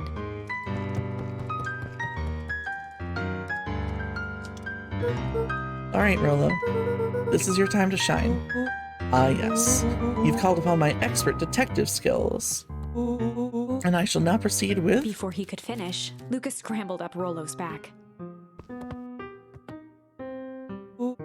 Hey, this isn't my idea of detective work. Every squad needs a good lockpick, and every good lockpick needs a sturdy head to sit on. This is beneath my standing. Stop complaining and hold still. Got it. The three crowded around the hutch to peer in. With the glass doors opened, a perfect porcelain display gleamed in front of them. Their eyes searched for anything amiss, but the only distinct feature was its impeccability. Well, that was anticlimactic. Yeah. I don't really know what we were expecting. Like, oh hey, let me just yank on this random teacup and... As Beck pulled on one of the teacups, no shot. it slanted forward with a hum. No shot, Beck. the entire hutch began to rustle and slide under its own power. No fucking shot! Seems like your gran has been doing some remodeling. Dude, only 2 types of people have secret lairs. Evil masterminds and superheroes. So, which one do we think she is? We're about to find out. Bro, what if she had been down here, though? Okay, so more of an unhinged conspiracist vibe? Oh, wow. Yeah, this cannot be good. We need to look around before jumping to conclusions. What do we have here? Barrels marked caution, explosive. And jam jars? That's enough jam to feed the whole town. What? What kind of incendiary jam is your gran making? Incendiary. She wouldn't have had me walking around town delivering bombs, right? Only one way to find Rollo out. casually spun open a lid and dipped his finger in the jam. Oh, Rollo, don't do it. He Huckleberries, smacked his lips. a hint of brown sugar, and ink? Rollo What? plunged his hand in the jar, fishing out a soggy slip of paper. Oh. Aha. Rollo offered the slimy note to Luca and licked his fingers clean. It's addressed to Mrs. Fratelli. A granny jamgram? A grand jamgram? It says, last night I used the disguise Eris provided to scout the location. The timing window should be possible. Operation Sparkplug is a go. Oh man, are they doing a heist? Whatever it is, it can't be good. So more bombshell than a bomb, am I right? You're new here, so I'll let it slide, but I'm the bad joke guy around here. Oh, I love their dynamic. They're so cute. Luca jostled each cabinet drawer in turn. Only one was unlocked. He fingered through the filing cabinet, pausing at a bulging folder labeled Walter. Oh, that's Luca's dad's name. For a long moment, he just stared at it. What do you got there? It's my dad. Looks like some of his old medical files. Your dad was a doctor? Luca nodded and caressed the label with his thumb. Well, you gonna read it? Here, let me help. Rollo swiped the folder from the drawer and began leafing through the pages. He whistled to himself, barely looking at the text. How about you actually read some of it? One sec. Dense documents such as this are a lot like a cheeseburger. It's best to skip straight to the middle. That's where all the meaty bits live. Wow, I had no idea we were in the presence of a preeminent scholar in dense documents and cheeseburgers. By all means, He proceed. stopped at a page and mimed, holding up a monocle. Aha, here we are. Follow-up examination of Terrence Wilby. Patient shows further signs of paleness and malaise. Body temperature continues to drop. He now describes soreness of muscles and joints. This is similar to the symptoms exhibited by Mrs. Wilby just a few days past. Still waiting on lab results from Joseph. Rollo looked up with heightened surprise. See? Creepy. Yeah, that's kind of disturbing. Who's Joseph? That's Mr. Nuncreed's name. Wait, Rollo's finger traced across the page. there's more scribbled in the margins. Could it be contagious? Mr. Wilby claims the tap water at his home has been contaminated. Perhaps environmental? Lab results only raise more questions. It's like he came back to this report later and made notes. So it might be related to something Rollo else. scanned through several more pages. Here, the writing looks shaky. I just couldn't help her. This disease, or whatever it is, progresses so fast. And with his wife passing, Terrence's condition follows close behind. Exacerbated by the loss. Enough is enough. I need to take matters into my own hands. Luca, staring blankly at the cabinet this whole time, spoke softly. Can I share my thoughts and suspicions? Absolutely, maiden. I'm so curious what you're thinking. What does it say next? I'm gonna just like hold on for a second and let you type so I don't progress too quickly. Definitely let me know. So like, I also have thought, I don't want to cut you off, so I'm not gonna share them right this second, but There's so many ideas going through my head right now. Oh gosh, I just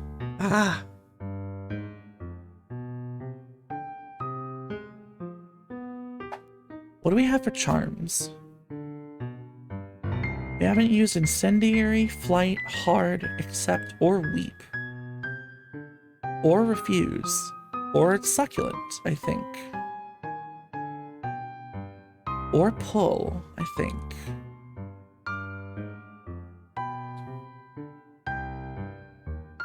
Yeah.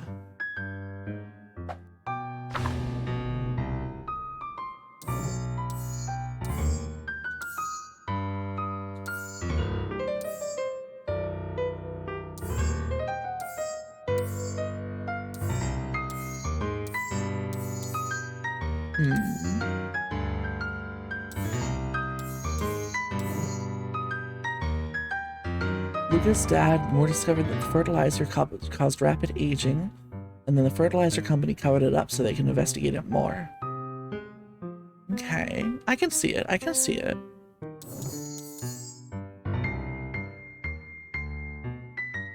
I'm curious though, because like rapid aging and growing of the plants, I mean. Yeah. I'm curious. I feel like there's going to be a correlation between the fact that Walter, the dad, died 6 years ago, and Sharper Valentine died 6 years ago. I don't think Sharper Valentine is, like, bad. I think maybe because the foul harvest happened after his death, right? So I feel like he might have been the only one holding back, like, crazy experimental stuff at Valentine Fertilizer. And once he passed, they just, like, let loose and tried everything. Okay, let's see what is said next. Rolla rustled the folder, trying to loose more pages. That's where it ends.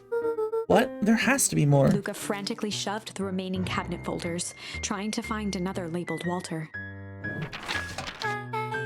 Luca, I think that's the only one.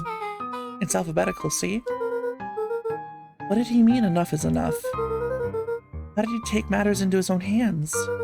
This is bullshit. Luca slammed the drawer shut. A spider web of string connected photos of people from the town.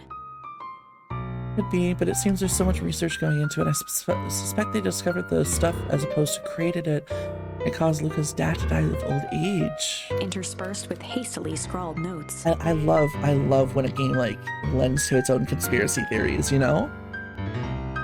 Granny is actually Luca's mom or aunt. That's a thought I had earlier, is that it's the mom.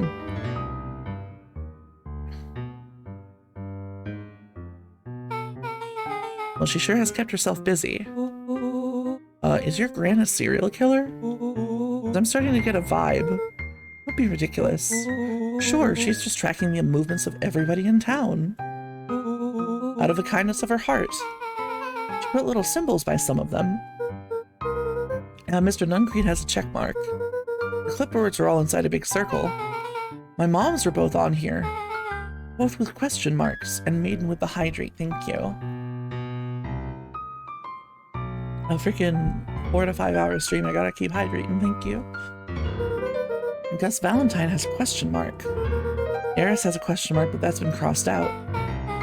Mr. Kurt has a bullseye. The killer has chosen her next victim. I don't know what any of this means. Whatever it means, it's probably not good.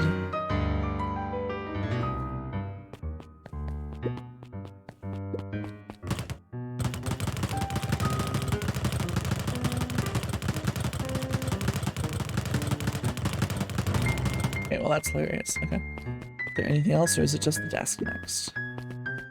They crowded around a worn-down old map of Beacon Pines. Cool, this looks like a treasure map. Not every old map is a treasure map, Rollo. Yeah, but every treasure map is an old map.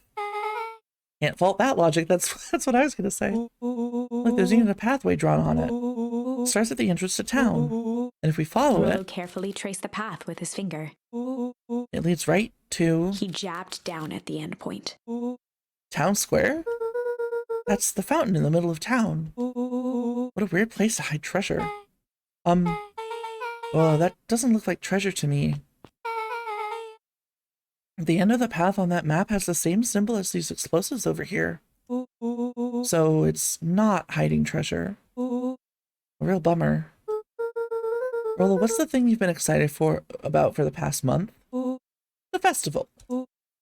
Oh. Did you just say gulp? This feels like a gulp kind of situation. And lid with the posture check, thank you. I'll give myself a little stretchy. I appreciate you guys looking out for me. Everyone will be gathered near the center of town. She's gonna blow up the festival.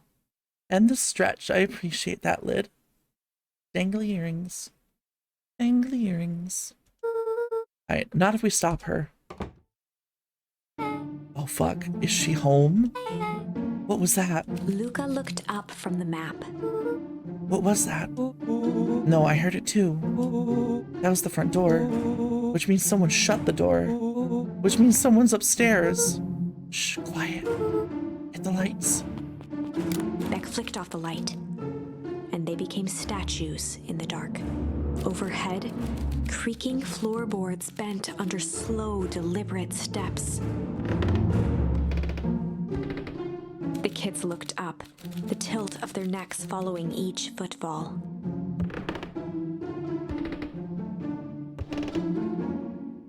Then suddenly, it stopped. Spooky. Without realizing, they'd been holding their breath. All three exhaled shakily and glanced at each other. A muffled male voice broke the silence. Mr. Tolliver? A final few footsteps reached the entrance above them, and the voice now echoed down the stairs. Anyone down there? The three kids shuffled to the corners without a peep.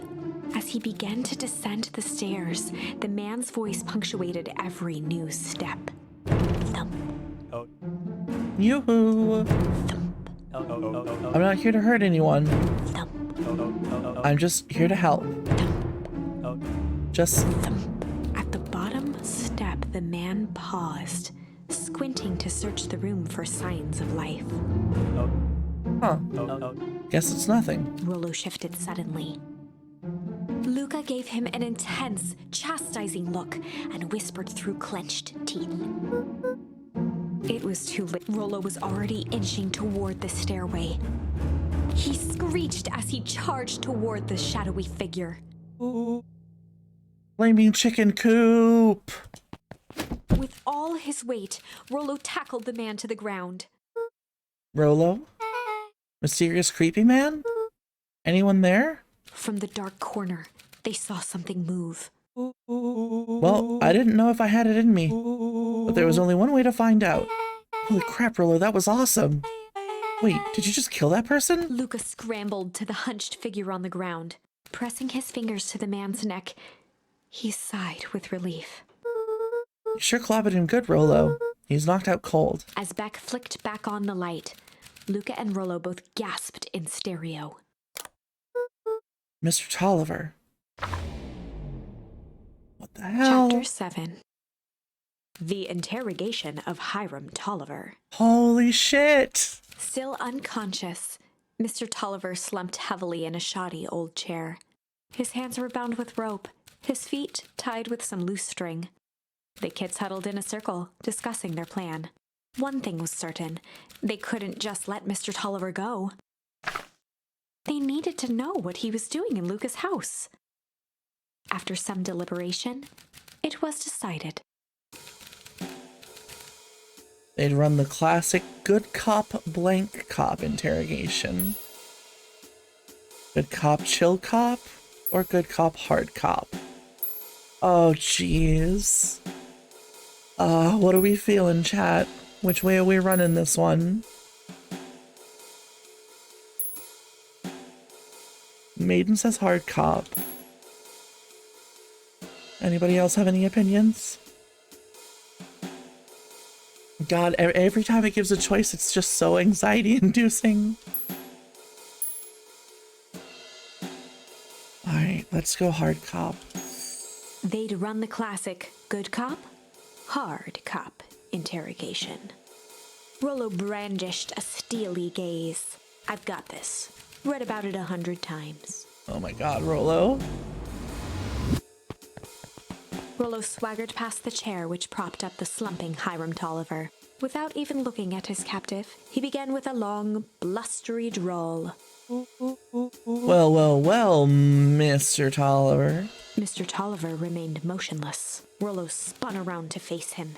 He'd clearly expected to rouse Mr. Tolliver with his booming voice. Mr. Tolliver? Beck and Luca gave each other an unsure glance. Rollo slammed his fist on the table. I said, Mr. Tolliver!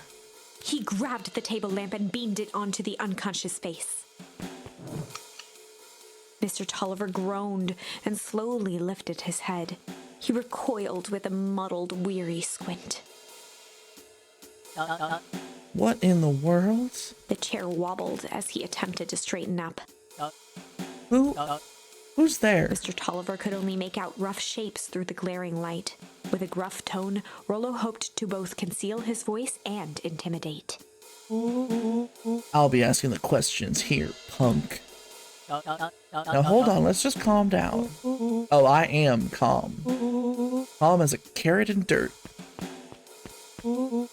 As for you, looks like you're sweating. The doubtful expression on Beck and Luca's faces transformed into awe.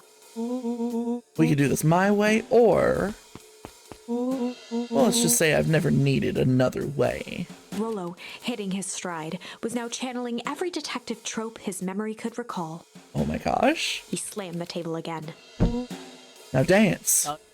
What? I don't even... Mr. Tolliver's voice became desperate. He was nearly in tears.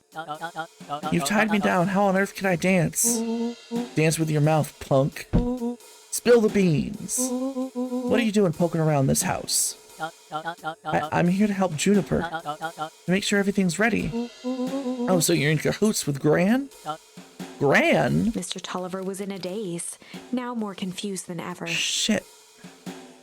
Damn it, Rollo. Gonna help her blow up the festival, huh?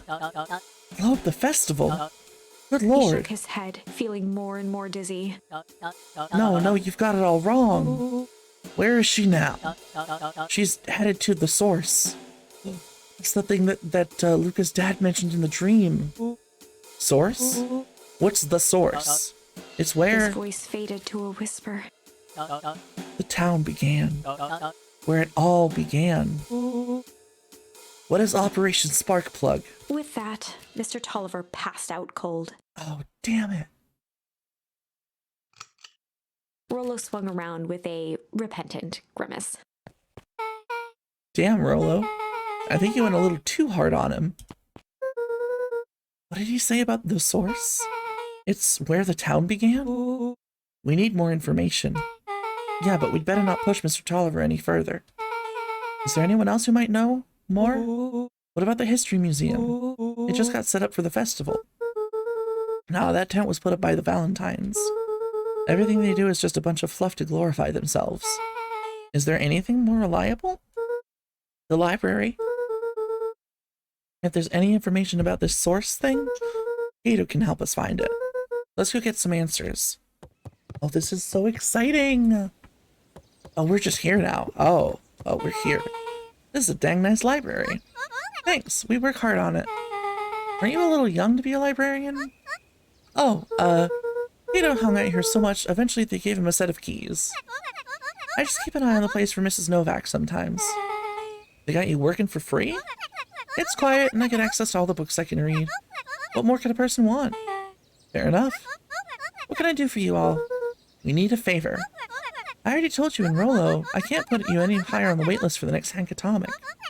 And if you're here with more candy, I'll have you know I can't be bought. Call it a personal code of conscience. Actually, we're looking to do some research. Now you're speaking my language. What are you looking for? And that's the thing, we sort of don't know. What do you got on the history of the town? There's the country record archives. What's in those? Births, deaths, newspaper clippings, stuff like that. Pretty boring reading, but they do go all the way back to when the town was founded. Great, we'll start there. Chapter 8. Chapter 8.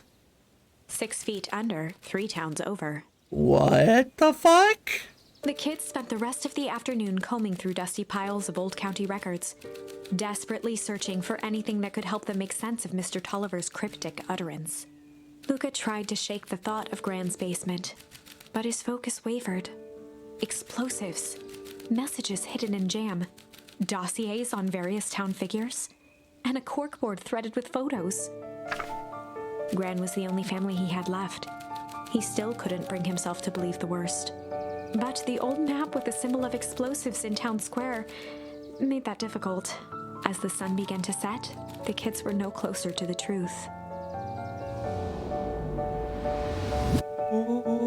If I have to read any more records, my eyeballs are gonna pop. We have to keep digging. If I dig another word, I'm gonna end up in one of those asinine death records. Rollo Cotter lived a full and wonderful life. He read so much boring crud that his brain oozed out of his ears. Rollo shut his book with an assertive nod. If you got a better idea, spit it out. You sound like my sister. Keep pushing your luck, pal. And it won't be boring country records that kill you. I'll put you in the obituaries myself. Rollo muttered under his breath. You're a country record. Really? That's the best you've got? When I'm done with you, you'll be the footnote in history. Just like... Beck slammed her finger down on the open page before glancing down to read. J. Hartford here. Oh, why does that name sound familiar? I'd love to see you try. Hey. We're all a little tired here. Let's just take a minute and... Something tickled the back of Luca's mind. Yeah, that name sounds familiar. Wait, wasn't Hartford the body? Wasn't that the body bag tag? What was that name back in the obit? J. Hartford. From the Brookville Tribune 8 years ago. That can't be right. What is it? J. Hartford. That's my... Oh. That's my grand's name, Juniper Hartford. What? Maybe there were two J. Hartfords? Mrs. Hartford is survived by her young daughter, E. Hartford. My mom's name is Eleanor. Okay, this is getting creepy. If your grand is 6 feet under 3 towns over, then who am I living with? The question hung in the air. Okay, I think that's giving even more credence to the this is Luca's mom theory. Alright, gang, I gotta close up for the night. Beck rubbed her eyes. How late is it? Almost 10. Oh crap, Paul's gonna kill me. I gotta go. Yeah, my parents will be worried sick. Okay, let's meet up as early as we can at the festival tomorrow. What are you gonna do about the unconscious man in your basement? I'll think of something. Luca's heart was pounding as he approached the house. If he was lucky, Gran, or whoever it was, hadn't gotten back yet. And of course, there was Mr. Tolliver tied up and unconscious in the basement. Dealing with him would be the first order of business. Dealing with him how? Luca shook out his arms to calm his nerves before entering. Oh my god. I'm so nervous. Ooh, fuck. He held perfectly still, tempering his breath, and listened closely. She was asleep. His only hope was that she hadn't found Mr. Tolliver before dozing off. Oh no.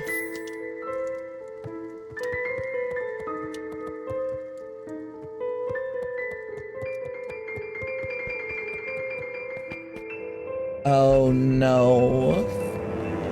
No, she's gonna confront us down here. Mr. Tolliver was nowhere to be seen. Oh no. Maybe he woke up, escaped from his bindings, and left without a trace. Or maybe Gran knew everything. What do I do? Luca's hungry stomach groaned. Not realizing it, he'd gone the entire day without eating. Shoot. Okay, I can figure this out. Just need a little brain food. Luca rushed over to the pile of jam jars, unscrewed one, and shoveled a handful into his mouth. I don't know if that's the best idea. I'm afraid your jam delivery will be He delayed. flipped the lid to read the label. Mr. Nuncreed. Okay, now I can think. So if Gran knows we tied up Mr. Tolliver, I'm screwed. If she doesn't know, then I need to play it cool. I guess the only option is to go to bed and act as if nothing's wrong. Gran will think Mr. Tolliver finished what he was sent to do and left when he was done. No, dude, we're gonna get jump scared by her when we go upstairs. I don't like this. Fuck. Fuck. No. No. Stick to the plan. Go to bed, play it cool. As Luca climbed the final stair, the emotion of the day dragged heavily on him. Gotta get ready to head to work. Thanks for the great stream, Astrid. If you finish the game, I'll definitely be watching the VOD to find out what happens. Definitely. I'm definitely gonna put the VOD up, after it's done. It should automatically upload. And I think you're in the Discord, so if you want, just, I'll post the VOD there. I'll post a link to the VOD there. They really know how to bring the suspense true. And I hope you have a good shift at work, Lid. Have a great one. Thank you for hanging out in my little corner of the universe. With each consecutive step, his legs weakened. His stride began to falter. He tried to grab for the railing to steady himself. What's in the jam? Something was wrong. Something was in the jam. Come on, legs. Just a few more steps. Oh. Luca groaned. His limbs might as well have been bolted to the ground. Through numb lips, he mumbled just before falling asleep. The drum? Well, he did go to sleep, so objective completed. Sweet boy. What did you get yourself into? Lucky you're not even our grandma. Rest now and let me handle everything. No. What the fuck? Chapter 9. Chapter 9. A speech to end all speeches. Luca awoke to find himself face down in bed. He moaned into his pillow. Why would Gran drug him? Or rather, why was she trying to drug Mr. Nuncreed? True. Shaking the questions from his woozy head, Luca snapped back to the matter at hand. The festival. Is he gonna, try to warn everybody?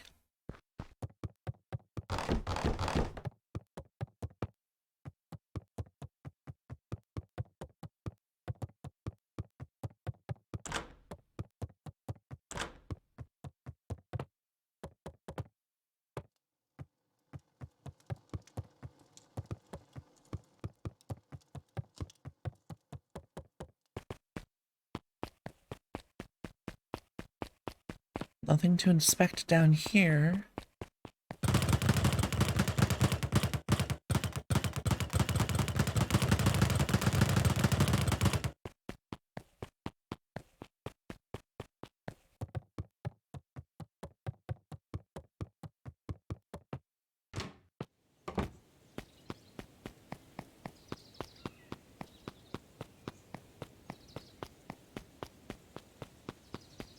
Okay.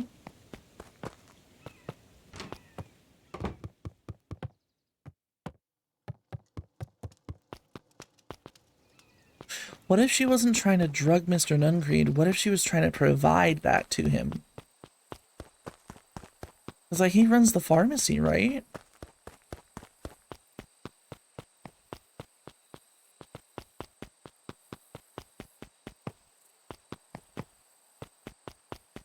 Okay. Into town, I guess.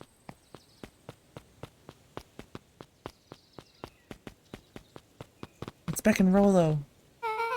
Where have you been? Gran put something in the jam. Yeah, we know. Secret messages for secret conspirators. Not this one. The one intended for Mr. Nuncreed? Put me to sleep. Whoa. Ho. Ho. Sly devil. Oh, Sly. I think she's trying to remove him from the equation. He might be in danger. Have you found anything? We looked around but haven't seen anything odd. Your Gran is nowhere to be found. But Mr. Nuncreed is just loafing around waiting for the speech. What speech? Mayor Gus just got up to the podium. Everyone's gathering at the stage. Let's get moving. Oh geez, fucking everybody's here. Augustus Valentine nervously wiped his brow. Yeah, there's Nuncreed in the bottom left. There's Eris. Okay, Kerr is up front. And some of the clipboards are around. Even Book Lady's here. Where is Gran? Where is Mrs. Fratelli? Oh no, she's there by the bridge. What about Mr. Tolliver? I think that's him above the green tent. I think that's his hair.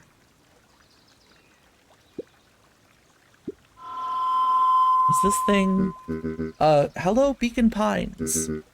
I'm Augustus Valentine, your mayor, and I suppose you already know that. Oh yes, before we get started, I just wanted to take a moment to recognize someone who couldn't be here today. This town wouldn't be where it is today without my father, Sharper Valentine. So I thought we could begin with a round of applause befitting such a great man. Even that's more than the old codger deserved. Gus cleared his throat and awkwardly loosened his tie. Right, where was I? William Kerr bounded on the stage with the energy of a preacher at a big tent revival. Gus Valentine, everyone. He gave Gus a hearty slap on the back and motioned him off the stage. Let's hear it for our mayor. What a great turnout. Oh heck, I didn't prepare anything. But I suppose I could say a few words. Would be a shame to waste such a beautiful podium. Mr. Kerr pulled a thick stack of note cards out from his vest. Community, conviction, commitment. These are the things we celebrate at Perennial Harvest. For us, these are the pillars of the bridge to a better tomorrow. But I think it's time to add a new pillar. Change. Change is a powerful thing. It's inexorable, unavoidable, and undeniable. And I am daggum thankful for it. Change is the reason we're all together today. It's hard for me to believe that it was only 4 years ago when fate brought me here. A simple business trip which brought me to a small town which would change my life forever. Mr. Kerr took a moment to survey the crowd. You know what? He wiped away a single tear. From the second I set foot in Beacon Pines, something about this place has held me captive. You see, change represents opportunity. It represents potential. It was change that helped me recognize the potential of this place. To see that the people of this town, despite suffering great loss, still held on to the things that made them special. He thumped the podium to emphasize each word. Community, conviction, commitment.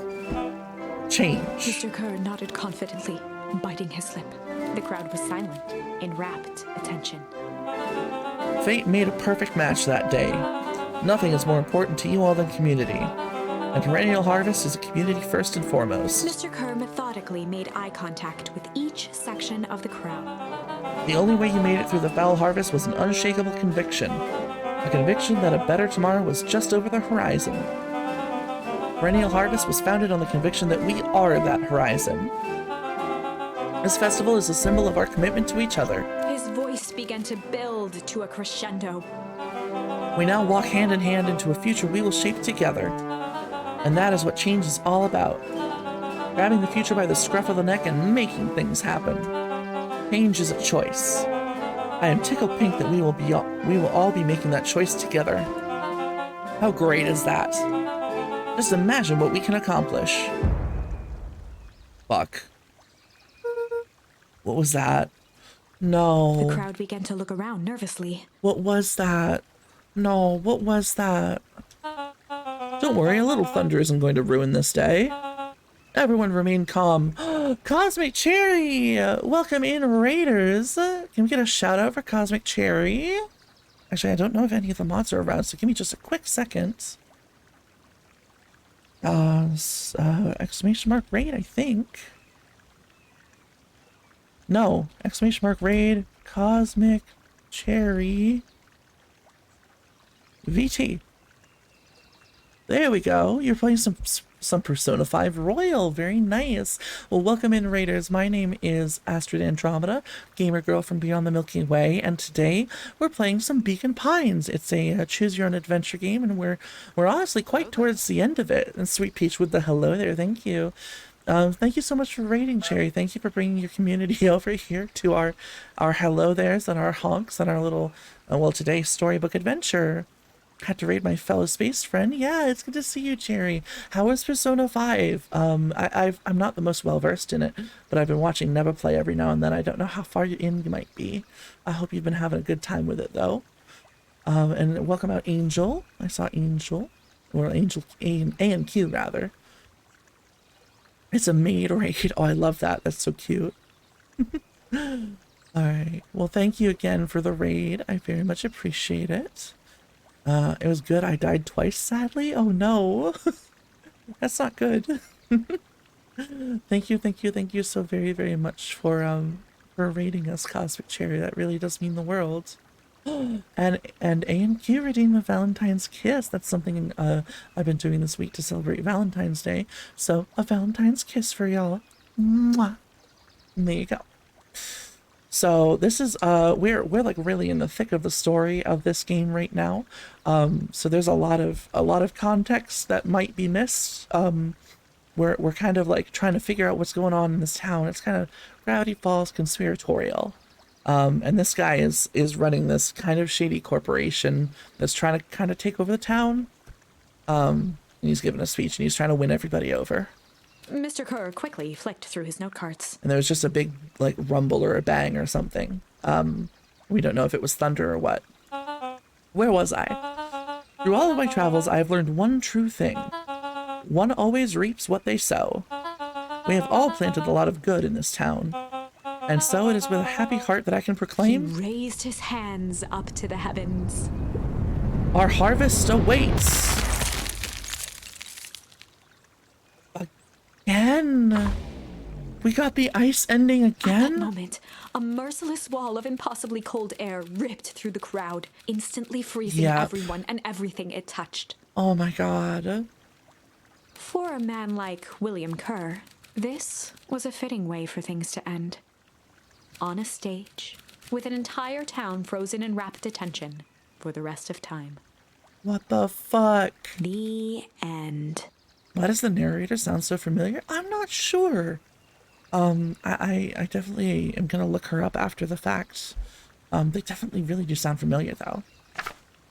There's that ice again! Whenever I think we're getting close, it comes along and ruins everything. Maybe we should just quit? I'm alert for a Maybe bit, you gotta should eat just some close dinner. the book, walk away, and never think of me again. Not a worry at all, Cosmic Cherry. Definitely make sure you're taking care of yourself after your stream. I appreciate your lurk. No, I don't mean that. We got a little closer this time. We just need to try again. Please. Okay, so we can change one of the choices on the interrogation.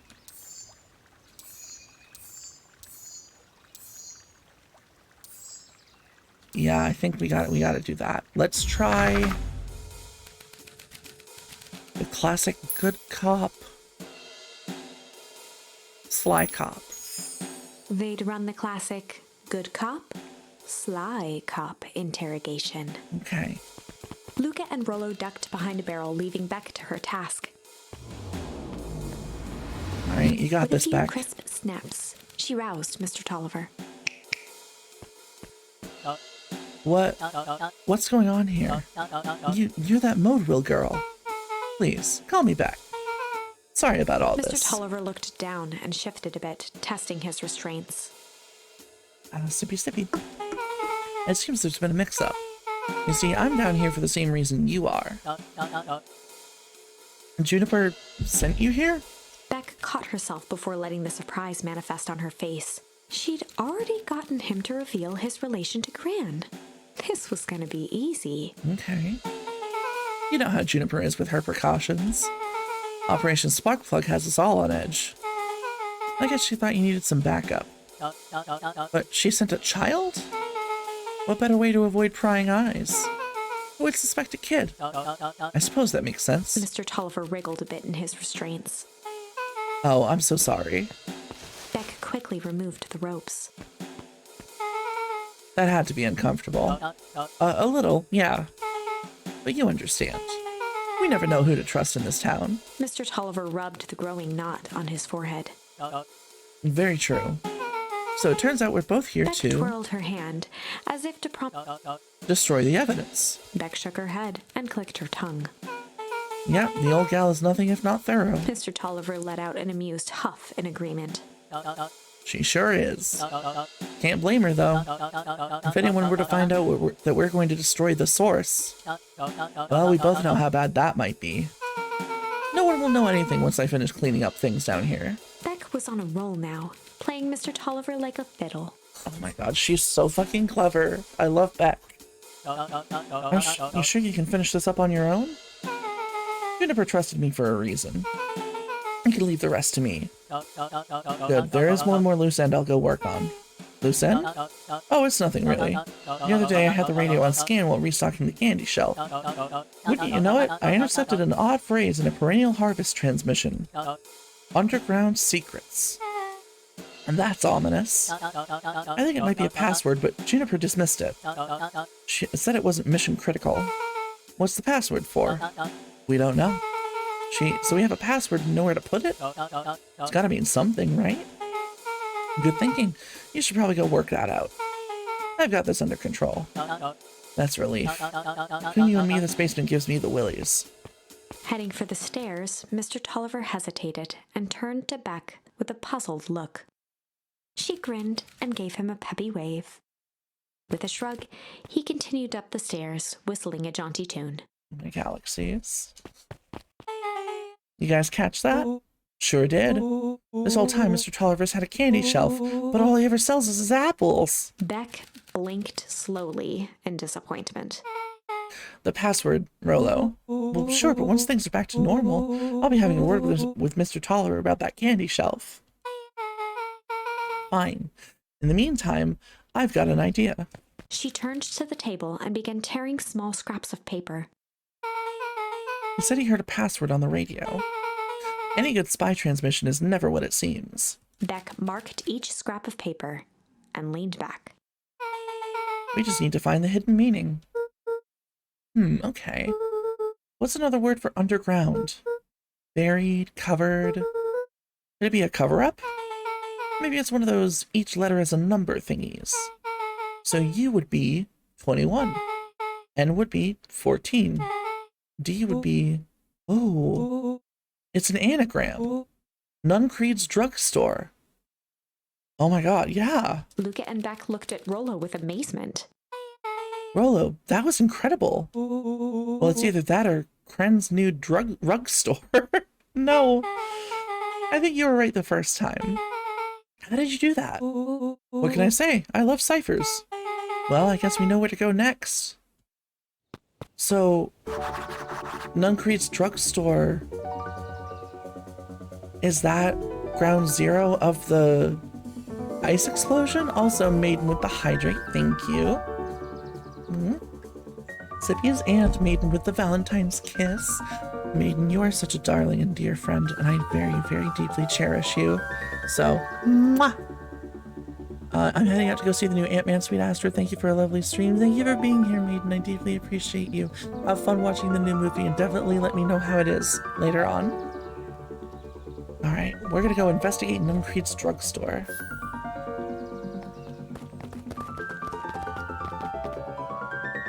It's, Mrs. Fratelli. You scared me half to death. Enjoy the rest of Beacon Pines. I shall. Sorry. You kids haven't seen Mr. Tolliver around, have you? Nope. He's got me waiting around like the last slice of pie. I swear that man would be late to his own funeral. Why would you word that so weird?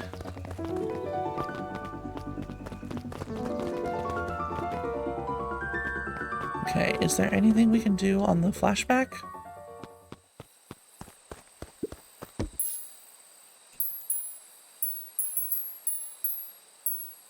Luca There's gently not. good first. So we'll just head out of the flashback.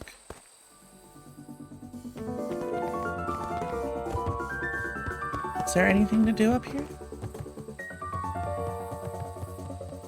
No, I guess we just need to go investigate the drugstore.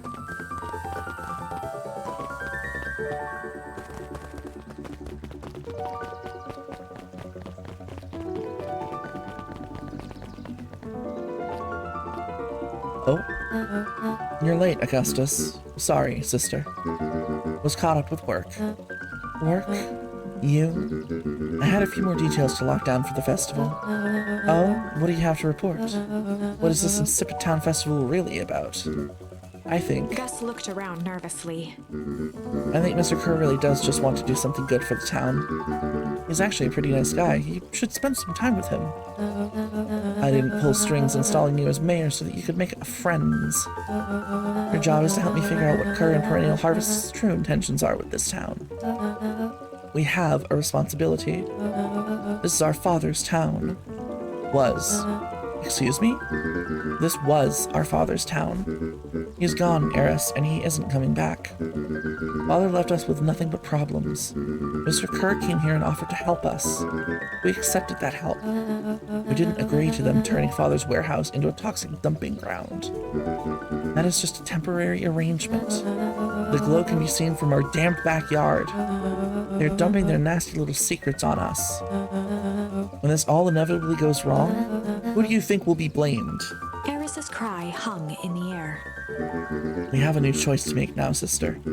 This town is going to change whether we like it or not. Are we going to choose to be a part of that future, or be forgotten in the past? It's a shame. Father named you Augustus, but you will always be just a Gus. Good night, Eris. I'll see you at breakfast tomorrow. Damn! Eris, what the fuck? It's getting late, children. Yeah, it is getting late. What does Book Lady have to say? Knowledge, he spat with a sneer. There exists a gulf between knowing something and being able to do a damn thing about it. Humph. I do hate it when the villain makes a good point. Okay, yeah, we gotta get to Nuncreeds. Let's go, let's go, let's go.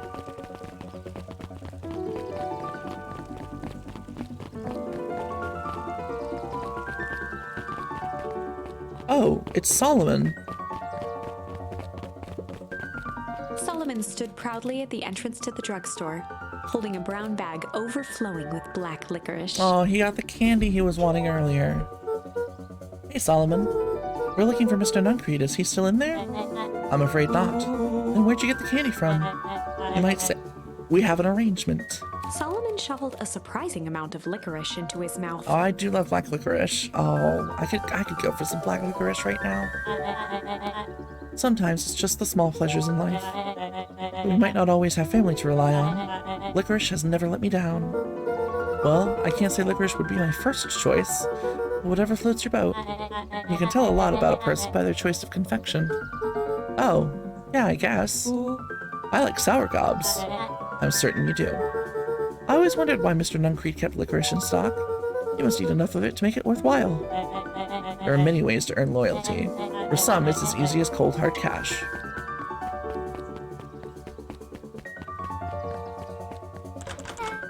Well, he's right. It's locked. There's gotta be more clues. Okay, let's see. What about the phone booth? Have you ever actually seen anyone use this thing? Besides Mr. Nuncreed? No. Beck cupped her hands on the glass to peek inside. That is not a normal phone booth. It's got like a blinky keypad. Why would there be a blinky keypad? Friend's Nude Rug Store. I mean, Underground Secrets. The password. Beck flung open the door and they all squeezed in. Oh, be careful, kids. Alright, let's see here. Luca cracked his knuckles and entered the letters into the keypad. Underground Secrets. Sounds like that did something. Great, now what? I guess we... The inside of the phone booth dropped loose from its shell. Without even the space to panic, they closed their eyes, held their breath, and accepted their fate. Suddenly, the chaotic descent slowed to an effortless landing. It was unclear where they ended up, but at least it was solid ground. What the hell? The air was stagnant and smelled vaguely of chlorine. I knew it. You knew that there was a secret hub full of strange tubes under the phone booth? Of course I did. Didn't I say that? No. I definitely thought it. Luca, do you remember when I said how cool it would be if the transdimensional conduits from Hank Atomic number 12 were real? Rolo, at one point or another, you said that about every technology ever discussed in Hank Atomic. That's why I'm such a good predictor. It looks like each of these has something written on them.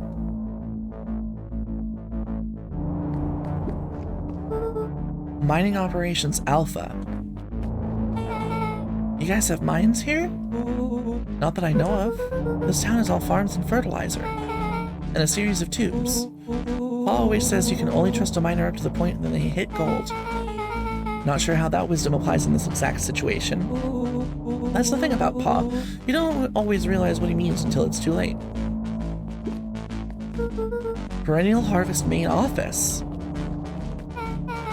That's where my mom works. What does she do? Science stuff? Is she involved in all of this?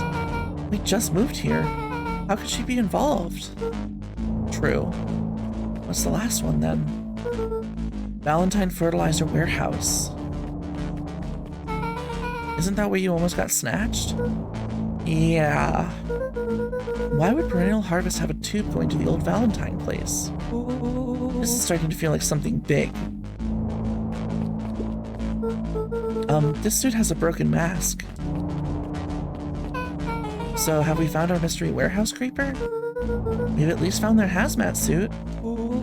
If it walks like a Nuncreed and talks like a Nuncreed, let's not jump to conclusions. Just saying. That's a lot of buttons. Stand aside, Earthlings. I've read enough Hank Atomic to know how to know my way around sci-fi tech. Rolo's hands hovered over the field of blinking buttons. Meeny, meeny, miny.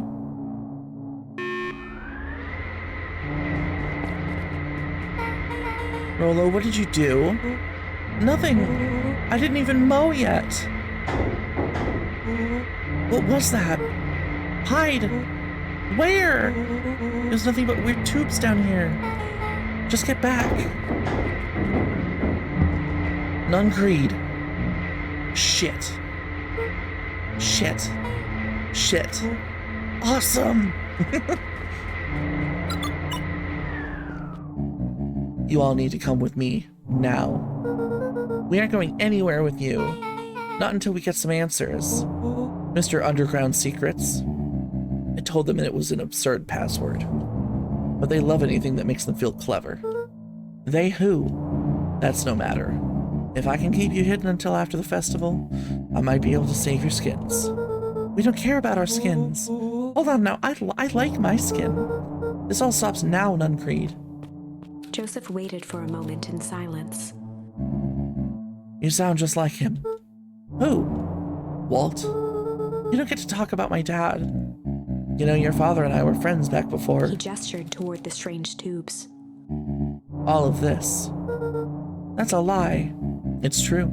I used to bounce you on my knee. What happened? Same thing that always happens.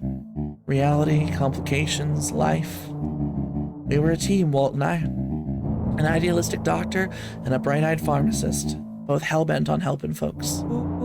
So you were his sidekick? No, we were partners.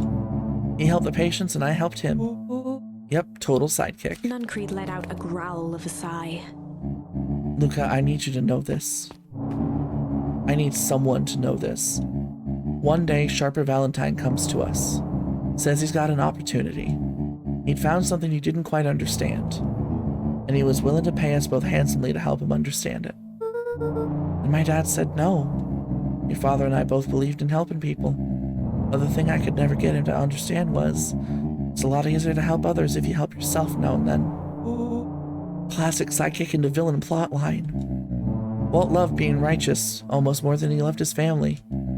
He was wrong about one thing, though. While he begged me not to take Valentine's offer, he said, Joseph, if a person says yes one time to Sharper Valentine, he'll make sure they keep on saying yes to him until the day he's dead and gone. He shook his head wistfully. Sharper's long gone, but he still got me saying yes. Is there a point to this sob story?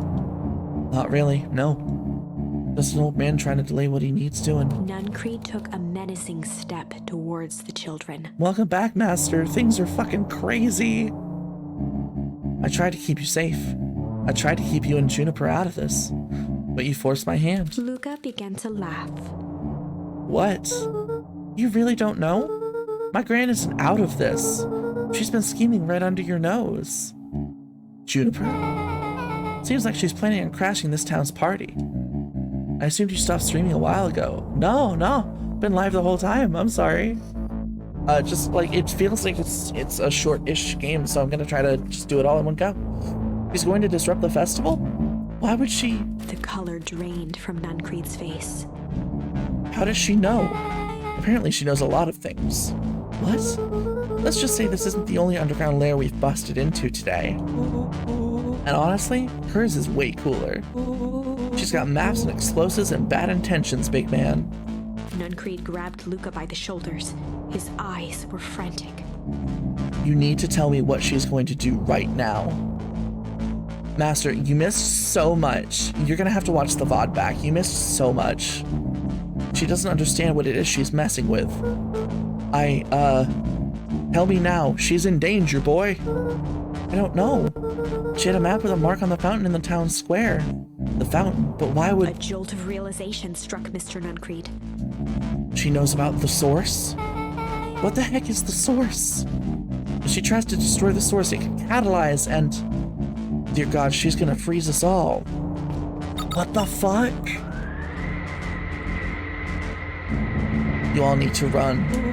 Run where? Away. As far away from this town as you can get. Head west and don't look back. I'm sorry, that was an inherently funny animation. That did not go how I expected. So basically, Master, every time we get to the end of a storyline, either the kids get captured and that's the end, or the entire fucking town freezes over from some weird explosion. We're totally following him, right? Totally. See you on the other side. You good? Yep. I love this town. Oh my God, Beck. Chapter 8. Chapter 8. The cold, hard, truth. Holy shit. Beck leapt up, allowing the suction to yank her into the dark. Dimness eclipsed around her like the shutter of a camera as she seemed to cover great distance in mere moments. Her only points of reference were glints of upcoming turns, which approached with frightening speed, only to carry her gracefully along. She heard the tinny, distant echoes of Rollo's glee. Once she stopped fighting against it, the ride was impossibly smooth. Back to some intense drama. It's been like non-stop drama. Then, all of a sudden, as if minutes had passed in an instant, light blazed into view. A burst of wintry air snuffed across her face, and she was flung out into the cold. What?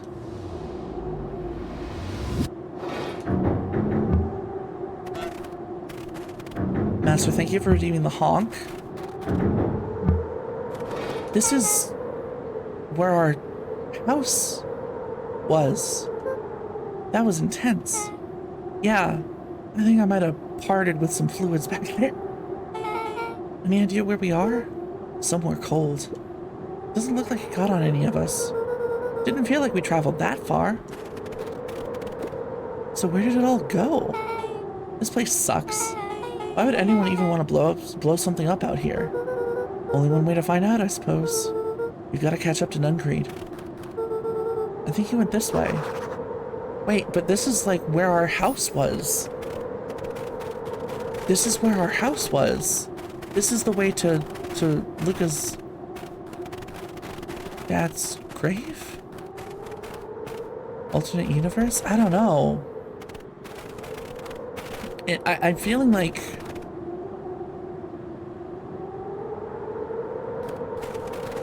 this is... Yeah, that's the Beacon Pines sign. I think Gran blew up the source and froze the town while we were in the tubes.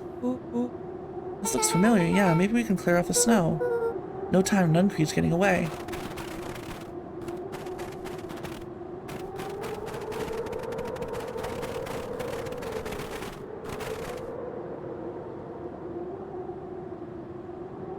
Wait, yeah.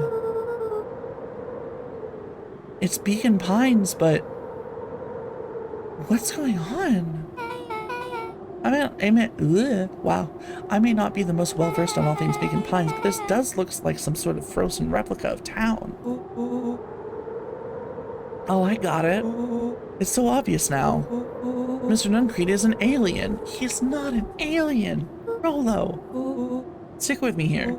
His species can only live in sub-zero temperatures. Oh boy, here we go. The source is their base camp dimension, so naturally they keep it cold. We found it by traveling through those metallic wormholes back there. The final objective, kill us all and shapeshift into a Beacon Pine citizen of their choosing. You never really had me, but you very much lost me there. Yeah, they don't know that you're replaying. Yeah, exactly. You get used to it. We should keep moving. Yeah, the narrator always knows. And she always gets like upset that the ice and the cold keeps coming. But why is there a fence over here?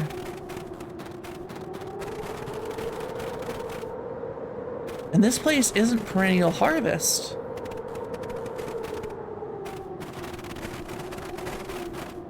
As they rounded the corner to the frozen town square, they spotted Mr. Nuncreed inching cautiously toward a pit at its center.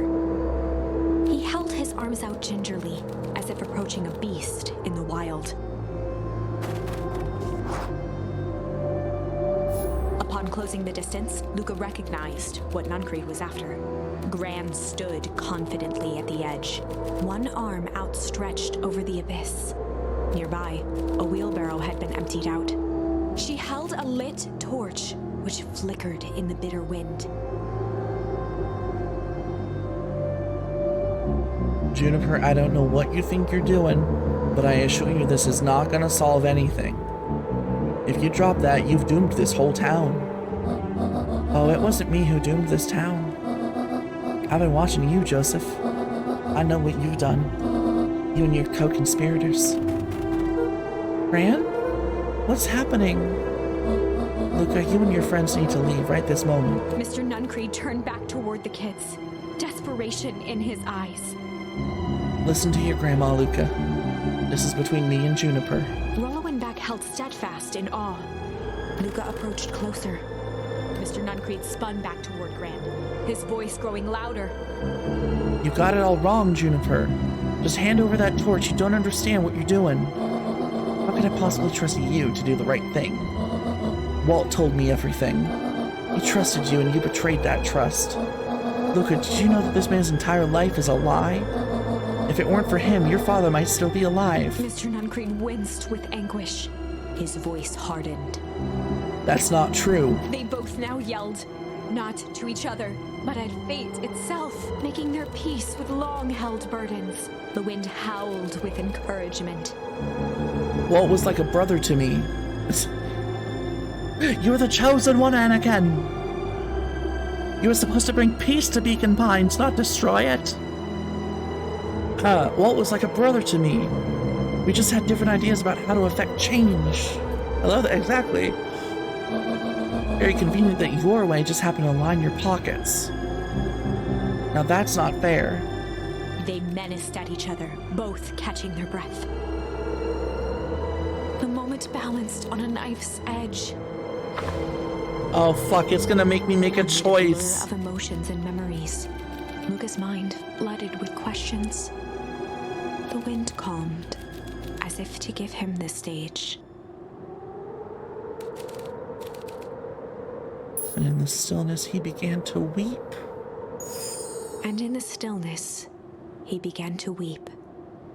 It was all just too much. Falling to his knees, Luca whimpered softly. The tears crystallized as they hit the snow. Gran stared at Luca for a moment with warm sympathy, remembering why this was all necessary. This'll all make sense soon, Luca.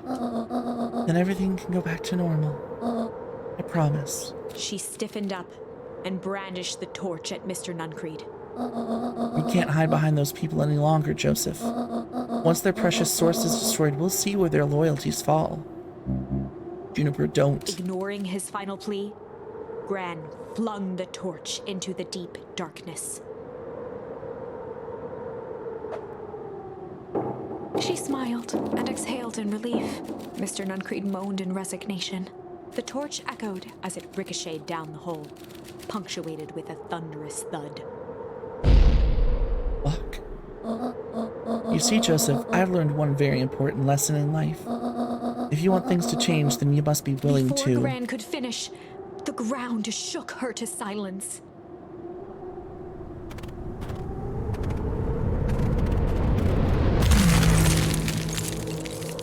Damn it.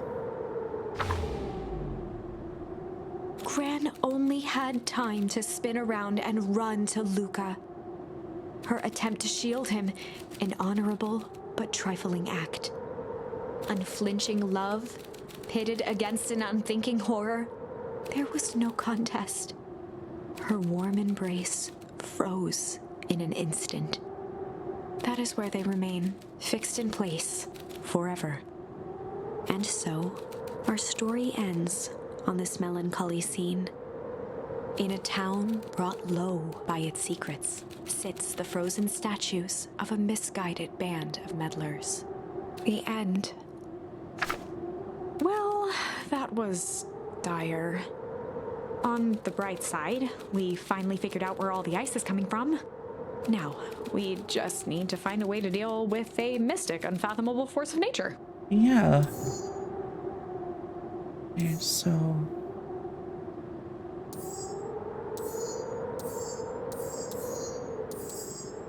Okay, so we come back to the interrogation, and we choose Chill Cop.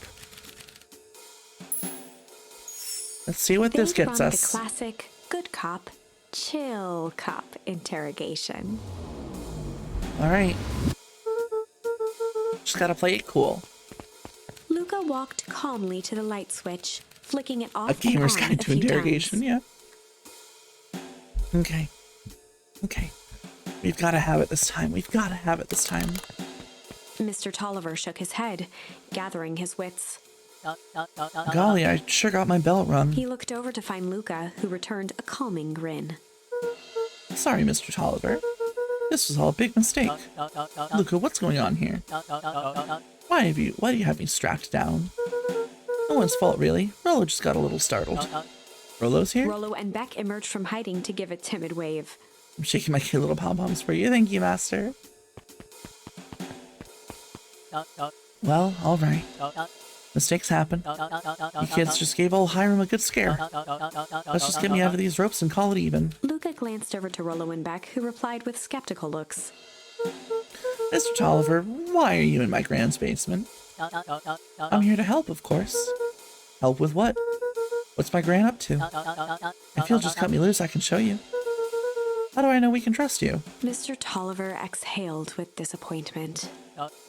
Luca, have I ever done wrong by you? No. And since your gran moved to town, haven't I been nothing but welcoming? Yeah. So why would I turn my back on your family now? It's just... all this stuff seems pretty weird. Bored with names of people from town, an archive of my dad's old disturbing patient notes, Luca gestured to the corner. barrels of explosives. I can explain everything. You just need to untie me. Oh yeah, sure. Sure, my guy, sure. You kids deserve an explanation. Luca looked again to Rollo and Beck. This time they shrugged. Luca began to slowly loosen the bindings. Mr. Tolliver gently rubbed his wrists. That's a good lad. This'll all make sense in time. He edged imperceptibly toward the stairs as he spoke. Bastard squirrel man, don't you dare. You see, this town has secrets, Luca. A very dark past indeed. Before the kids had even noticed his movement, Mr. Tolliver was at the light switch. A past that must be brought to... Punctuated his final words by flicking the switch and rushing up the stairs. Squirrely little bastard. Wet rat of a man, honestly. Light. Clever. Son of a... Beck darted to the wall and turned back on the lights. It was too late. Rollo confirmed what they all heard. He just locked us down here. Mr. Tolliver's muffled voice came from behind the door. I wasn't lying, you know. This is for your own good. You kids just keep tight down there and let the adults handle this. Because the adults have done such a good job so far. They looked bewildered at each other. Play it cool, huh? Not now, Beck. They heard the staccato thump of quick steps exiting the house. I mean, are they safe from the freeze down there? The kids looked down in resignation. This isn't how it goes in Hank Atomic. For some reason, they'd always assumed it was up to them to save their town. Luca opened his mouth, hoping to conjure some magical words to make this right. Only a hollow croak escaped. The end. No. Well, we certainly aren't going to find a grand resolution to our tale locked in a basement. Back to the drawing board. Okay. So...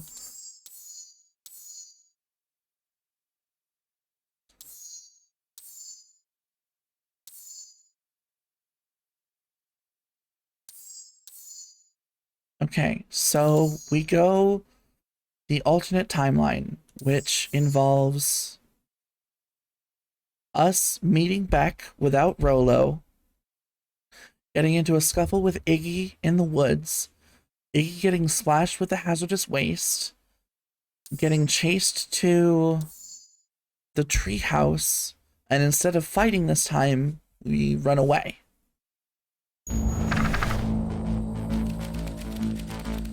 Okay.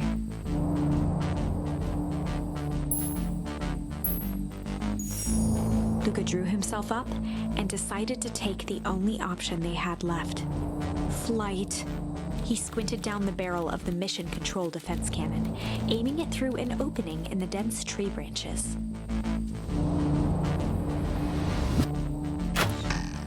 Oh, hell He looked yeah. up with surprise as it struck true and taut.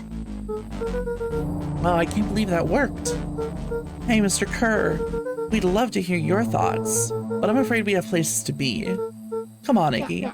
See ya, jerks. Fine, we know where that leads them. This way, we'll take the tunnels. Luca and Iggy winced as they sprinted through the thicket. The branches clawed at them, reluctant to give passage. After what felt like a marathon, Luca stopped in his tracks as they reached the clearing. What the? That was all he was able to say before Iggy slammed into his back. The boys tumbled down a steep decline and crashed with a wheezing thud on a surface as hard as ice. In fact, it was ice. Chapter 5. Signs. They stood silently, catching their breath. The sky was like sapphire. With each breath, a plume of steam escaped from Luca's lungs. Let's keep moving. Luca pulled Iggy to his feet as they gazed across a snowy terrain. Wait, so how are we here? That was actually pretty badass. Uh-huh. I think we lost him. Are we up in the mountains? I don't think so. If anything, we went downhill. Then what's up with the Winter Wonderland? All I know is there's no going back the way we came. Let's see if we can get our bearings. Follow me. Find a way home. Bitch, this is home. Luca? Luca, are you there? Luca had almost forgotten the walkie-talkie he was carrying. It's that bozo Kerr. I hope nothing bad has happened to you out in those woods. Luca looked at Iggy with hesitation. No need to be rude. With a resigned sigh, Luca responded. It seems like the only dangerous things in these woods is you. He speaks, the young man of the hour. Now, how in tarnation did you end up with one of our radios? Just lucky, I guess. Boy howdy, you Van Horns are full of surprises, aren't you? You knew my parents? I never had the honor of meeting your father, but your mom sure was a handful. Luca winced, shoving the walkie-talkie back into his pocket. Again, more evidence for the mom got aged up and has posed as the grandma. We gotta keep moving.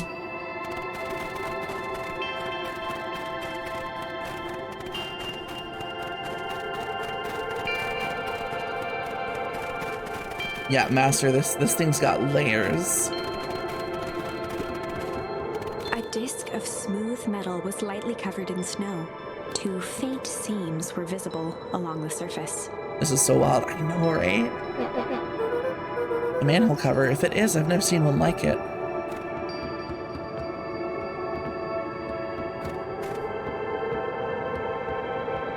And Master with the hydrate, thank you.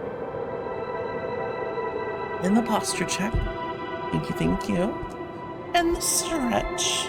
You have a little stretch. Ah, there we go. Self-care trifecta. Oh, fuck. The hazmat guys. What's the readout? So, sitting just above 258 Kelvin. That's down a bit from last time. Should we report this to Mr. Kerr? Meh, still within safe ranges. It may be spreading, but it's under control for now. Even a small nudge in the equilibrium could cause a cascade. Dude, relax. Just a few more sites to hit before we can punch out. Let's get this over with. What? What? What's all this? Hard to say with all this snow. I think it's a town sign. I can almost make out letters under there. What town could this even be? There couldn't be another town this deep into Weepwood. I'm looking at the evidence to the contrary. Let's figure out what we're dealing with here. Step 1, snow's gotta go. Let's see what I can do.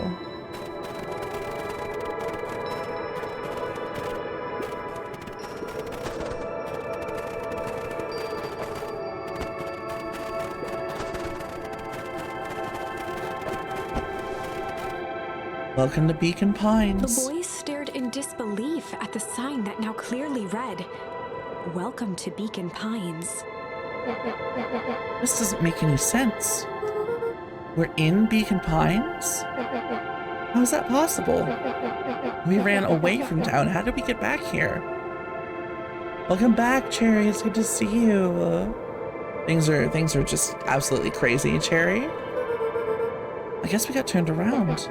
Where did all the snow come from? Okay, so Nuncreed said that he and Walt were called to Sharper Valentine's because Valentine found something that he needed help with. So, like, maybe it was a wormhole to the past. Well, it's been colder than normal lately. There's a pretty big difference between sweater weather and Arctic hellscape. The puddle we fought at before, it was cold too. Maybe all of it leads to one source. You think it's related? What the hell is going on? We're gonna get you some answers. Let's keep moving.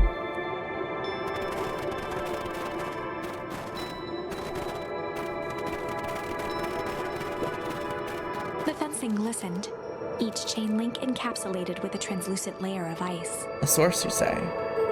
Oh yeah. Looks like the stuff they put up around Weepwood. The stuff who put up? I don't know. It's all frozen. Looking down at the frozen stream, Luca could faintly see a school of minnows encased in the ice.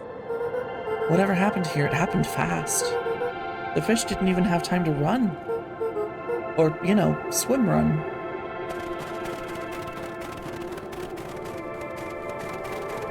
The crunching of footsteps trailing Luca went hush. He looked back to see Iggy's face twisted with confusion. Everyone's gone. What? There's nothing here but more snow. There must be an explanation for all this. We have to keep looking. You can look all you want. I quit. Iggy, we have to keep going. You don't get it, do you? This isn't one of your pathetic Hankatomic stories. We aren't gonna save the day. We aren't even gonna save ourselves. My face is mangled. The town is destroyed. And everyone we've ever known is gone. We don't know that. You can't just quit. Do whatever you want. I'm done. Iggy, it's gonna be okay. Luca peered upward at the darkening sky. He let out a long, foggy breath. Faintly, Iggy began to cry. Seeing Iggy in such a pathetic state gave Luca a sense of compassion, and more than a little guilt. It is getting pretty late, I think. Probably not a good idea to stumble around in the dark anyway. Luca allowed himself to collapse next to Iggy. Let's just rest for a bit. The boys huddled together for warmth and comfort. If not for exhaustion, their minds would be racing, trying to make sense of the events of the day. As it was, all they had energy for was to sit in silence, numb.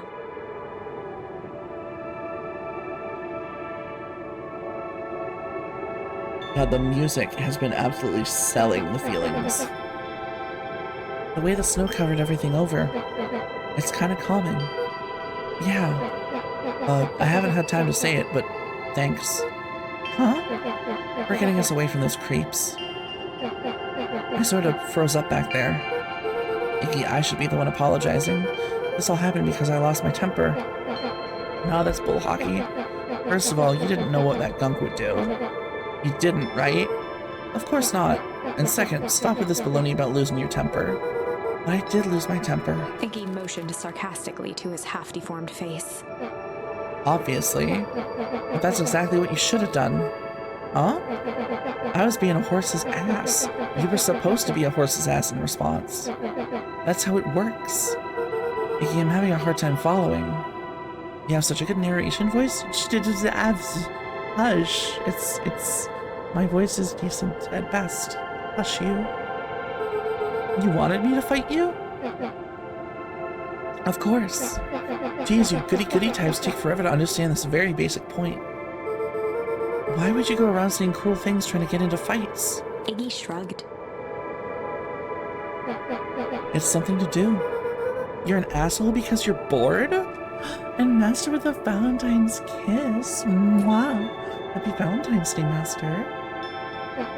Sometimes I just feel empty giving you a Valentine's kiss. No, I gave you one. Sometimes I just feel empty. You wouldn't understand. You and Willow are always having a blast together. Laughing and calling that dinky little treehouse mission control. Iggy now wept openly. Perfect little Luca Van Horn with his perfect little life. Your life is not perfect. Everybody in town likes you. Not everybody. Hell, that new girl hasn't even unpacked yet, and she already likes you. You have Tish. He wiped his nose with a sleeve. I love Tish. Tish is great. But she ain't exactly the world's greatest conversationalist, you know? Luca gave a warm chuckle.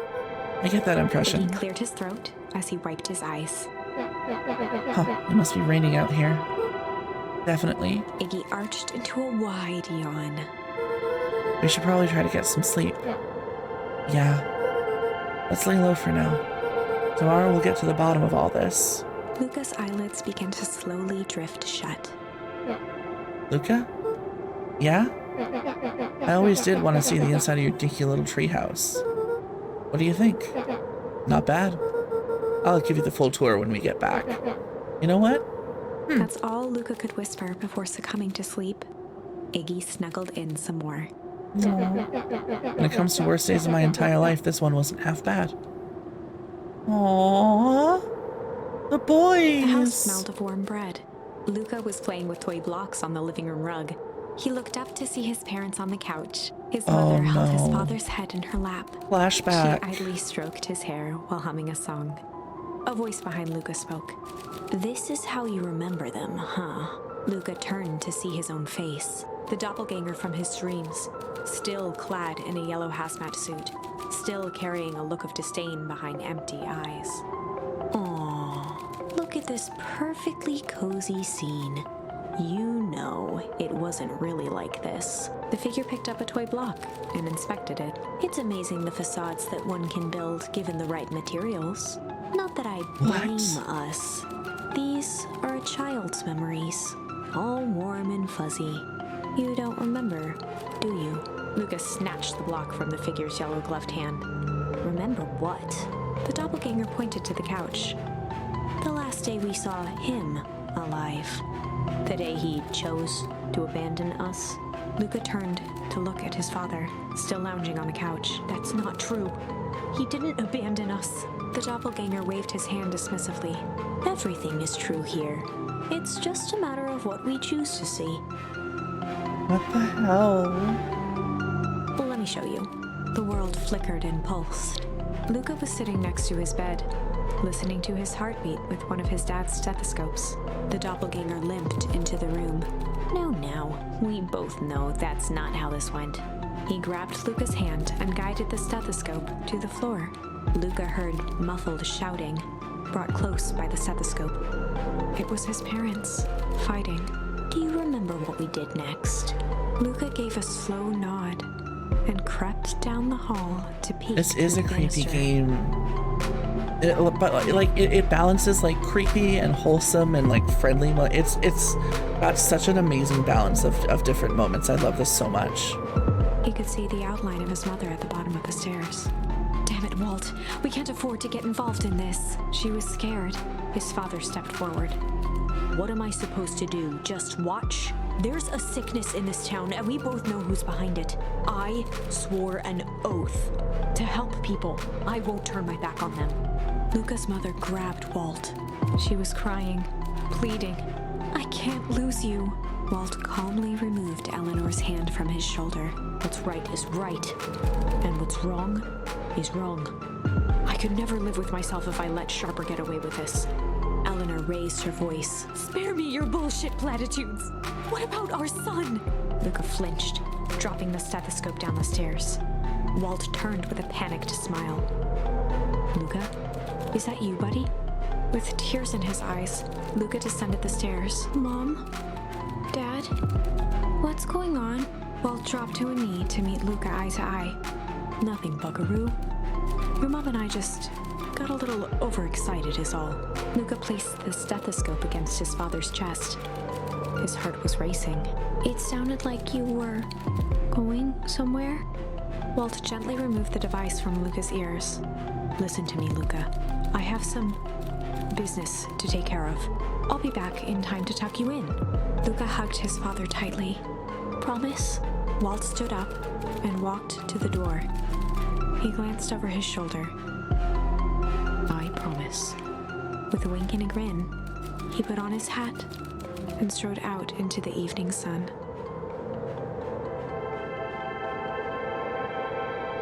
A figure approached soundlessly from the foggy snowfall. It stood above them, What the lingering hell? in contemplation. What the hell? Slowly raising one hand above Iggy, it snapped out 2 brisk raps on his head. From a deep slumber, Iggy sprang up defensively. Get your hands off me. Whether it was the calming presence or the recognition that he was not in danger, Iggy felt his clenched fists lower. Just what do you think you're doing? Luca looked up, gradually remembering his whereabouts. The figure exhaled a cloud of warm vapor. You two certainly have caused a lot of commotion. What's that supposed to mean? Take it easy, Iggy. We were asleep minding our own business. You're the one running around knocking on people's heads. I'm sorry if I hurt you, Iggy. You didn't hurt nobody. Anybody. Huh? Oh, I see. You think you're better than me. You... When it came to complete strangers, Iggy had trouble cobbling together an insult. Oh my gosh. You big-hatted, scarfy-necked furball. Mm-hmm. Okay, let's lower the temperature a bit here. Interesting choice of words. I mean, let's all just calm down. Who are you? A friend. An observer. A hitchhiker on the infinite expanse of possibility. Great. How about a name? If you must call me something, you can call me Nat. Iggy huffed with gratification. I swear to God, if that's the fucking... Is that the narrator? I swear to God, is that the... How about you make like a gnat and buzz off? Very well. Nat began to turn away indifferently. Wait, do you live here? You might say that. So you know where we are. You might also say that. Look, pal, we just want to find a safe way out of here. You gonna help us or not? Before knowing how to leave, one must know where they are. Alright, that does it. Okay, I don't know about you, but I'm getting out of here one way or another. Iggy turned sharply and began to stomp off. Enough with the riddles. Iggy, wait up. Realizing he'd worn their patience then, Nat relented.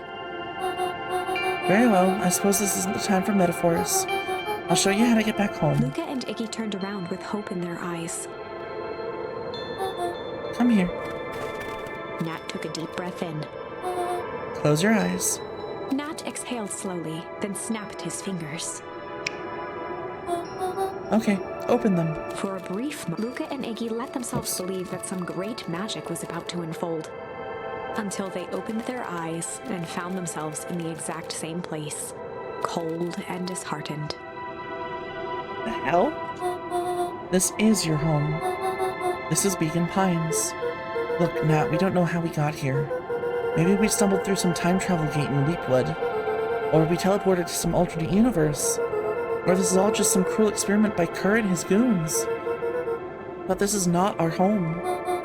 We're inching closer to the truth. Alas, the reality is much less fanciful. Just give it to us straight. So be it.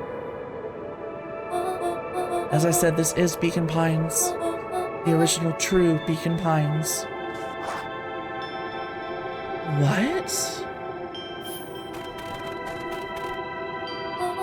You both grew up here, but the town you've called your home for the past several years is a replica. A remarkable achievement of engineering, to be fair, but a replica nonetheless. That's impossible. It's too much work. You'd need a whole town to replicate a whole town. Indeed, to pull off such a feat would require immense labor power. That which could be moved would be moved. That which could not would require a precise duplicate. We would have noticed. Someone would have noticed. You'd think so, unless the auditing was impeccable. A mind-numbing attention to detail. As for the innumerable trivialities which complete the tapestry, well, you can leave that to this miraculous thing we call a brain. It has a real aversion to discontinuity, to discontinuity, a revulsion, even. The brain has a wonderful way of smoothing out the rough edges, keeping us sane. Luca and Iggy looked around uncomfortably.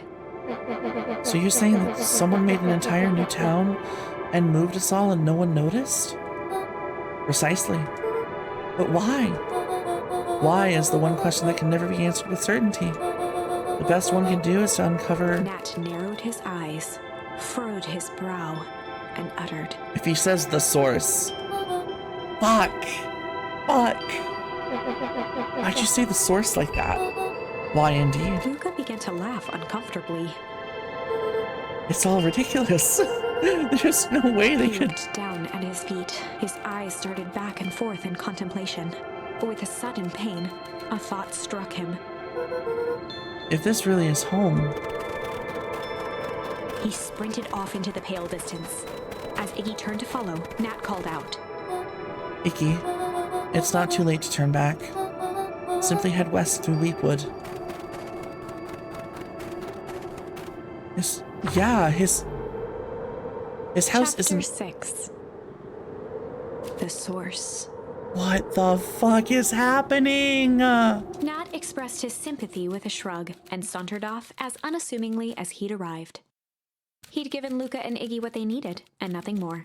As Luca sprinted across the snow, the events of the past few days became clearer, pieces to a larger puzzle. Rollo said he was underground somewhere, captured. Mr. Kerr tried to cover it up with lies. The clipboards were hell-bent on capturing Iggy. It all seemed to point to perennial harvest. But right now, there was one thing that Luca needed to know. His father's grave. Luca stopped dead in his tracks. The tree was gone, uprooted and moved, leaving a raw gash in the earth. He dropped to his knees and dug wildly at the cold snow. His numb hands hit something hard, a headstone. A dry whisper escaped Luca's lips. Anything that could be moved. You're here. All this time I thought I was visiting you. But you've been here, alone, in the snow. Dad, I'm so sorry. They ruined your favorite spot in the world. Our favorite spot in the world. Dad, what do I do? There was no reply, just snow-covered silence.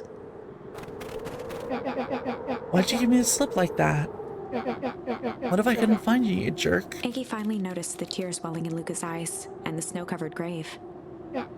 Oh. Iggy, they stole his tree, Iggy. Yikes. Suddenly, they heard the crunch of approaching footsteps in the snow.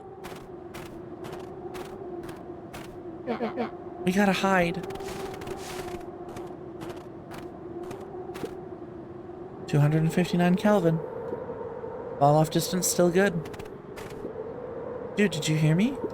I said 259. Sorry. You ever think about what we did here?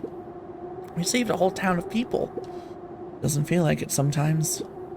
What about everything we left behind? That's the grave of someone with a family. The people who love them will never know the truth. Truth is overrated. He bent down to scoop up a snowball and lobbed it playfully. Hey, don't be such a downer, dude.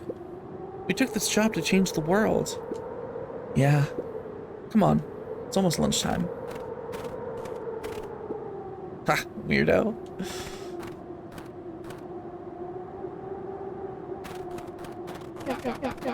Here I thought I was a jerk.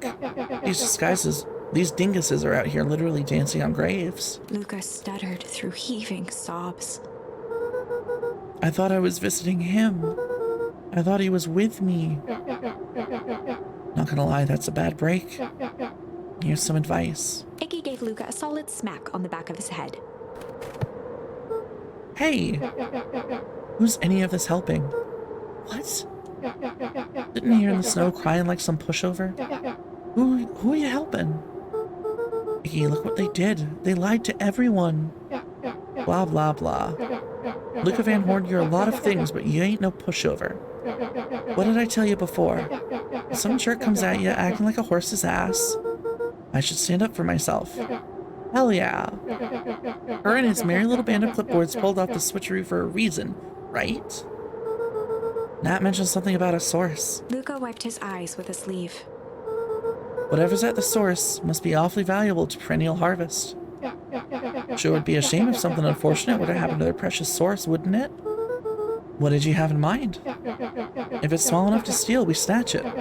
If it's too big to snatch, we smash it. And what if it's too big to smash? Iggy flashed a mischievous smile and cracked his knuckles. I'm always up for a challenge. I'm gonna make this right, Dad. I promise. Let's do this. Locate the source. Oh, fuck. Oh my god, this is so fucking compelling. Ugh. So the house isn't... It can get awful cold out there in those woods, Luca. Probably best you two stay put and conserve your energy. Help's on the way. Where's Rolo? Where's my mom? Did you kill her? Oh, heavens no. Do I seem like a killer to you? Iggy and Luca shared a skeptical look. Yeah. Well, do I? Aw, shucks, now that hurts my feelings. Screw that guy.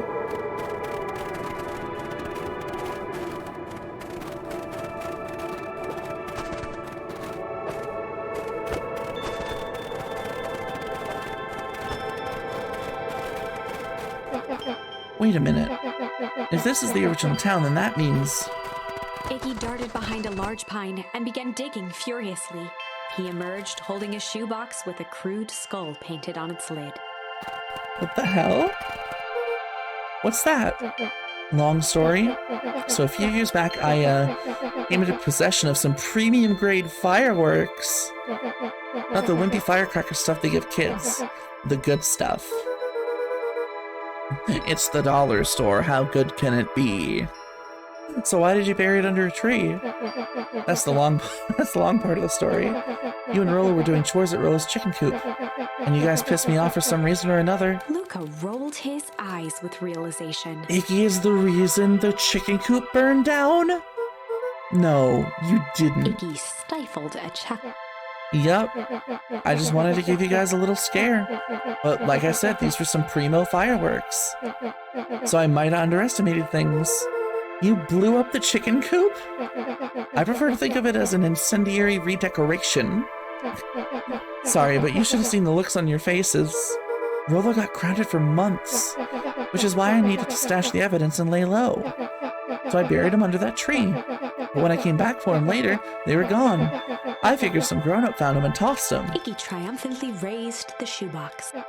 Turns out it wasn't the fireworks that got moved. It was us. Unbelievable.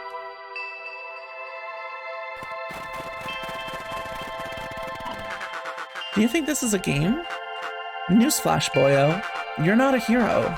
You're a little brat who's in way over his head. Bro, Kerr can literally fuck off. A hero is just someone who refuses to give up. Comics these days are rotting children's brains. Everyone thinks they're a spaceman superhero. I was always partial to Hank Atomic myself. Is that so? You really think you have a chance against us? You have no idea how powerful we are. Here for blast off, loser.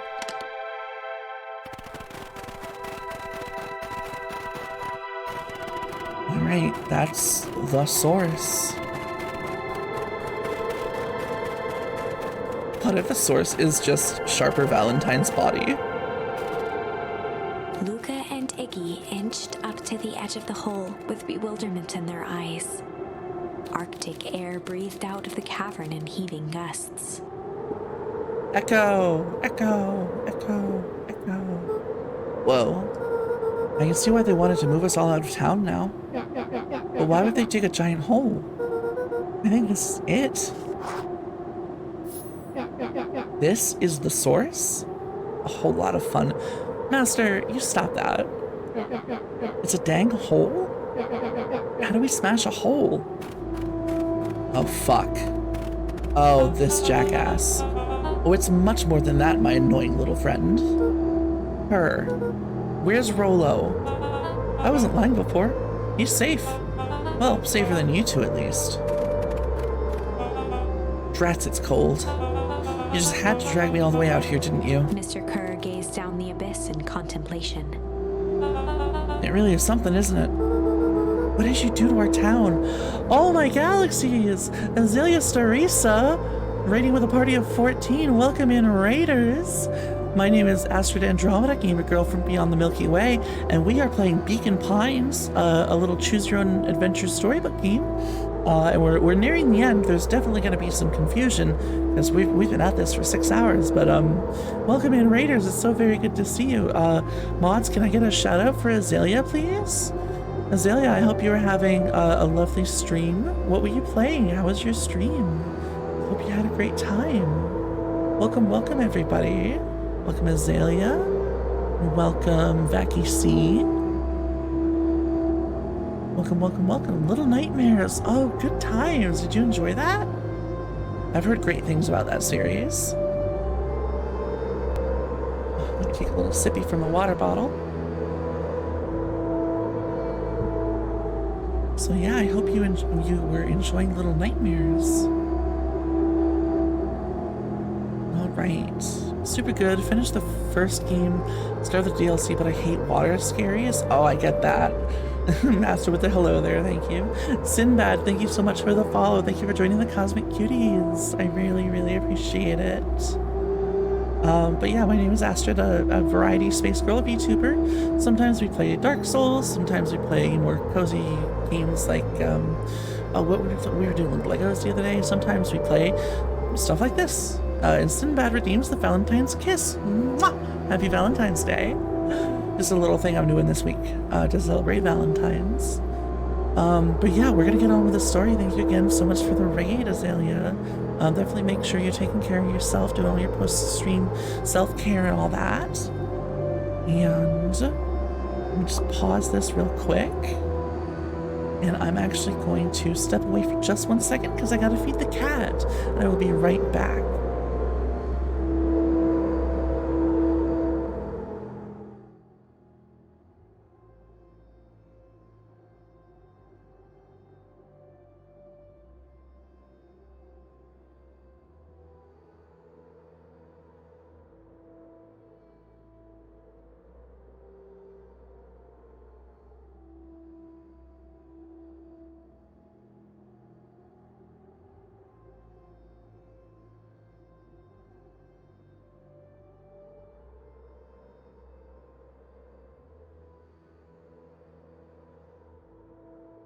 Alright, there we go. Fuzzball is all fed and happy. So we're going to continue on with our little story, and we're going to see how this wraps up.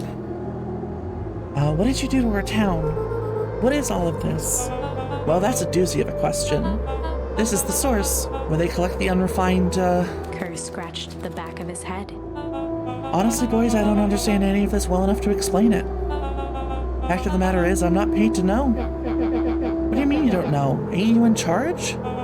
Oh heavens no, my role is to merely flash a winning smile and manage various complications. Complications like us.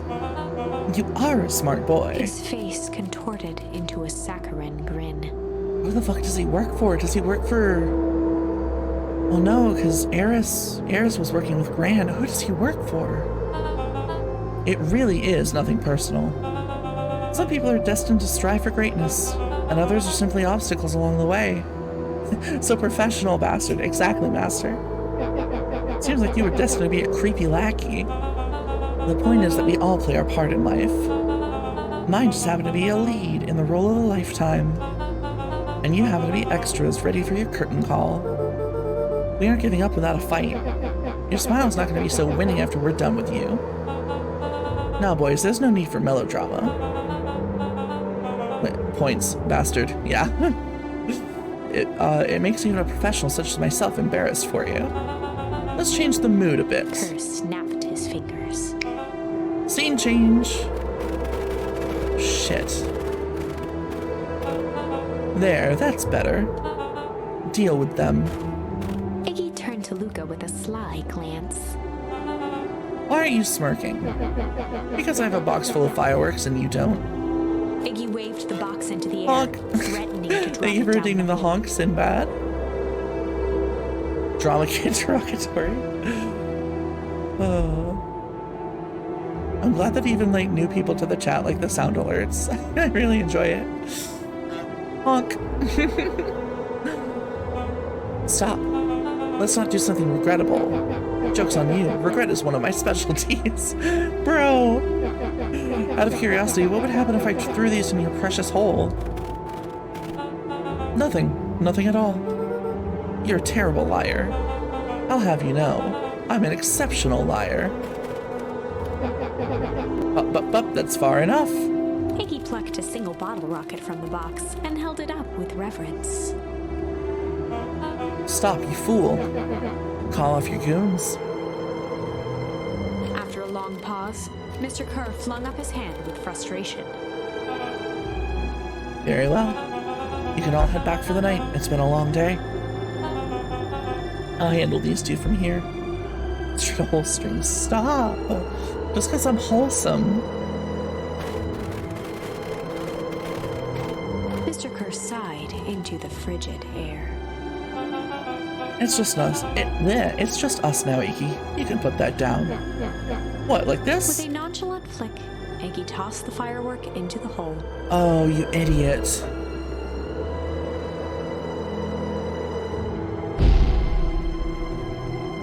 No. Oh. Whoa. With a growl, Kerr leapt at Iggy, crashing through Luca. Oh, shit. Iggy tried to twist away, but in the struggle, they both tumbled over the side. Luca dove forward, bracing Iggy's hand just before it slipped. His grip was made precarious by the cold, wet snow. He could see Kerr further down, clinging to Iggy's coat.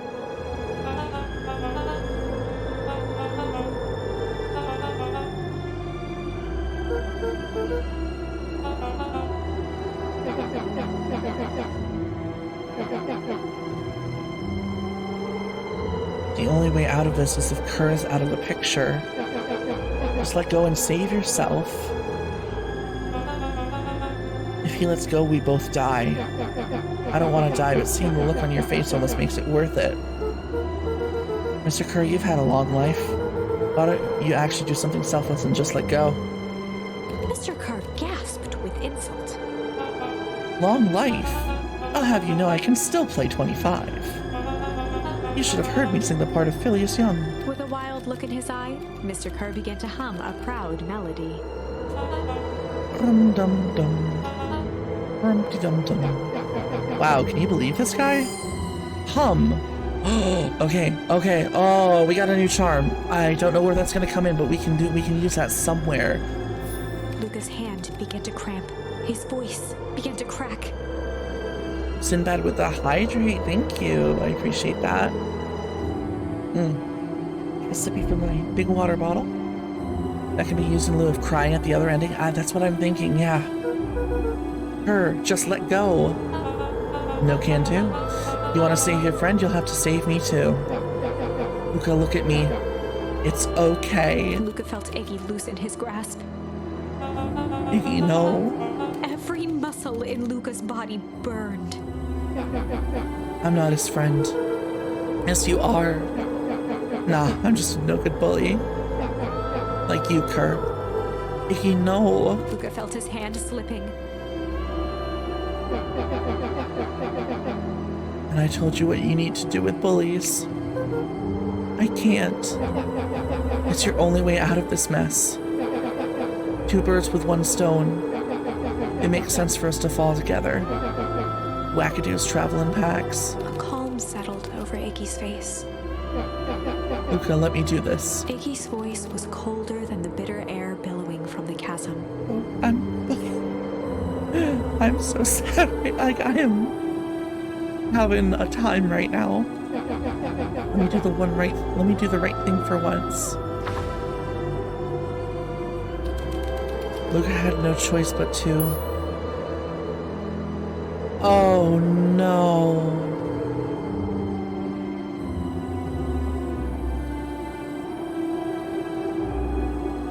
Chat, what do we do? Chat, help.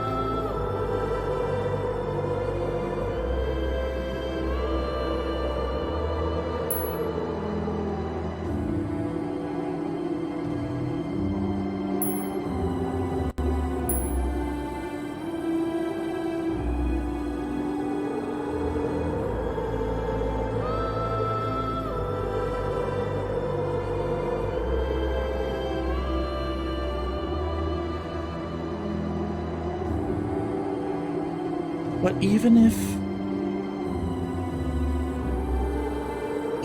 we pull Iggy back up, I don't know what's gonna happen. Even if we let him fall though, what's gonna become of Luca? Isn't Gran still gonna come here and blow it up?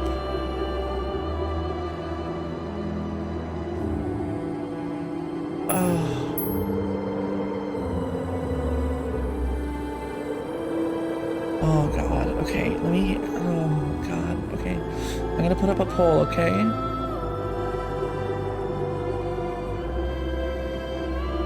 New poll. Iggy's request. Accept. Refuse. Duration 1 minute, start poll. Okay. It's definitely a little blown up. Yeah, true. Okay, everybody go ahead and vote in the poll. I mean, it's a game all about, like, branching paths. We'll be able to go back and choose the other one. It's just a matter of what we do first. Oh, galaxies. Alright, about 30 seconds left on the poll. Make sure you go ahead and vote. My cat Fuzzball says hi, by the way.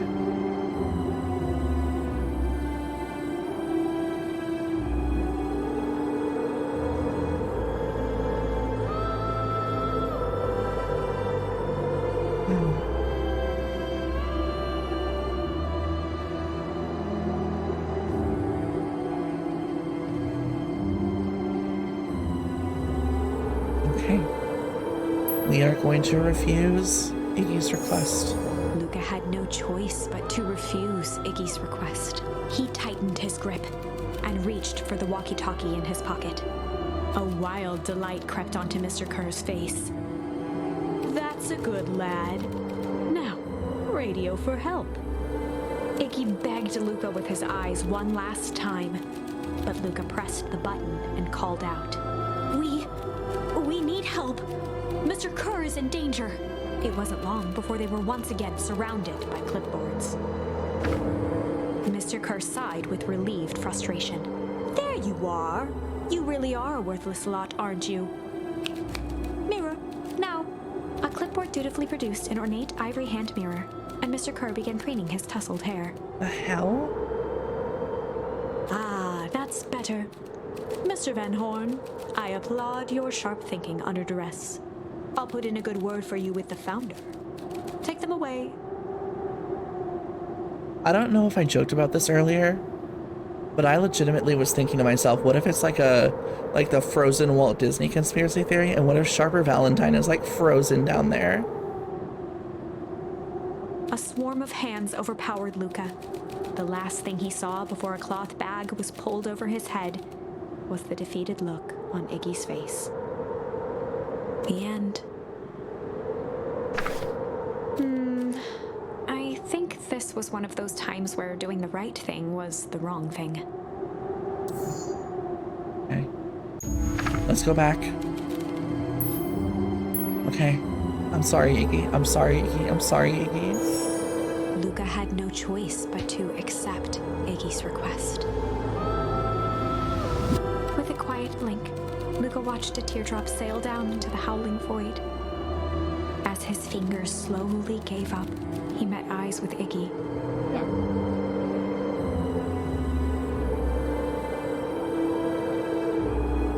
Bro, what the The fuck? two silhouettes were swallowed by darkness.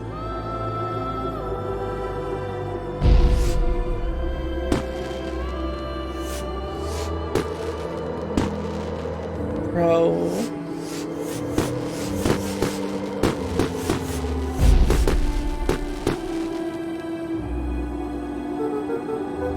Hell of a goodbye, Iggy. Nat. Luca, you should really step back. Let's quickly.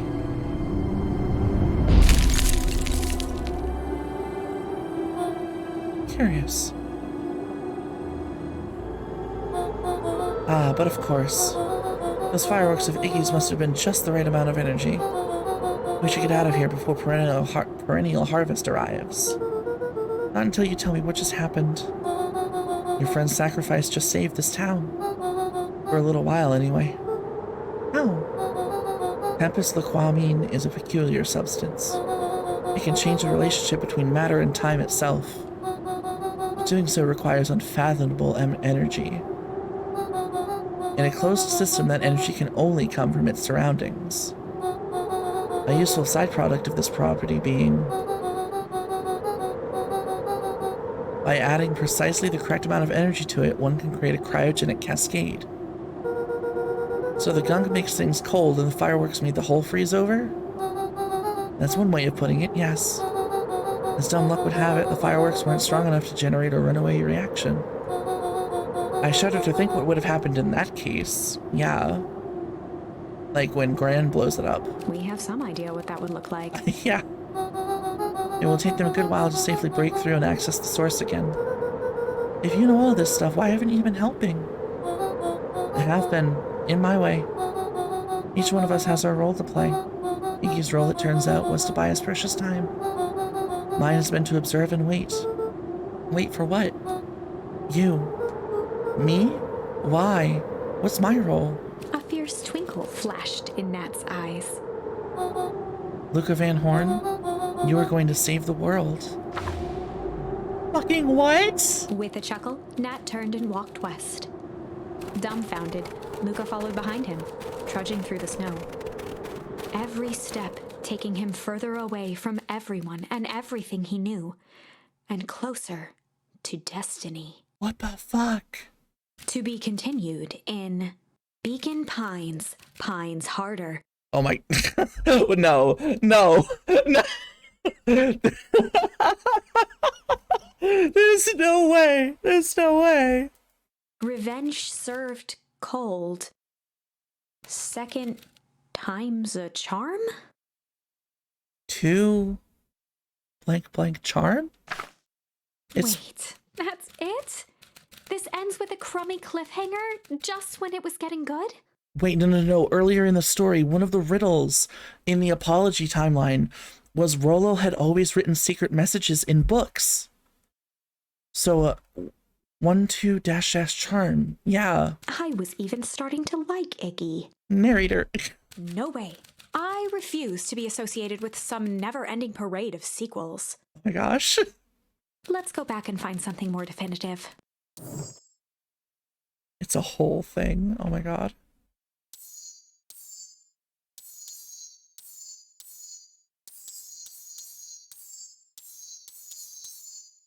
Okay. So I actually want to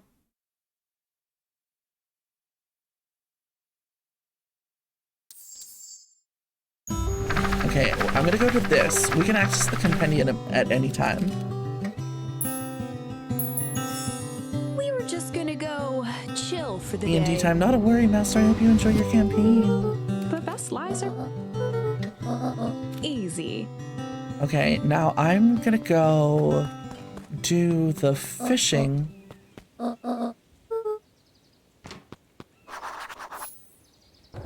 Okay, yeah, let's go check the fishing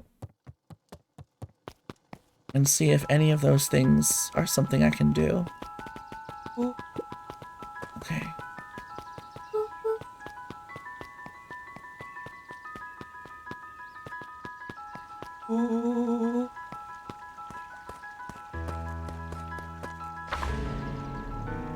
Chapter Welcome to Be. For many years, it wasn't over the next until the foul harvest and his sudden death. Master with the caramel dancing for 300 bits, you absolute harlot. Thank you.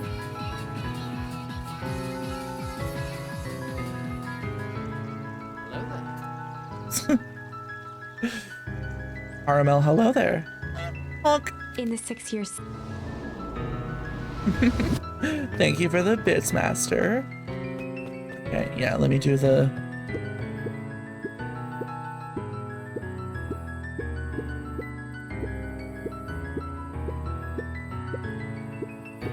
whenever Lucas, it reminded. Okay. Yeah, okay. So it does keep progress in the flashback. And there's nothing new here, okay? Oh, and Sweet Peach redeems the error. Thank you for redeeming that, Sweet Peach. Enjoy your lurk, Master. So there's nothing new to do on this, so... Good gentleman first. Okay. I thought there might be something new. Compendium? Okay, so we're gonna go to this ending, and we're gonna try humming, I guess. Began to hum. And in the stillness, he began to hum. After the death of his father, Luca had trouble sleeping. Each night, his mother would sit at the foot of his bed and hum a gentle. It was the only thing that could calm his mind. The only thing that, however briefly, could make it all seem okay. That melody pervaded every memory Luca had of his mother.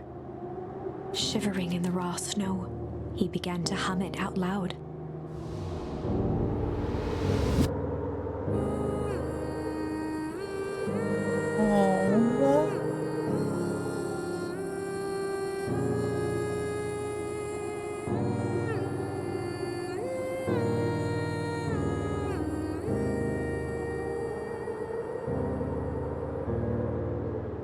Gran lowered the torch, listening closely. As recognition slowly set in, her heart sank. Those countless nights of consolation, the incomparable loss they shared together. She let the torch fall to the snow and sizzle out. A few steps toward Luca was all she could bear before dropping to the snow herself. Through a flood of tears, she began to hum along, note for note.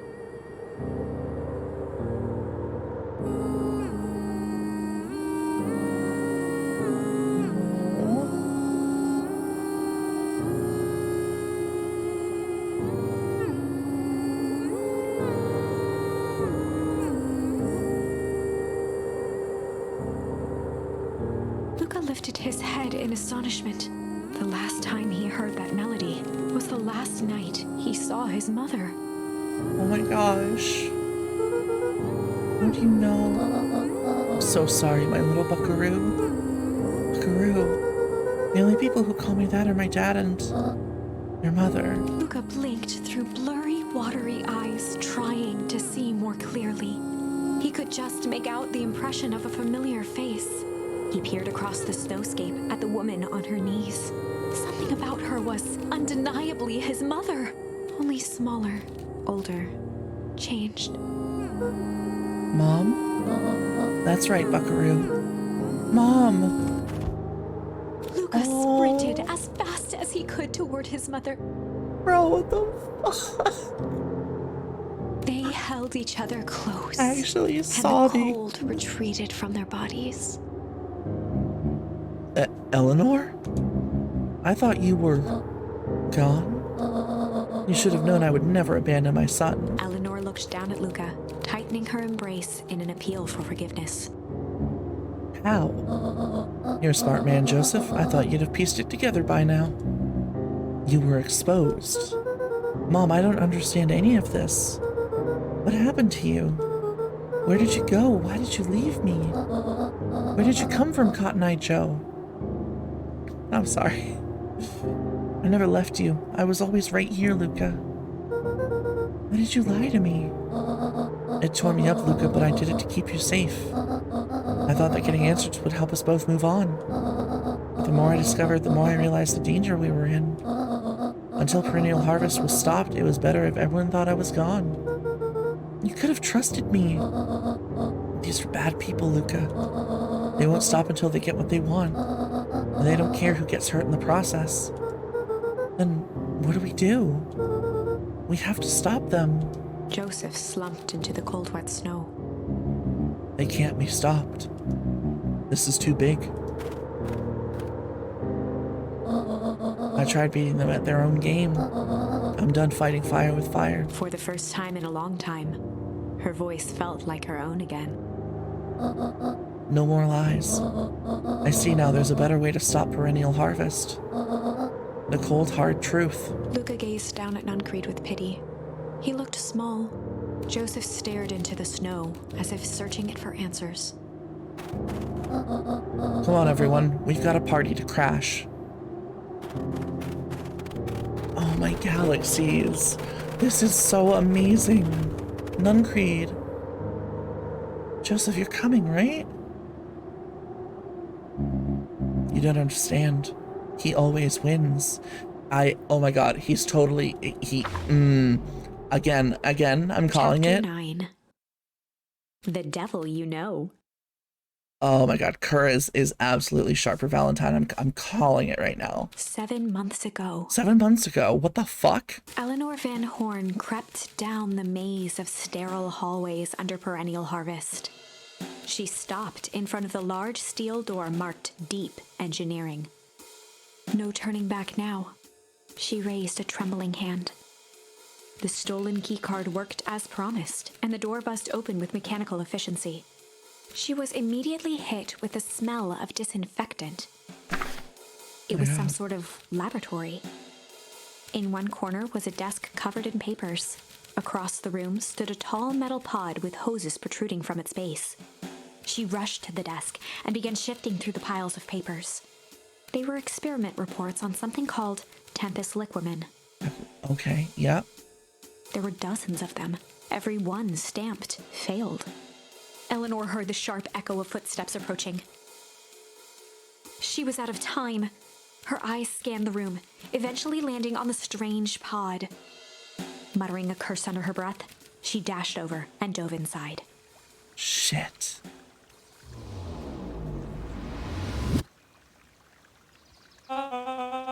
And that is what change is all about.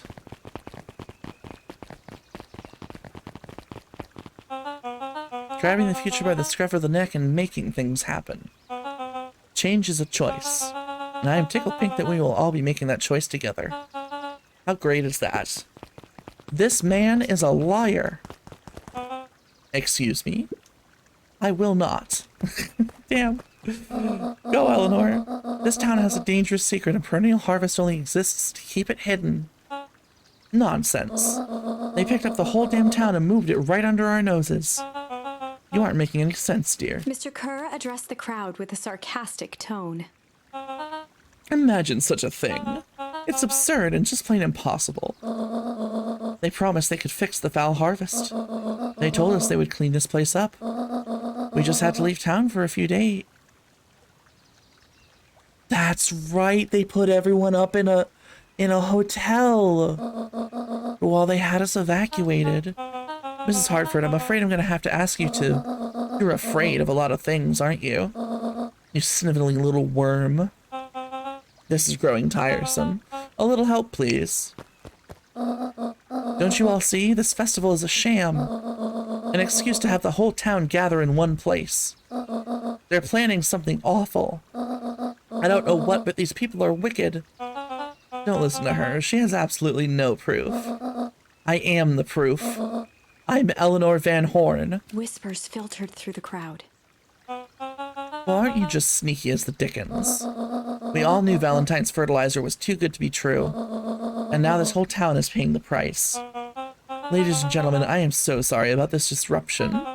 My associates will take this obviously disturbed woman somewhere comfortable, so that she can get the help she needs. She's not the one who's disturbed.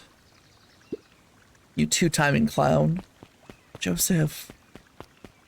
You all know there's something wrong with this town. It was just easier to look the other way. The truth is... Solomon.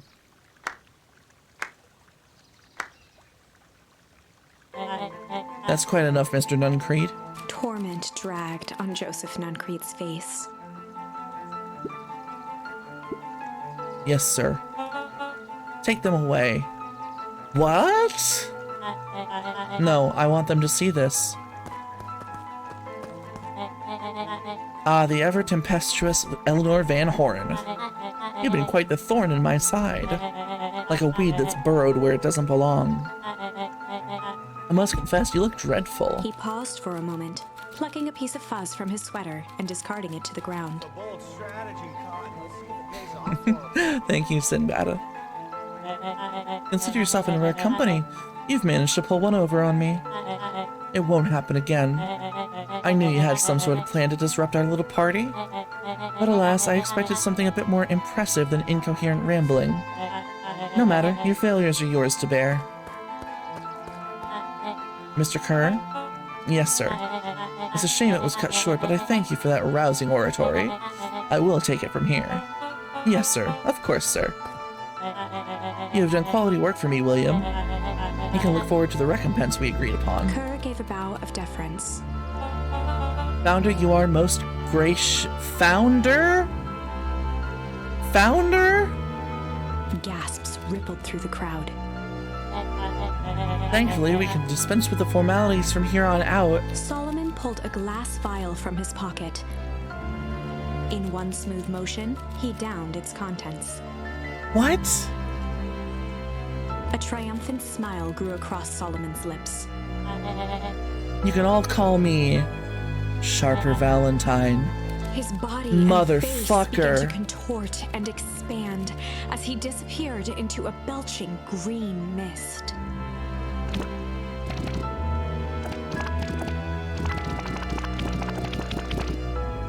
A hushed horror gripped the crowd. Oh my god. This is a story about change. What? No. So you didn't see that coming. Good. Sharper examined his new hands. Well, this is quite the improvement. Everything looks so much smaller now. Eleanor was right about one thing. This festival was a ruse. I wanted you all to witness my glorious return with your own eyes. Why does everyone look so downtrodden? This is a celebration, people. Maybe it would help if we set the mood. Mr. Kerr, be a dear and reveal the sign. Sharper Valentine Festival. Ah, wonderful. Sharper choked out a crude squawk of a laugh. Frustrated grumbles sprinkled through the crowd. Sharper, you malicious bastard. Malice, oh. Where's that gonna come in? I'm glad you're back so I can tell you to your face. You destroyed this town. We ain't gonna let you get away with it again. Sorry, this is not the time for audience participation. Some assistance, Mr. Kerr. William Kerr gave a subtle nod to the clipboards. You coward. Does anyone else have something to contribute? A helpless quiet settled over the crowd. I thought so. Did you all truly believe you could be free of me? A town of complete and utter fools. You people should be celebrating my return. You're clearly lost without me. And that leads me nicely to my children. Daddy? I gave you both the greatest gift a parent could give. The opportunity to prove yourselves in my absence. Squandered. To say I am disappointed would be an understatement. But silence Augustus, an adult is speaking. I didn't know which is worse, a son who's completely hopeless? Oh, have a good night, Sinbad. I don't know which is worse, a son who is completely hopeless, or a daughter with such potential who inevitably lets me down. Eris, you fail me with an admirable consistency. Thankfully, I was counting on it this time. Father, I have been wasting my time, dear. What have you accomplished? I was focused on cementing our legacy. Legacy? Who needs a legacy when you can just live forever? But what about... It's all right, kiddo. I'm afraid you suffer from a complete lack of imagination. There's just no helping it. Now then, where is Joseph? You didn't take the opportunity to slip off, did you? Ah, there he is. Everyone should give him a hand. None of this would have been possible without Joseph. I think you've said enough. Nonsense, the people deserve to know how helpful and loyal you've been. I only did what I did because he left me no choice. You always had a choice, Joseph. You're simply too weak to take it. No matter. Cheer up. You're about to be rich beyond your wildest dreams. You should follow Mr. Kerr's example. When I found him, he was in a sorrier state than any of you. An aging actor desperate to recapture his youth. He played his part, and soon he'll be able to play the leading man again.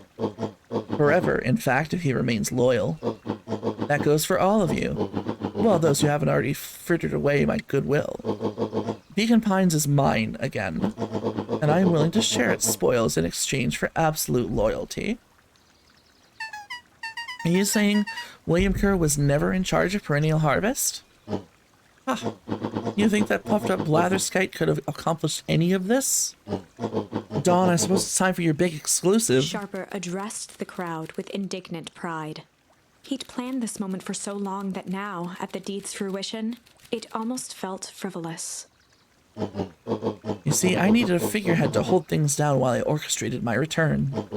Someone to misdirect, lie, and bilk this town for a spell. So I invented William Kerr. Take your bow, you've earned it. Mr. Kerr flourished a preposterously elaborate bow.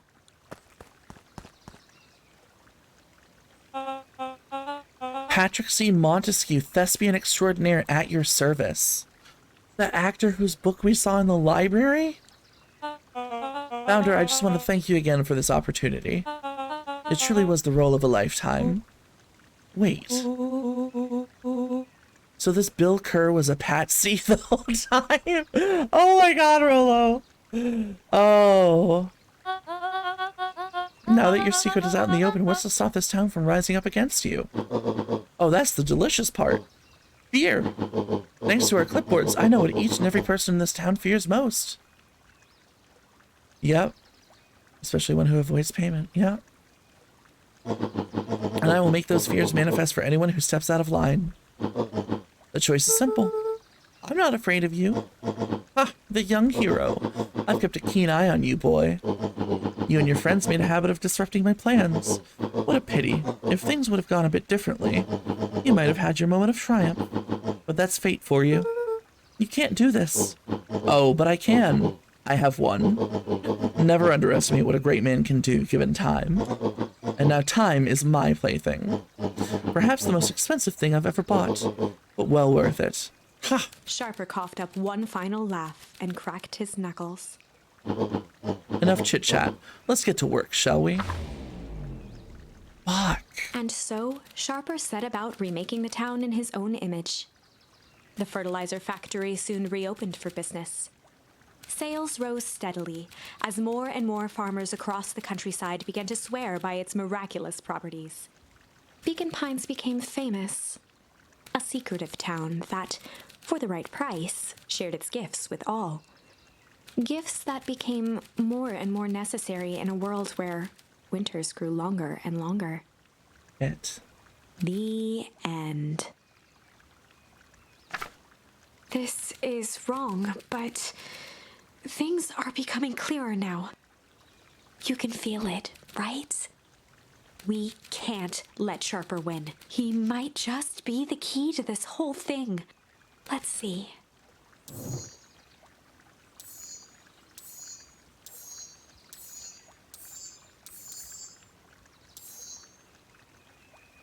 So we can go back to... Okay, let's see here. This is the one where Rolo gets taken home by his sister to do chores. We meet Beck, and Icky gets mutated by the stuff in the forest. And then...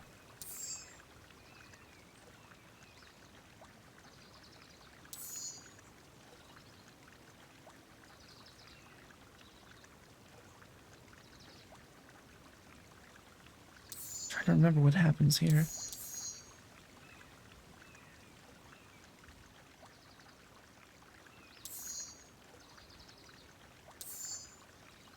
So on Strange, we...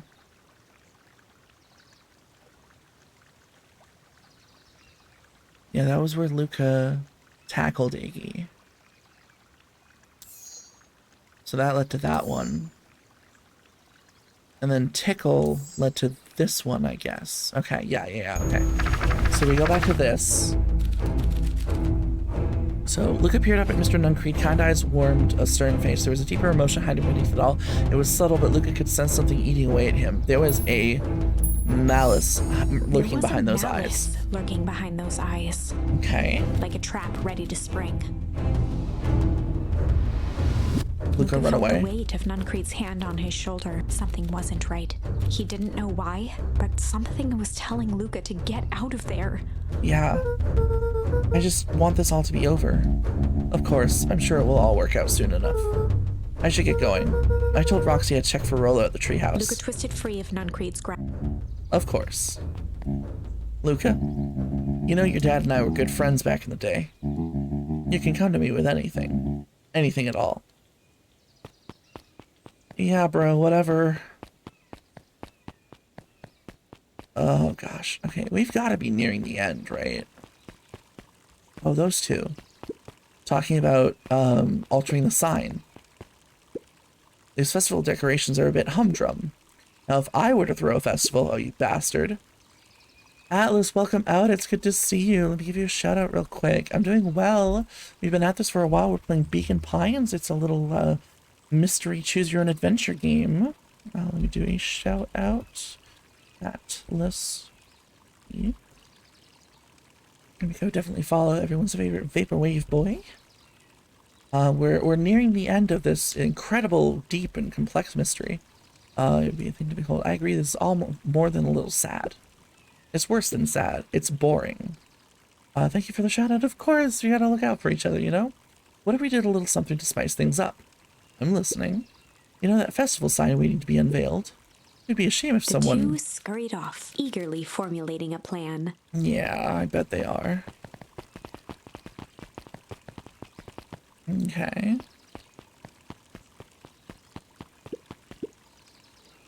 He looked down and muttered in a gruff voice. Mama always told me my problems would look smaller once I grew up. But my problems always seem to grow up right along with me. Heavens, I sense big trouble ahead. Oh my gosh.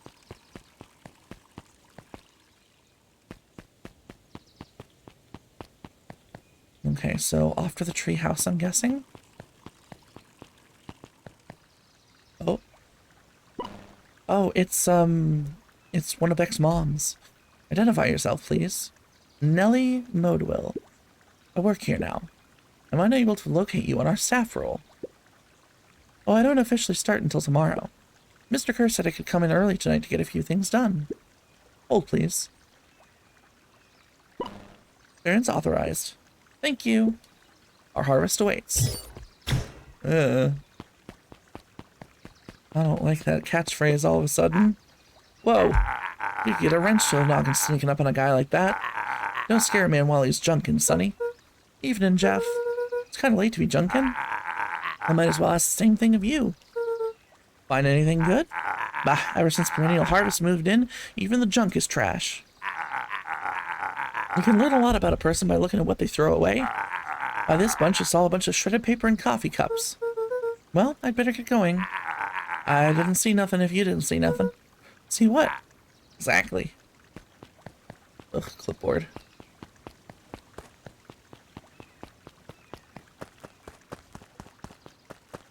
Okay, is there anything new in the fishing flashback?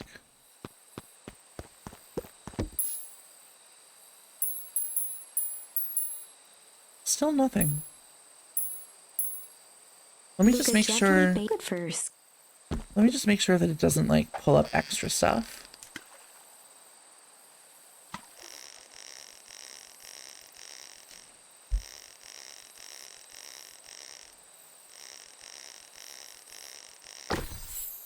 Okay, yeah, it's the same thing. Okay. So wait at the treehouse in case Rolo shows up. Okay. Rolo. He aired a long holler into the woods. Rolo. Rolo, wherever you are, I hope you're okay. Luca felt his eyes getting heavy and plopped into the beanbag. He conceded to its lumpy embrace. Okay, what happens now? Once again, Luca found himself in a vast black expanse. This time, he knew exactly where to go. He took a single confident step forward. The world flickered and pulsed. He found himself standing in front of the frigid air of a blazing campfire. The source. He plopped down cross-legged and gazed into the cold flame, waiting. Soon enough, the fire began to die out, popping sporadically, until all that was left was a single ember. Luca stood up and dusted himself off. He plucked the glowing ember from the cold ash, examined it, and slid it into his pocket. Oh? A keepsake. The voice of his father spoke behind him. "You made me proud, Buckaroo." Luca turned to face him. "Dad, what is this place?" A warm grin grew across his father's face. "A place where everything that has been and everything that could be all wait together." Luca found himself staring at his father's face, trying as hard as he could to memorize every single detail. Wait? For what? Another voice spoke out as Luca's doppelganger stepped forward. "That's up to you." Without knowing why, Luca began to weep. Is any of this real? Are you real?" Luca's father bent down to smudge away a tear. "Of course, I'm as real as the part of you that misses me." Luca turned to look at the older version of himself. "And you?" The doppelganger choked back tears. "I'm as real as the part of you that's angry he's gone." Oh. Does that make sense? Through his tears, Luca laughed. "I think so." His father pulled him in for an embrace. "Time to go, Buckaroo." Luca was startled from his dream by a banging on the floor. Are you in there? A commanding voice rumbled from below. Just as Luca sprang to lock the entry hatch, the door knocked open. Whoa. Chapter Oops. 5. Dangers big and small. Luca stumbled back. He heard the rope ladder creak under significant weight. Keeping his eyes fixed on the hatch, he inched backward to the balcony. As his hand grasped the door handle, Luca froze. A large figure clumsily wriggled up through the hole. Roxy? The large figure cocked its head inquisitively. Oh my god, is that Rolo? Stop now or I'll clobber you with a baseball bat. Whoa, whoa, whoa, take it easy. Luca, you need to get your eyes checked. It's me, Rolo. Nice try, but I know you aren't Rolo. You're like one of his random uncles or something. Where is he? Uncle? Luca, quit messing around. It's me. If it really is you, prove it. Flaming chicken coop, Luca. Luca's jaw dropped. I mean, he did get captured. Oh my god. He peered more closely at the man standing in front of him. Something about him was undeniably Rolo. Only bigger, older, changed. How? What happened to you? When I was running away, I ran into more people in those yellow suits. They grabbed me and dragged me away.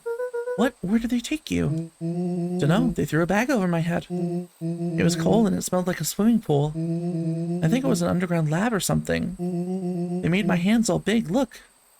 Rolo proudly presented his hands to Luca. Pretty sweet, right? I mean, it wouldn't be my first pick for a superpower, but beggars can't be choosers. Rolo, it wasn't just your hands. My feet, too? Dang, Pa just made me new shoes. Wait, Luca, why are you so small? Luca moved to the side and pointed Rolo to his reflection in the balcony window. What the? His hands shot up to his face. Holy Toledo.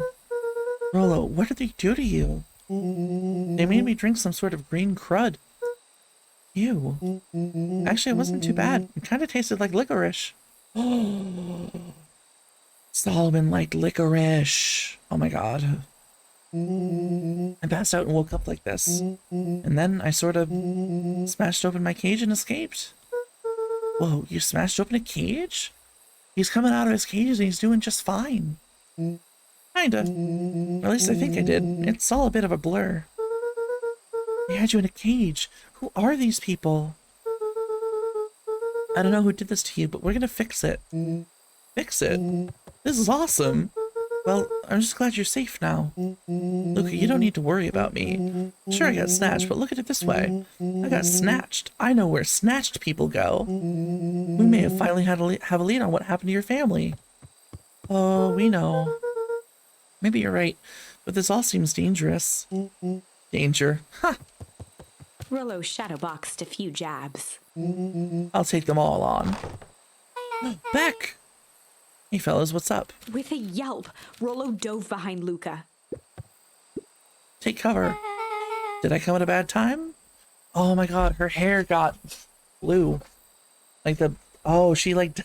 she dyed the hair that got turned gray by the sludge. Who the heck are you? This is Beck. Sorry, something truly bizarre just happened and I need help. I didn't know where else to go. So, you're just hanging out here with your large adult friend? Oh no, this is my buddy Rolo. This is your missing friend? One and the same. He seems a little old. I'll have you know, this is a recent development. What the heck does that mean? Oh, I'm sorry, you're the one who just showed up out of nowhere. So we'll be asking the questions here. That's fair. How did you find us? Your silly little treehouse? I think you mean our silly little mission control.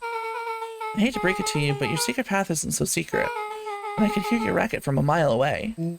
See, Luca, this is why we need to improve security around here. Not now, Rolo. Beck, you said something bizarre happened? Yeah, but... She shot a nervous glance at Rolo. Anything you can say around me, you can say around Rolo. This has been a weird day all around, hasn't it? Yep. Beck's eyes narrowed. Okay, so it all started when I made it back home. My first order of business was trying to salvage my hair.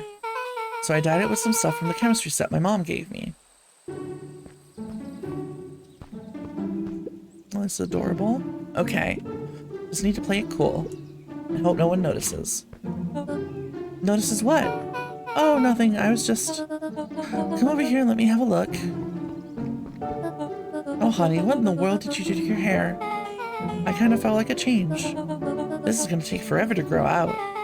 You were the one who said that change was a good thing, right? I was talking about your mother's new job. I was talking about us moving. Well, I guess I just took your lesson to heart. Ilona tried to put on a smile. Before I forget, I came up here to tell you that Nellie had to go into work. Tonight? Her and Mr. Kerr decided it would be good for her to get some things done before tomorrow. That Kerr guy seems like a grade A creep. Heck! He is! Him and his weird cult of personality. You are not going to ruin this job for Nellie. It means too much to her. Oh, I know exactly how much it means to her. It means enough for her to... Enough to her to exile her daughter to this podunk town. I don't know why I struggle to read that so much. This place sucks. The people are weird. You just don't know them yet. It's always cold. We're in the mountains, you'll get used to it. I can't even pick up a single decent station on the radio. It's all banjo music and farm reports. You know I grew up in a town not that different from this one. Is that why you're better at taking to plants than people? Okay. So here's what we're gonna do. First of all, you're grounded. What? In the morning, I'll have Nellie come and see what we can do about fixing your hair. You need to look presentable for the festival. But not another peep. She sighed, and after a moment, looked down at Beck sympathetically. I know moving is hard, honey, but that doesn't mean you have to make yourself miserable all the time. Other people seem to have that covered for me. Oh, and if you decide to rebel by dyeing your hair more... She flashed a sly grin and tousled Beck's hair. I'll just shave it off for you. Think of how rebellious you'll look then. Very funny. Thank you. Good night, sweetie. Good night, Mom. Wait. First of all, this town does not suck. Second, you need help because you got grounded? No. I'm sorry you got in trouble. It's my fault your hair got screwed up in the first place. Don't worry about it. I actually kind of like this look. Great, can we get back to the story now? The next part is the important bit. I have this radio I upgraded with my mom, and I was too angry to sleep, so I tried to dial into something worth listening to.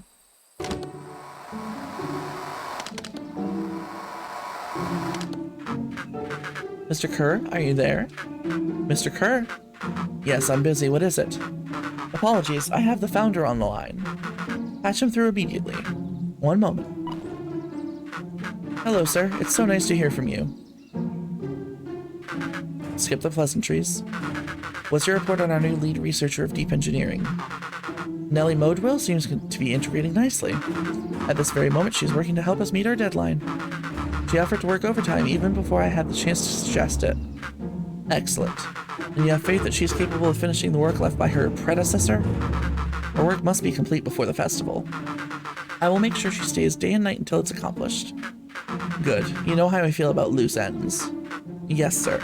Once she has finished the work, we need to make a determination regarding her long-term prospects in the company. Immediately, sir? Usually I have more time to fully bring people into the fold. We are in the end game, Bill. After your failures with Dr. Prescott, we can't afford to take any risks. Of course, sir. No loose ends, sir. Once she finishes the work, she'll either leave the office completely committed to perennial harvest, or she won't leave at all. Perfect. Sir, if I might suggest, maybe we should delay, just for a bit. Oh?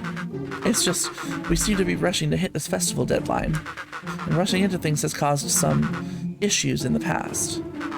I see. Please understand that I just want what's best for you.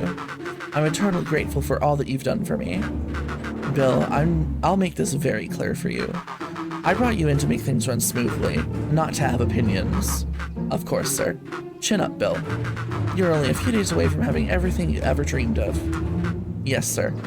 Thank you, sir. Whoa. Yeah. Just so we're clear, when they said loose ends, they were talking about murder, right? Oh my god, Rollo. Like actually killing someone. Capital murder. Luca gave Rollo a quick elbow to the ribs.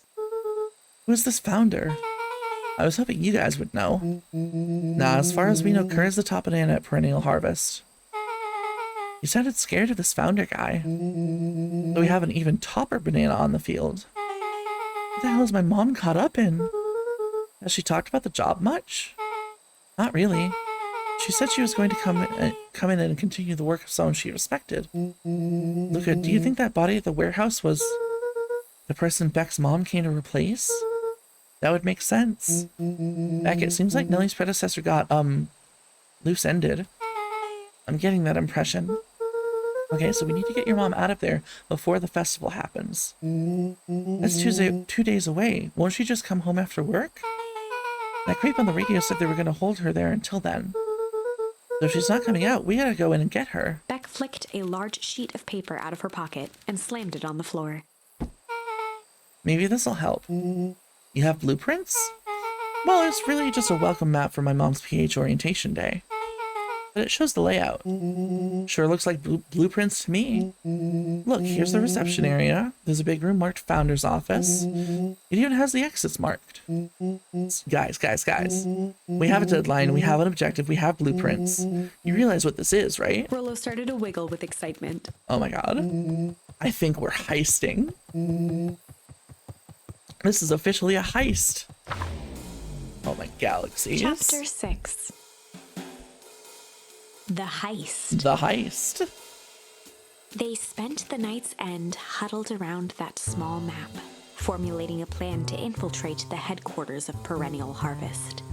It would be no small feat, a modern facility equipped with all manner of technology. Not to mention the swarm of clipboards that would most certainly be scattered throughout. By the time the sun began to peek through the car window used as a makeshift balcony door, all were in agreement. This could just work. The final day before the festival would be used to prepare. They'd need to pool every resource at their disposal, pull every favor with a thread. Even enlist some unsavory characters around town with important tasks only they were suited for. Okay. Luckily, there was enough ill will and mistrust toward Perennial Harvest that alliances could be found at a bargain. Luca, Beck, and Rollo rubbed their eyes as they exited the treehouse. They hadn't slept at all that night. There was no time. The festival was to begin in 1 day, and they each had their assignments.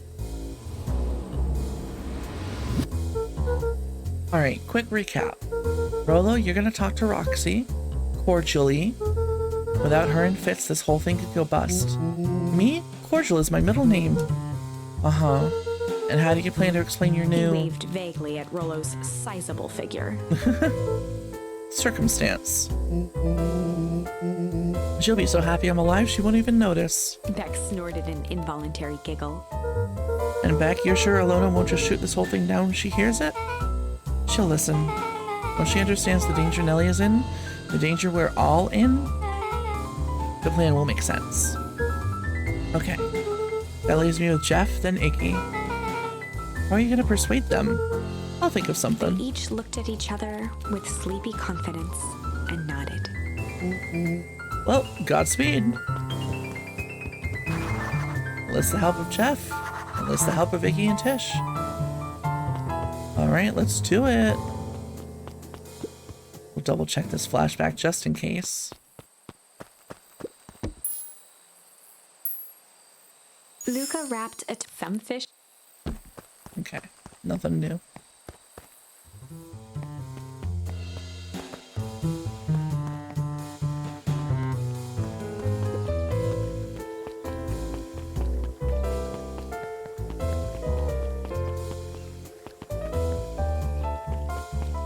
What does Book Lady have to say?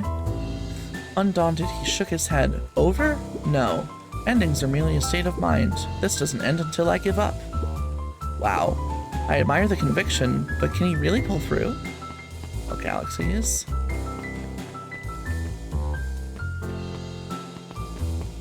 So I need to find Jeff, and I need to find Iggy and Tish.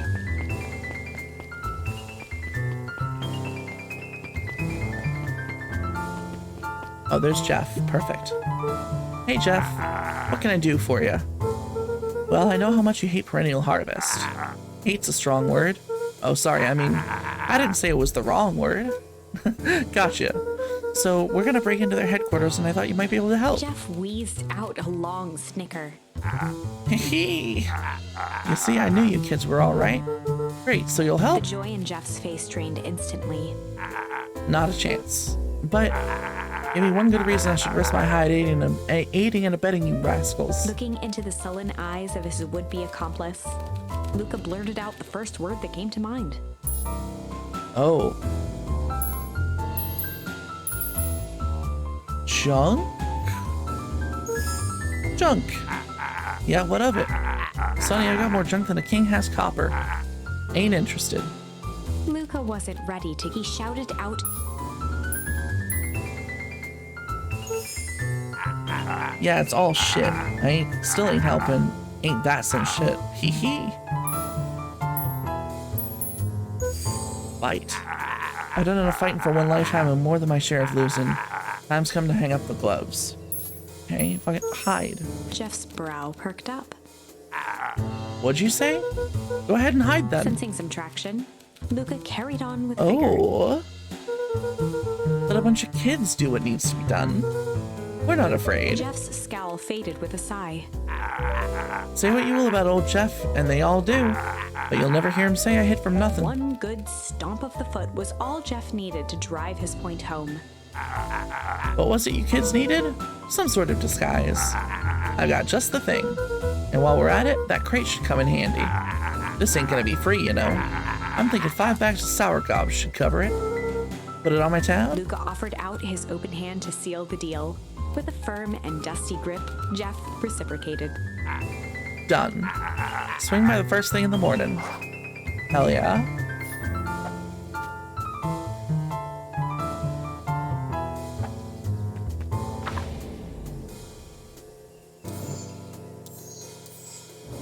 Okay.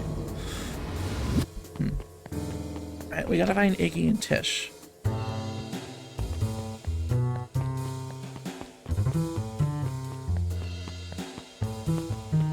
Oh, there they are.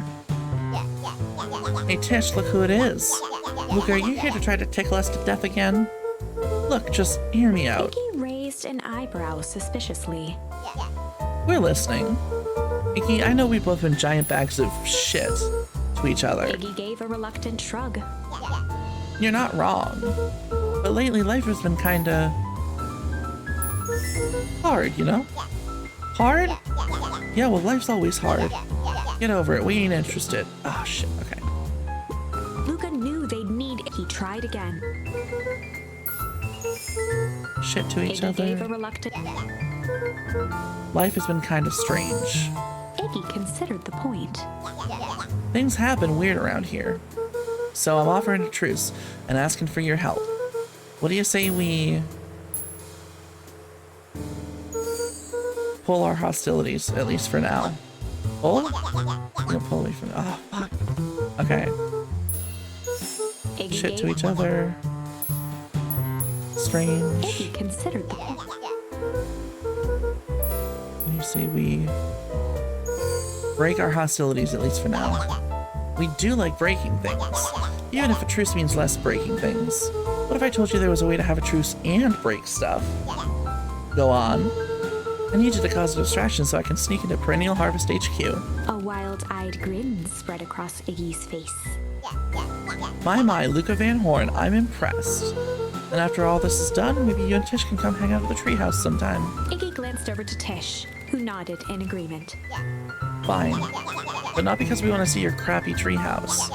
We just like to cause chaos. With a quick nod, Luca was off. Alright. That's everybody. Did you hear that, Iggy Tish? gazed up at Tish with a smile. He invited us to hang out at the treehouse. Oh my god, remember he mentioned he was so happy to get to the treehouse? A single tear ran down Tish's cheek. I never expected this day to come.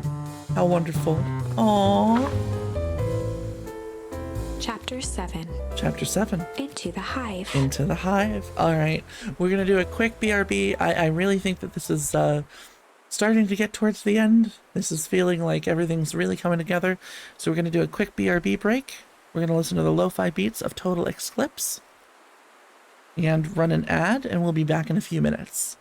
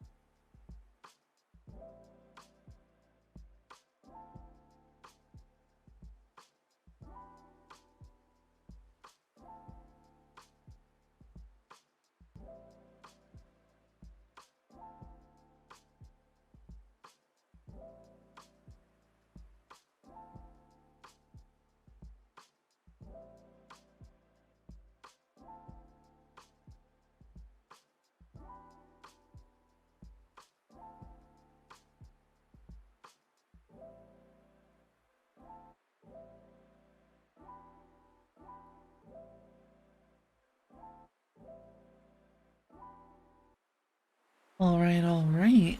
Let's hop back into things. And I did do a little sneaky Google. We are, like, legitimately very close to the end. So, Chapter 7, Into the Hive. Here we go. A good heist requires preparation. And thorough preparation takes time, something they had precious little of. Oh, and Peach redeems the Ada. Thank you for redeeming that, sweet Peach. So far, everything was in order. Jeff, Iggy, and Tish all agreed to do their part. Beck radioed Luca that night with a simple and covert message. We are locked and loaded on my end. Thanks, Astrid. Of course, sweet Peach. And Rollo, Thanks for after redeeming a it. lengthy confession, managed to persuade Roxy and Fitz to help. He stowed away in mission control for the night to avoid attracting attention. Rollo, being uniquely suited for the role, would be the first to breach perennial harvest. The outfit provided by Jeff wasn't perfect, but a convincing disguise is 10% wardrobe, 90% confidence. Hell yeah. Oh Rollo my took god. a few vigorous breaths and shook out his arms. Just stay calm, Rollo. You can do this.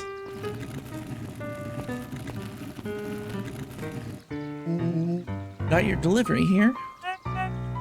Delivery? I don't have anything in my notes about a delivery. One moment.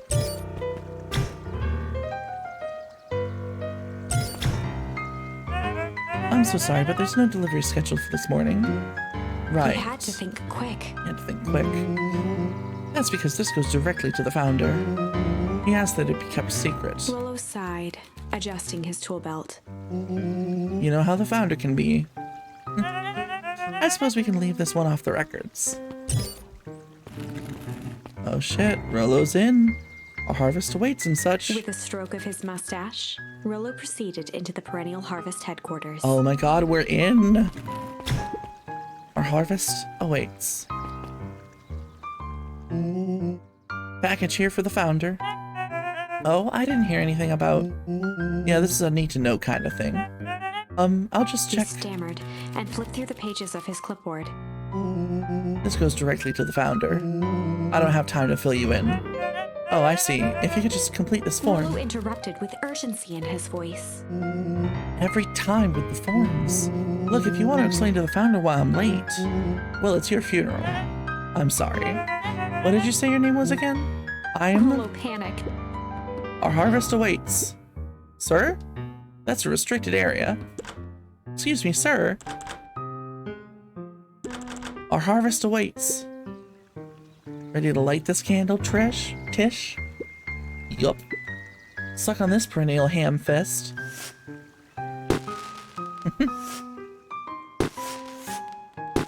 What was that? The distraction was enough for Rollo to regain his confidence.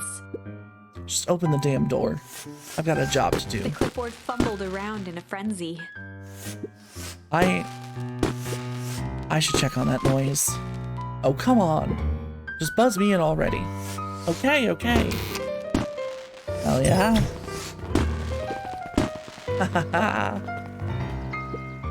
Phew. That was close. Oh fuck, we're in! Our harvest awaits? Hey, I figure, when in doubt, stick with the classics. Well, that was a close one. But you pulled it off. Nice work, Rollo. Alright, everyone knows what to do? Yep, deep engineering's to the north. I'll go with Beck, in case she needs some muscle. I'll head to the east to the founder's office. You two be safe. Oh fuck. This is like really like... Oh, this is it. Oh my god. That's odd. There's not even any cups for the water. That is weird.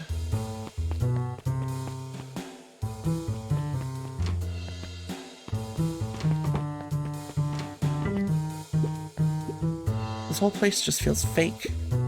But of all things, a fake plant?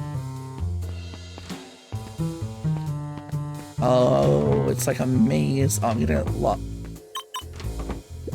Solomon? Solomon stopped in his tracks. Luca? What are you doing here? It's a long story. Are you okay? A veneer of confusion flashed across Solomon's face. His words rushed out dramatically. No, I am most certainly not okay. Some strange people grabbed me and... Were they in hazmat suits? Yes, how did you know? Oh, this bastard. They brought me here and locked me up, and when they were distracted, I ran. Dang, okay, you should stick with me. We've got a plan. Solomon's facade briefly faltered. We? Yeah, Rollo and Beck are headed to deep engineering. Thank heavens you found me. We've got to get out of here. We can't leave just yet, but they'll catch us again. I've got to do something first. When you were running, did you happen to see a door marked Founder? Founder? Why are you looking for him? I'm not. I just need to get into that office. Now that you mention it, I do think I saw a door that said Founder. It was just down this way. Luca happened to notice a plaque above the door. Office of the Founder. Knocking comes with consequence. Oh, here it is. Fuck. So it is. It's pretty lucky that I ran into you, or else I might have missed it. Truly fortunate. Luca tried the handle. Locked. Solomon leaned forward to examine the mechanism. Regrettably, it seems to be some sort of electric lock. I don't see how we could possibly defeat a lock like that. Luca smiled and looked at his watch. Oh? Let's just wait a minute. Iona? Ayo? Shovel Mommy?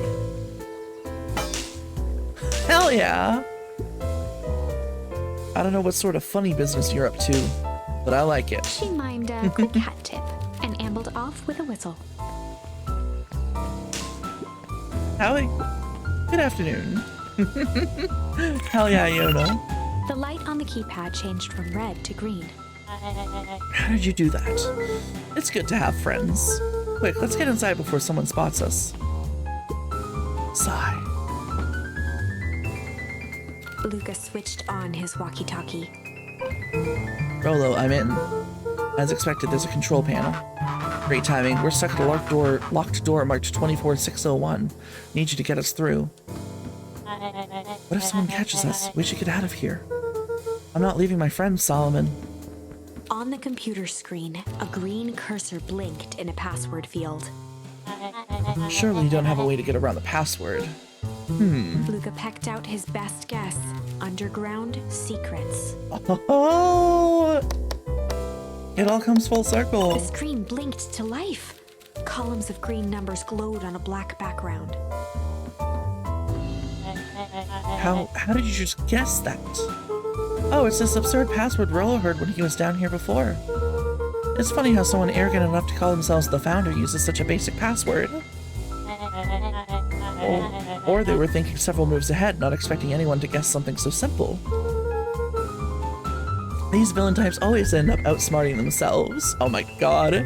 This is too good. This is fucking amazing. Solomon's jaw clenched into a half smile. Your powers of deduction are as impressive as your luck. Luca quickly scanned the columns for number 24601. Rollo, I think this should do it. Bingo bango, doors open. Luca, you never fail to impress. What is that slippery lout even doing down here? We have a friend whose mom is in trouble. We're here to get her out. I see. Oh, Luca, I think we're close. The next door is marked 13806. Once again, Luca scrutinized the numbers on the screen. In that moment of distraction, Solomon reached forward and pressed a large red button. Maybe this one opens the lock. Bastard. Little bastard man. Crap, we've got company. Luca, must go faster. One sec, I can't think with all this He noise. quickly skimmed the screen with his finger. Here it is, 13806. Go, go, go. Curse these fumbling hands. My apologies, Luca. Don't beat yourself up. I know you're just trying to help. No, he's a bastard.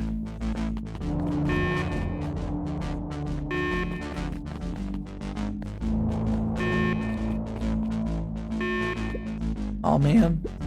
No water cups. Rollo.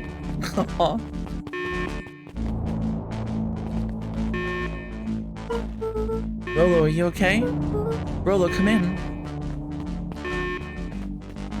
Mr. Kerr Shit. approached with a sneer and spoke into his walkie-talkie. You can turn off the alarms. They're trapped. With self-satisfaction, he called into the hallway. That, my dears, is a dead end. What if the water jug has a secret entrance to the real facility? Oh, that'd be crazy. That'd be really cool. Nowhere to run. Rolo, where are you? Are you okay? Yeah, I think we lost him. Making our way back to Nellie's office. Oh, you two rabble-rousers are coming with us. Nope. Ha! Make a break for it. Oh, it's just what Luca did in the beginning. Did that little shit just kick me? That's exactly what Roxy said in the beginning. Oh, don't just stand there after them. Get fucked, Montesquieu. Okay, I think that worked. Roxy and Roxy and Fitz have them on a wild goose chase. I'm having trouble following what just happened. Like I said, it's good to have friends. Rolo, how long do you think Roxy can distract them? How long can Roxy keep someone so pissed off they can't see straight? Let's just say we've got time. Entering Nellie's office now. Mom! Oh, honey, what did you do to your hair? I thought you'd be happy I finally used the Young Chemist Lab kit. You sure have a knack for making me incredibly proud in the most frustrating ways. We need to get you out of here. We? Who is your adult friend? Oh, I'm not an adult. Ever heard of a growth spurt? I had more of a growth spew. Oh, ew. No, that's not possible. Nellie leaned over to examine his teeth. Substantial banding on the enamel of the molars consistent with Tempest liquamine exposure.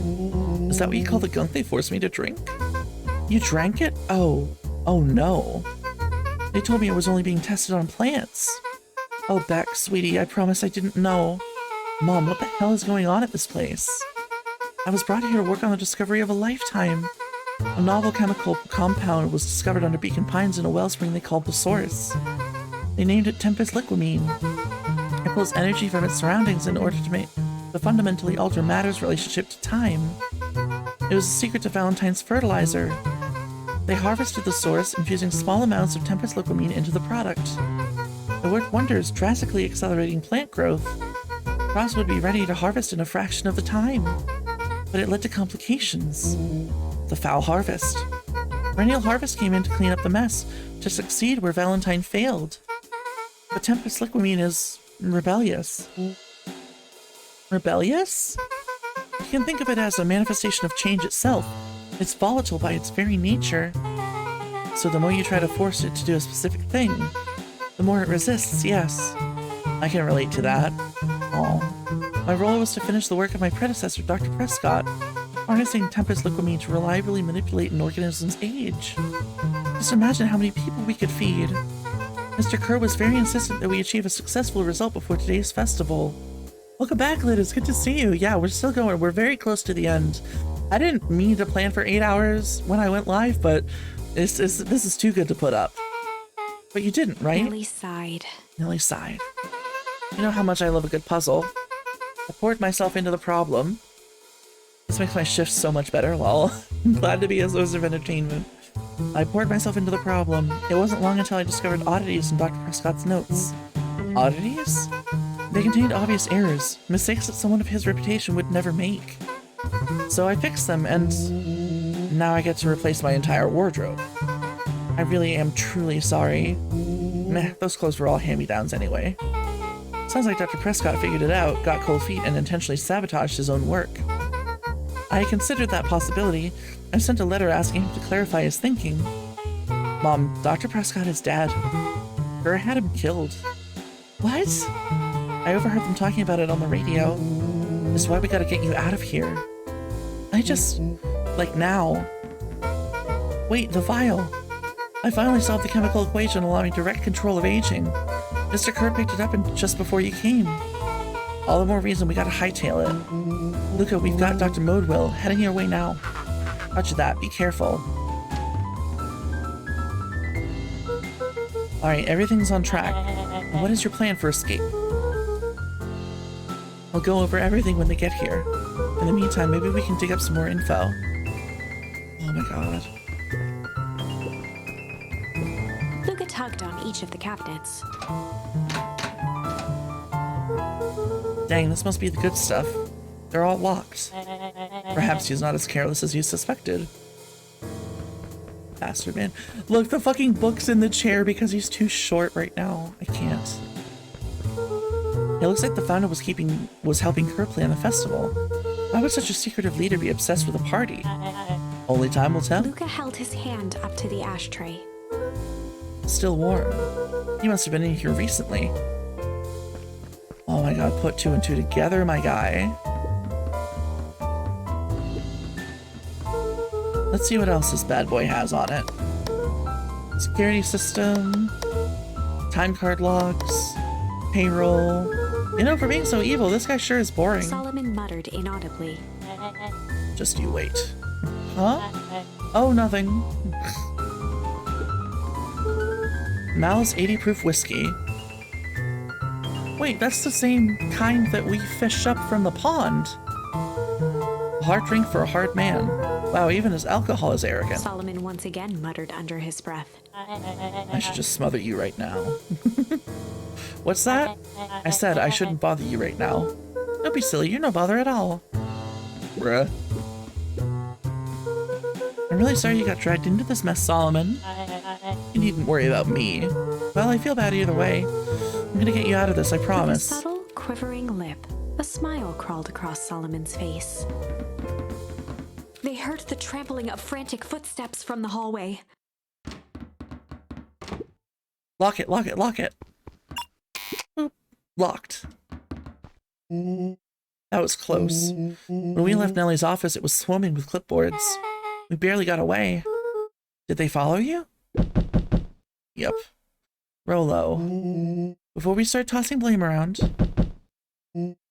is it possible someone ordered a pizza? Oh my god, Rolo. We'd love to hear your thoughts. Definitely not pizza. What now? Don't look at me, I'm officially retiring from the heisting business.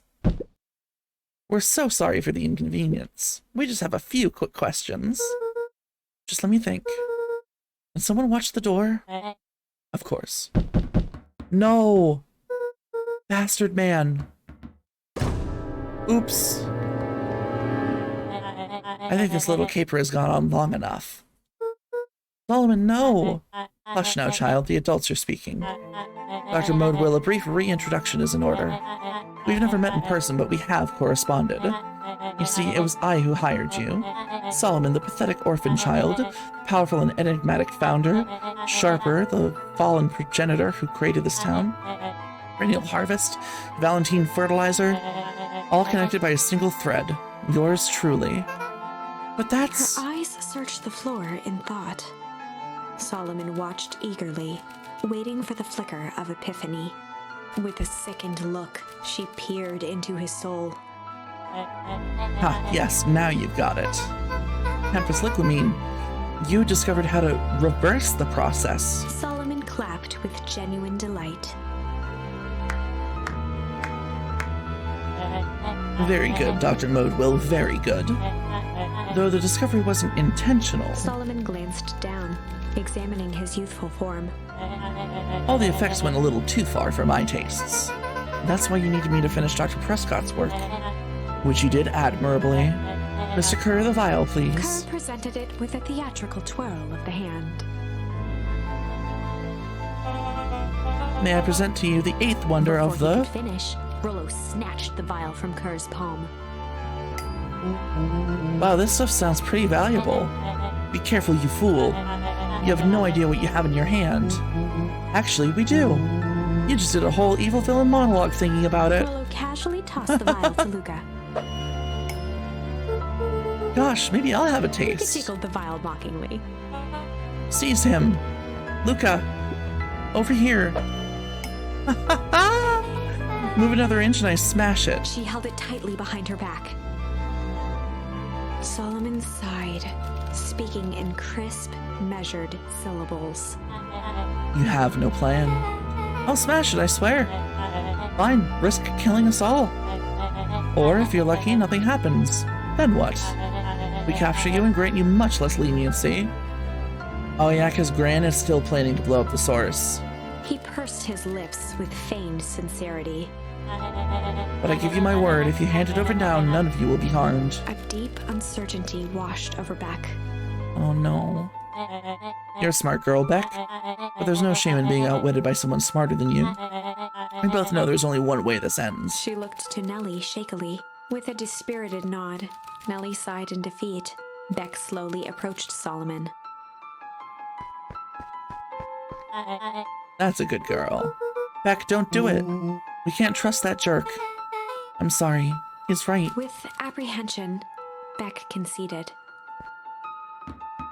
Solomon pocketed the vial and brushed off his shoulder with a sharp flick.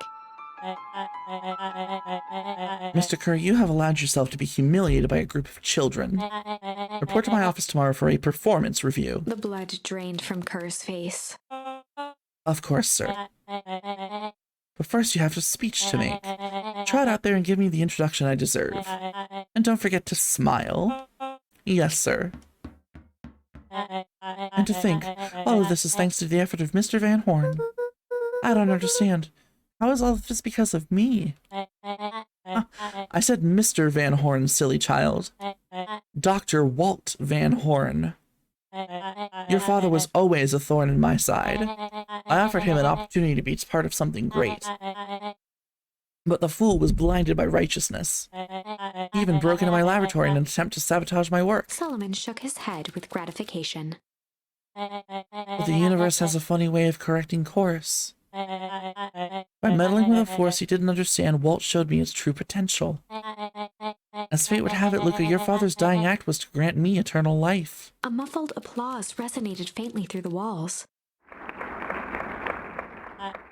Well, that's my cue. After the festivities and my subsequent ascension, I will return to deal with you all. Until then, I suggest you use this time to reflect on the magnitude of your failure. You three keep post outside the door.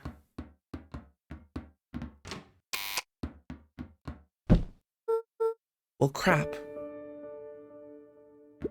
Crap indeed. I can't believe Beck sold us out like that. I'm not sure she had any other choice. So what now? What's the plan? I don't have one. Of course you do. You always have a plan. Rolo, you just need some time. Rolo, it's over. We lost. She switched the vial out with something else? Oh, definitely. I bet she still had a test tube from the little chemist's kit that she mentioned. Nellie was staring at the floor, deep in thought. Sorry, Luca. Give me a minute to calm my mind. Hey. I'm sorry, Luca. I did what I had to do. I know, it's just, we were so close. I got a feeling that eventually Solomon will get what's coming to him. Time wounds all heals. Well, time seems like less of an issue for him now. Luca, there's something you should know. After Mr. Kerr locked me in that office, I had nothing but time and curiosity. I poked around a bit, hoping to find a means of escape, but I found something else. A note, hidden in a false drawer. What sort of note? Dr. Prescott must have sensed his time at Perennial Harvest was growing short, so he left behind a letter with some hope it would be found by his successor. It was a confession of sorts. He left it for me, but its contents... Luca, I think they were meant for you. Why? What did it say? It was about an incident with your mother. Dr. Prescott found her in this lab with a stolen keycard. There was an accident. She had been exposed to extreme amounts of Tempest liquamine. The color dropped from Luca's face. So that's how Luca finds out in this timeline. Okay. She survived. Dr. Prescott decided to help her recover. He no longer trusted Perennial Harvest, so he kept her whereabouts a secret. Over time, your mother led him to reconsider the purpose of scientific discovery. Science is often at the vanguard of change, but that doesn't always mean it's right.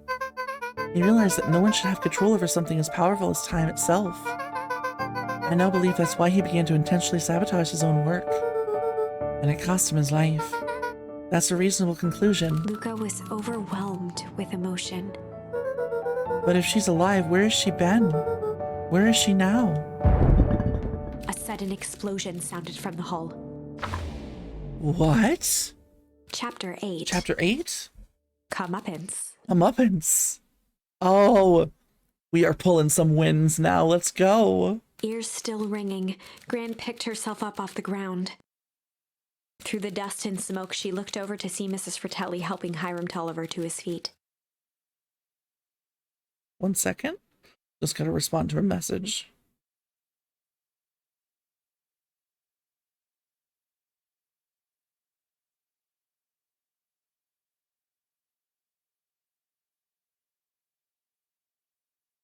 Okay, there we go. She'd had to beg, borrow, and steal to acquire those explosives. How many nights had she spent visualizing how she'd use them to make things right?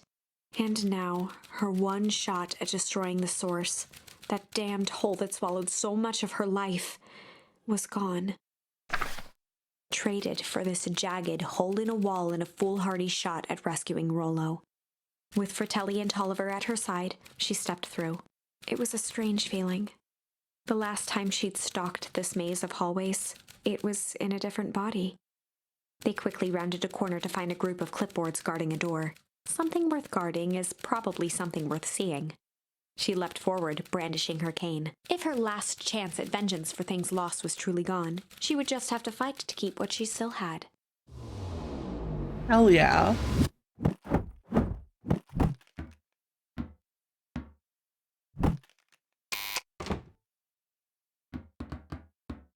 Fuck yeah. Operation Sparkplug.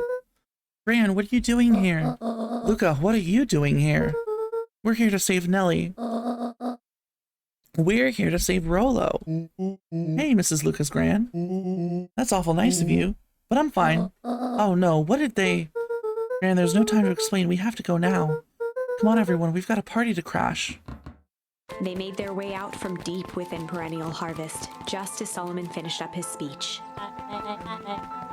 Thankfully, we can dispense with the formalities from here on out. Solomon pulled a glass vial from his pocket. We've got to stop him. In one smooth motion, he downed its contents. A triumphant smile grew across Solomon's lips. No. Well, I guess that's it. We lost. I wouldn't be so sure about that. Oh my god, yes. Yes, she definitely switched it. Please, please, please, please, please, please. With a mischievous look, Beck elbowed Luca. Remember when I had the vial behind my back? Might have tweaked his wonder potion with a little... change? Junk? Or malice? Change. I think we should go with change. I might have tweaked his wonder potion with a little change. Like pocket change? Your unlucky penny! She put her unlucky penny in it? Yeah, I plopped it in the vial when no one was looking. What's that gonna do? No idea. That's the beauty of science. Now we observe. You can all call me Sharper Valentine. His body and face began to contort and expand as he disappeared into a belching green mist.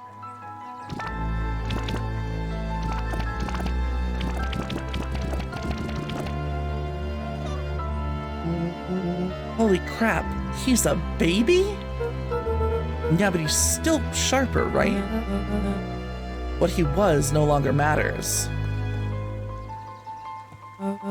This is an innocent child. I apologize for all the harm my father has caused you. Eris awkwardly cradled the squirming child. She looked to her brother, her voice shaking with uncertainty. Augustus, what do we do? We do what Valentines always do. What must be done? I'll hurry home and prepare a crib for father, young Sharper. That would be a great help. Thank you. She looked back down at the infant with equal parts kindness and terror in her eyes. With a shake of her head, Eris addressed the crowd with a stern scowl. Okay, everyone, the show is over. You may leave now. Epilogue. Well, fuck. Beacon Pines' coldest summer on record came and went without much fanfare. Folks shared what they had, and none were left wanting. The new school year was ushered in by the falling leaves of autumn. After everything Luca, Rollo, and Beck had been through, middle school was bearable. Oh, we're absolutely going to go back and do the other options on that last choice, don't you worry. The chill of winter didn't seem to bother people much. They kindled a hope for a better future in their hearts. When spring arrived, farmers planted their crops with a sense of joy and optimism. And as the dawn of the first day of summer came again, its light slowly spread through the shallow valley. It crept over the town square, across the river, past the neglected welcome sign, and came to rest on a young boy sleeping at dawn. His mind at peace, knowing he is here for a reason.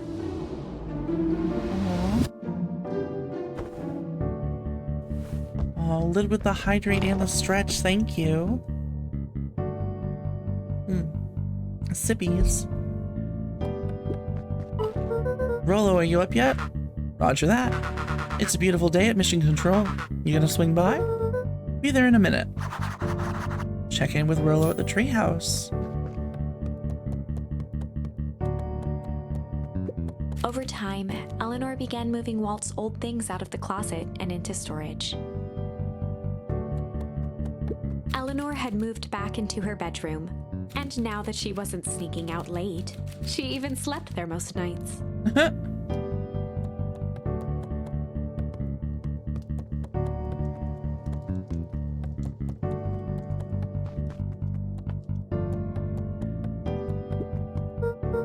Mom, I'm ready to go now. You going without me? I'll meet you there. I've got a batch of jam to finish jarring. Oh no. It's funny, I only started making jam as a way to send messages without anyone noticing. But now I enjoy it. Aww.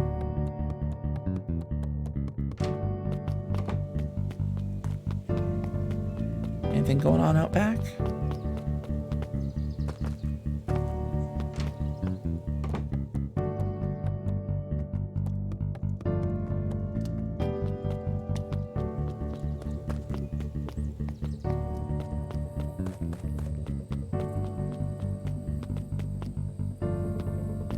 Oh.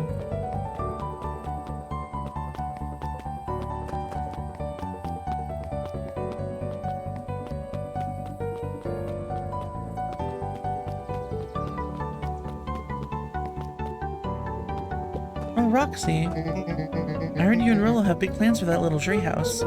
Yeah, it started getting crowded after we revoked the max capacity 1 Rolo 1 Luca rule. So we decided to expand. But at least we got some help with that. How's the internship at Nellie and Alona's shop going? It's been great. I'm hoping it helps me get into the School of Agriculture up at State. Also, Nellie said she'd write a letter of recommendation, which would be huge. I just can't help but worry about leaving Rolo. He's grown up so fast, but he's still my little brother. Yeah, he had a heck of a growth spurt. I don't just mean grown, literally. This morning he was up and finished his chores before I even had breakfast. Well, some of that might be his excitement about the treehouse renovations. Don't tell him this because it'll go to his head, but I'm really proud of that little punk. I'm sure he feels the same way, but he's just too dang proud to tell you. I know. Aww. Welcome to Beacon Pines.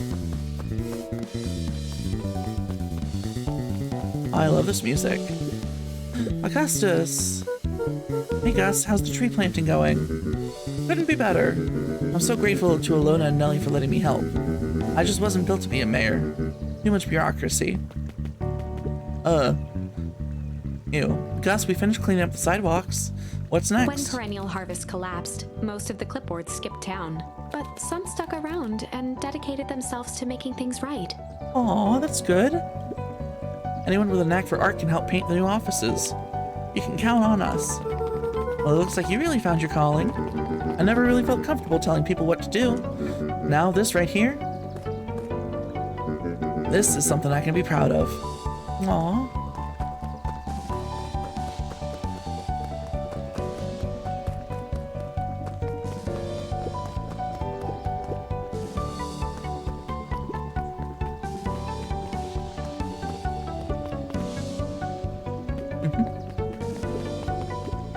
How's the napping this morning?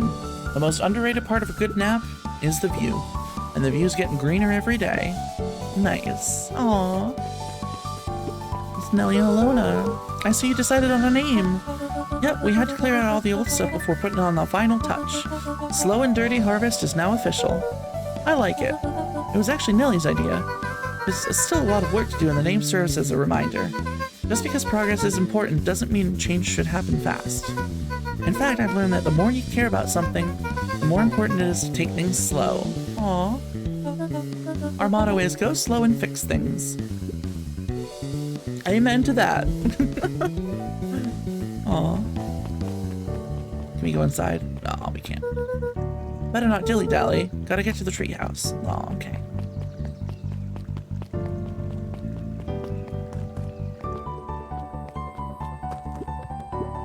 Luca, get this. I managed to reel in an actual fish this morning. Seriously? Yeah, an honest to goodness, flip-flopping, swim-swamming fish. I don't think I've ever caught an actual fish here. Been at least 7 years since I've caught one. I'd say it's a good omen. What'd you do with the fish? Oh, I released it back into the pond. I'm hoping to catch it again tomorrow.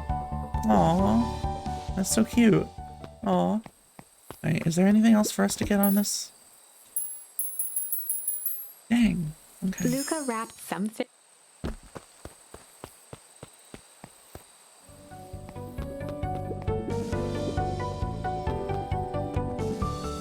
Oh, look at this. Oh, a little higher.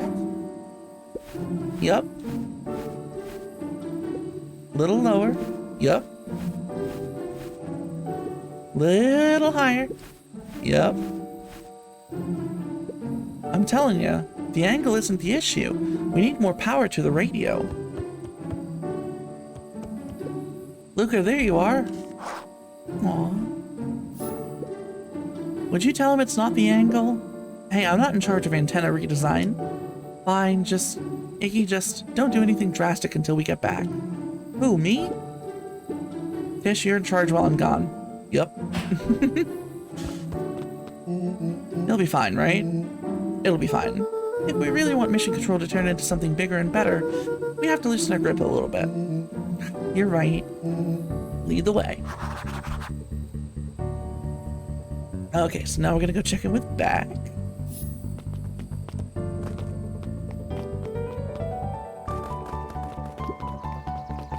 Wait, can we pose with Rolo?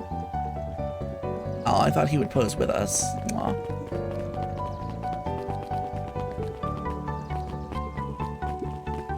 Oh, Eris? Young Mr. Van Horn? How's little Solomon, Sharper doing? Young Sharper seems to enjoy nature more than I, so we do a lot of strolling these days. Has he, attempted to crawl out of his crib and plot world domination? Yeah. Thankfully, no. I spoke at length with Dr. Modewell, and she feels that Sharper's infant mind was not developed enough to retain his previous memories. For all intents and purposes, this child is unmolded clay. Let's hope he's a little nicer the second time around. That is the objective, yes. But really, all I can do is try and hope.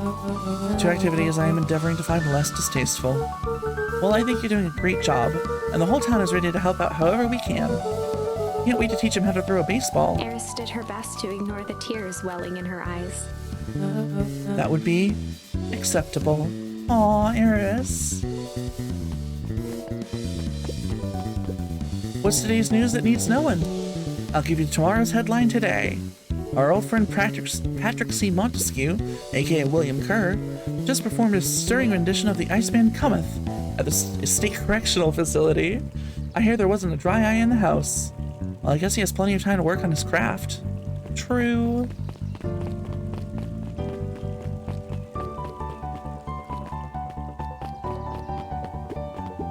Luca, do you want a biscotti? On the house. But I don't really have time. Zariel, you gotta come and see this. I finally did it. I pulled the perfect espresso. Aw, Lumi. If I didn't know better, I would think you're proud of something. As if no. It's too late. You're now officially a person that cares.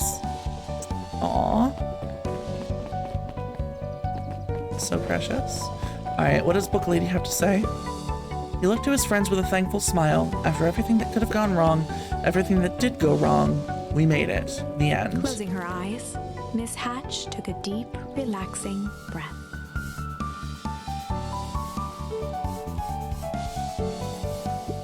Oh, hello, Luca. How are you? Really good, actually. That's wonderful. Did I miss anything? I think you're pretty much up to speed. Alright. Is she the narrator? Perhaps, perhaps. Dawn! Yawn. I'm glad you swung by. More follow-up questions for your story? Nope, I got everything I need. Thanks again for that. I sent a draft of the story to the reporter in Capital City, and they offered me an internship. Of course they did, you're an amazing reporter. I don't know about all that. A story about a phony corporation that picked up an entire town of people and moved them to cover up a massive illegal mine shaft full of incredibly hazardous chemicals sort of writes itself if you think about it. Just don't forget us when you become a fancy big city reporter. Capital City isn't that far away. I'm gonna have to come back from time to time to check in and see what sort of new trouble you've gotten yourself into. Sorry to disappoint, but my adventuring days are over. Ha! We both know that's not true. What makes you say that? Call it a reporter's intuition. Aww.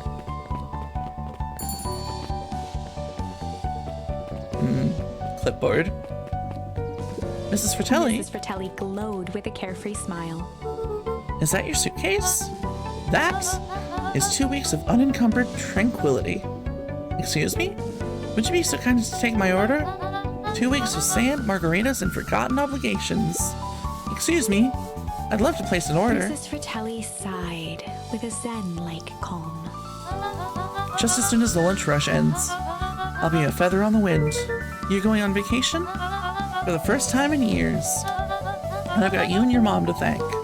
Why is that? She didn't tell you yet? You two are gonna fill in for me at the diner while I'm gone. Just like old times. Aww. It's fine, I'll wait.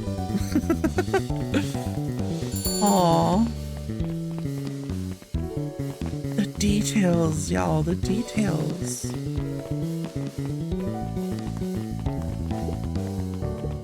Wow, back for seconds? If it's not too much trouble.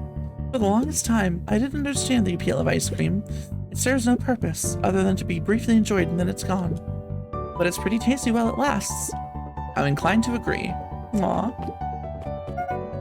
Hey Luca, can you tell Roxy I'll be free in an hour? Sure thing. My dad's making me stock the shelves for the summer. He says it builds character. I think he meant to say it builds calluses. Builds character.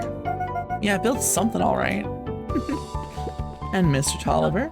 Luca, can I interest you in a delicious apple? He playfully waggled an apple. No thanks, just saying hello. Well, hello then. Mind telling your mom we need a new crate of jam? Already? It's funny, I used to hide this stuff in the back, terrified that someone would find out about our secret messages. Now everyone wants to get their hands on Eleanor Van Horn's famous spy jam. Oh, that's great. And of course we have to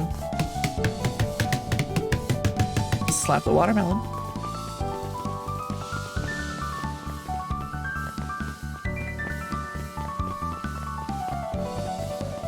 Are we gonna tear down this fucking statue, please?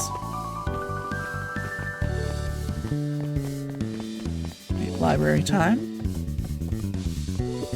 Over the school year, Kato and Bert had become close friends. Aww. But did you know that when they covered up the source, they found a new species of fungus? Yep, and they're studying it in the new labs. Did you know that Beacon Pines is now the smallest town in the country? Yep, close to the population before Perennial Harvest moved in. It typically went on like this for quite some time. I can't believe it's over. Yeah, the town's really starting to turn a new leaf. County? What did I say? The town, I was talking about Hank Atomic. I just finished the last issue. How was it? As great as always. Hank finally returned to Earth. I said country. Whoops. Well, words are hard. But I just feel weird now.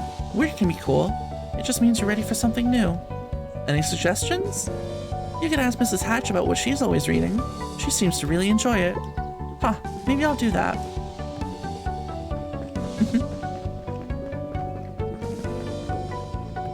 Luca peeked over Piper's shoulder. Laid stealthily inside a large volume of mathematics was the first issue of Hank Atomic. Aww. Piper, are you reading Hank Atomic? Do you mind not telling anyone? I've kind of got a reputation to uphold. Oh, it's nothing to be ashamed of. Just about every kid in town reads Hank Atomic. Honestly, I'm excited for you. What I'd give to start over fresh, to experience it again for the first time. I guess that's the downside of finishing something nice. At least now I can enjoy it again through you. Promise to tell me about it as you go? Sure thing. Aww. Aww.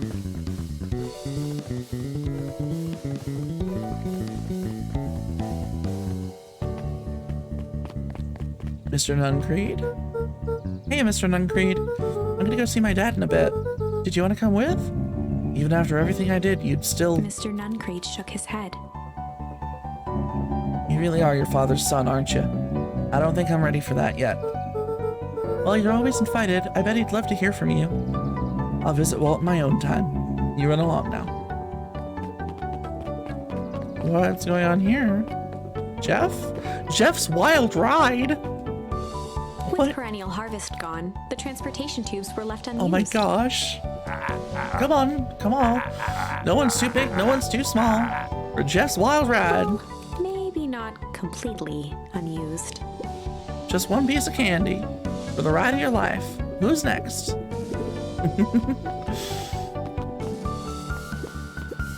Guess what? Yesterday I saw Dynasty's Titius. And that's good? It's great. I haven't spotted one of those in years. At this rate, Beacon Pines is going to become the bug capital of the county. I said county that time.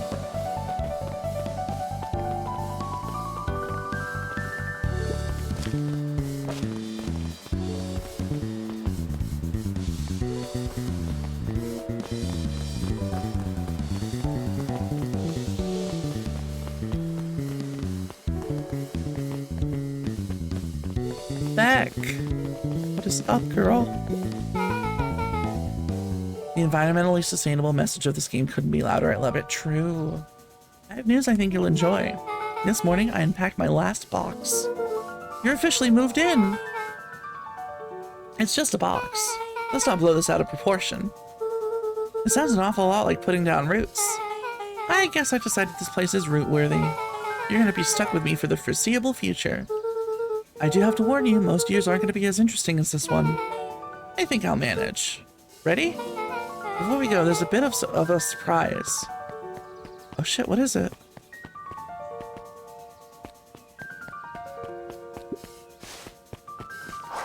Oh. My mom's prepared this tree especially for you. They didn't have to do that. It wasn't just them. Just about the whole town pitched in. We all owe you. It should do okay in the cold of Old Beacon Pines, and thrive as things warm up. That's perfect. Make Jeff's wild ride to Old Beacon Pines. Oh, because they tore down the old tree. Oh.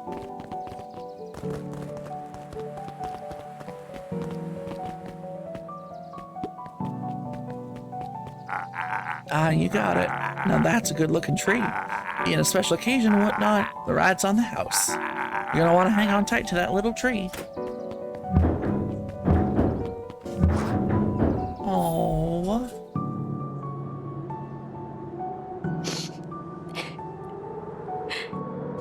I think this is it. The end I've been waiting for. Honestly, I'd begun to lose hope of ever finding it. But then you came along. I don't know exactly how to thank you. It's hard to explain how much this means to me. It's funny, now that our time together is finally ending, I'm at a loss for words. Let's just watch the end together. Done. Good little tree. The best little tree. Thank you, children. This means a lot. Yeah, thanks. I'm not tearing up. You're tearing up. Oh my god. Thanks for everything.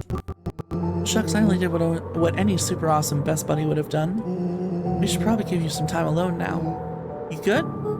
Yeah, I am. It's been a wild year. How are you feeling? Everyone keeps asking me that. I'm fine, really. I always said the only thing fitter than a fiddle is a cello. I feel like a dang cello. Well, if you ever stop feeling like a cello, I'm here for you. I know, you don't even have to say it. You two make an awesome pair. Excuse me, we're a trio now. Yep. Thanks. There's just one thing missing now that you're a part of our group. Missing? Let me tell you a little story about a man named Hank Atomic. Oh god. I won't be long. We'll be waiting for you back at the phone booth. Just adjust my chair a little bit. I found the perfect way to start our summer. Oh no. You've got some good friends. I'm so proud of you. Your father would be so proud. I know. Mom, can I ask you a question? Do you ever dream about Dad? Not a night goes by that I don't. Are you ever afraid that you're gonna forget him? Forget what he looked like? Forget his voice? No, because so much of him lives on in you. He loved that old tree, but I know that he would have loved this one more. Because his two favorite people planted it. I'll give you two a moment. Aww.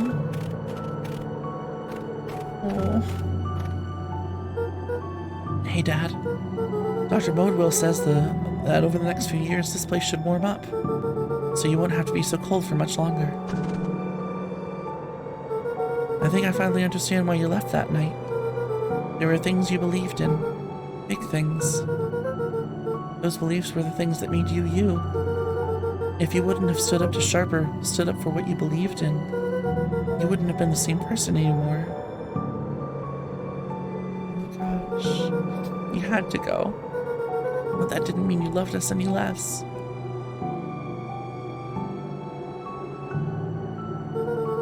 I might not visit you as much as I used to. I know you understand.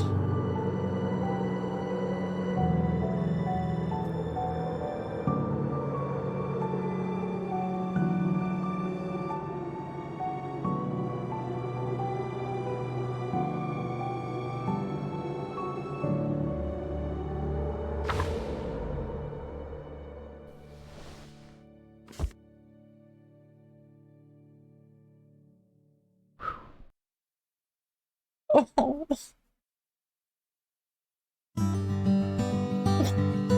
That was amazing.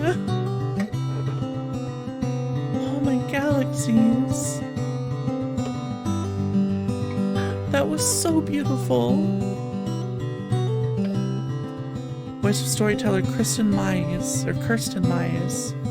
Oh, they did amazing.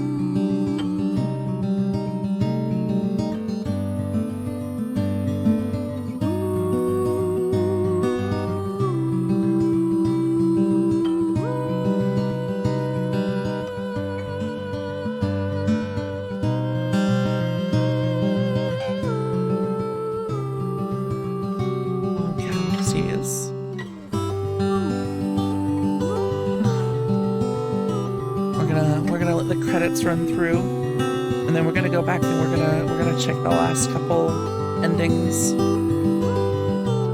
the like the other options for what Beck did to Sharper's file. Taking a sippy. There we go. Supporting by Nerd Monkeys Kickstarter.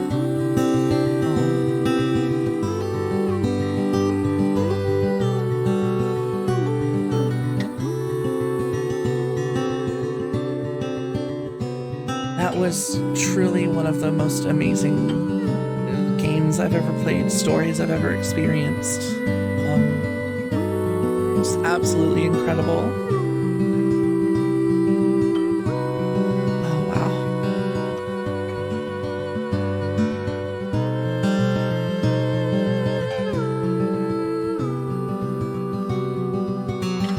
And a hell of a VOD to be putting up on the channel, you know? Is.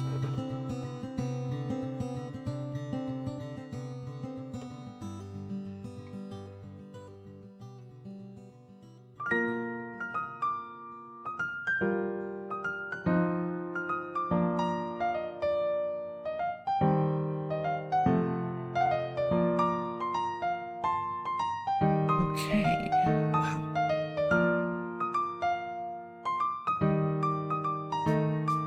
Love games like this that make me like feel things. You and me both, Sweet Peach. You and me both. Oh, galaxies.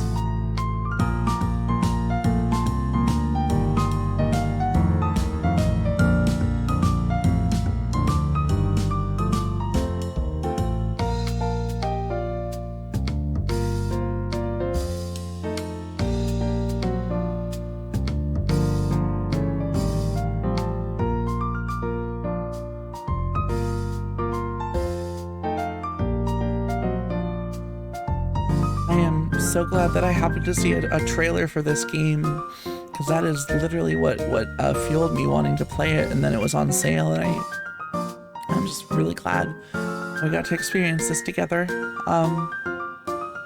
Just gonna let this play out.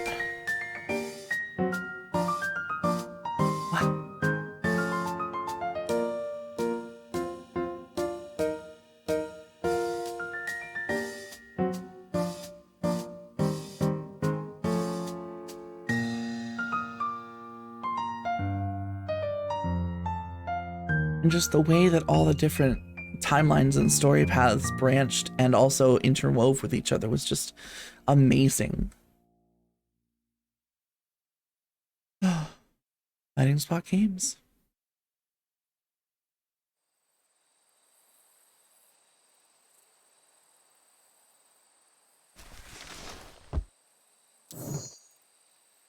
Yep, the vial. All right, let's check it out.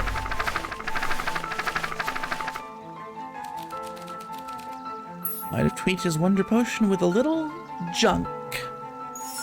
I might have tweaked his wonder potion with a little junk. Let's see what we got.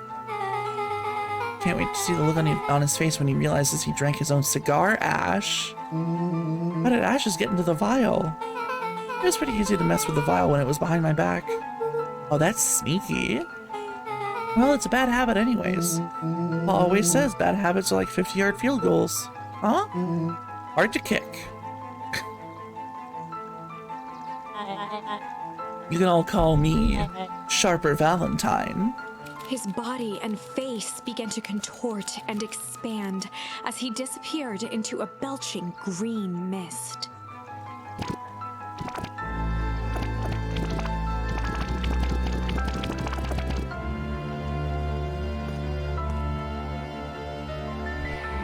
Oh, fuck. Oh my god, we killed him. Oh god. Well, that's one way to kick a bad habit. As the last of what was once Sharper Valentine wafted into the air, the crowd began to disperse, still numb from what they had just observed. Sharper Valentine was gone for good. His end would be a new beginning for Beacon Pines. A new chance to let go of the things they had lost and grab hold of a new future. The end. Well, I'd be lying if I said that wasn't a bit gratifying. If that feels to you like a good note to end on, I won't stand in your way. Oh, did we accidentally get like the proper ending first try? Okay. Let's see what Malice gets us. I might have tweaked his wonder potion with a little malice. Malice? The whiskey from his office? Yep, dude had an unfinished glass on his desk. I figured his grow juice could use a little hair of the dog. You can all call me Sharper Valentine. His body and face began to contort and expand as he disappeared into a belching green mist.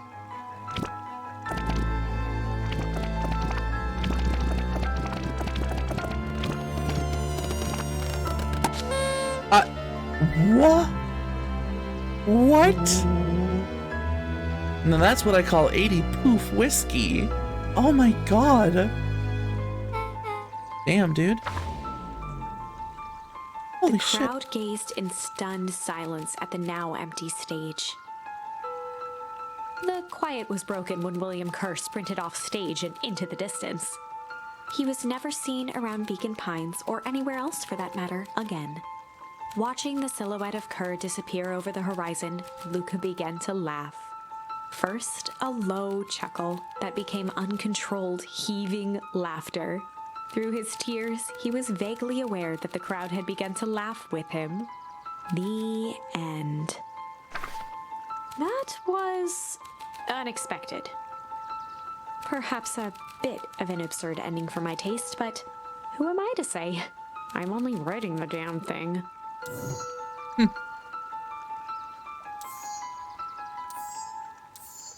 So, yeah, I guess, I guess that's it.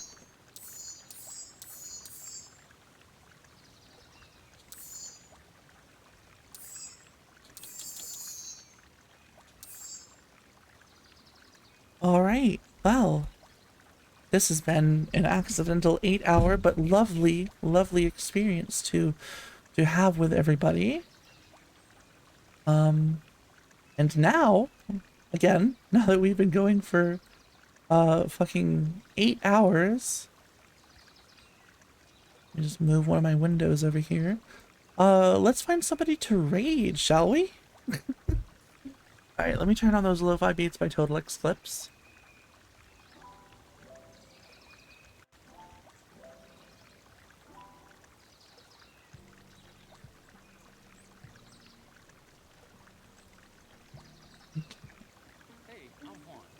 Whoop. Ew. Let me just reload that so it skips the ad.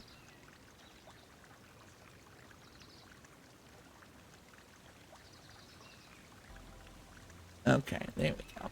Let's find somebody to raid. Let's see who's live right now.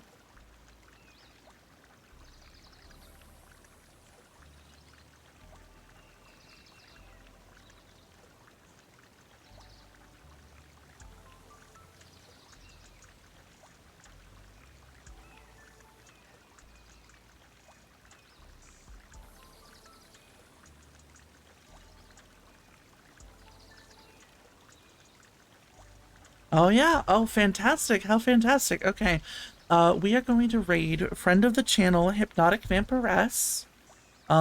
She has been on a hiatus for a while, but she is back today. She's playing Halo the Master Chief Collection.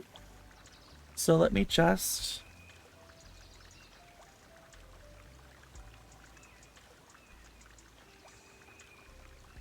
go ahead and copy that raid message. And I'm going to activate the raid and head to the end screen. Raid? Hypnotic Vampiress? Alright, I'm going to head to the end screen here in a moment. I just want to thank you all again for hanging out with me. And going on this fucking 8-hour journey with me. We might take a break tomorrow. I was going to stream both days, but might take a break tomorrow after all this. Might try to go for 100% on this game. For now, we're gonna go raid Hypnotic Vampiress, copy that raid message, and definitely follow the raid through, give her a follow, and I will catch you all next time. I'm gonna head to the end screen here in a minute. Remember to be kind to yourselves and be kind to others, and I'll see you next time.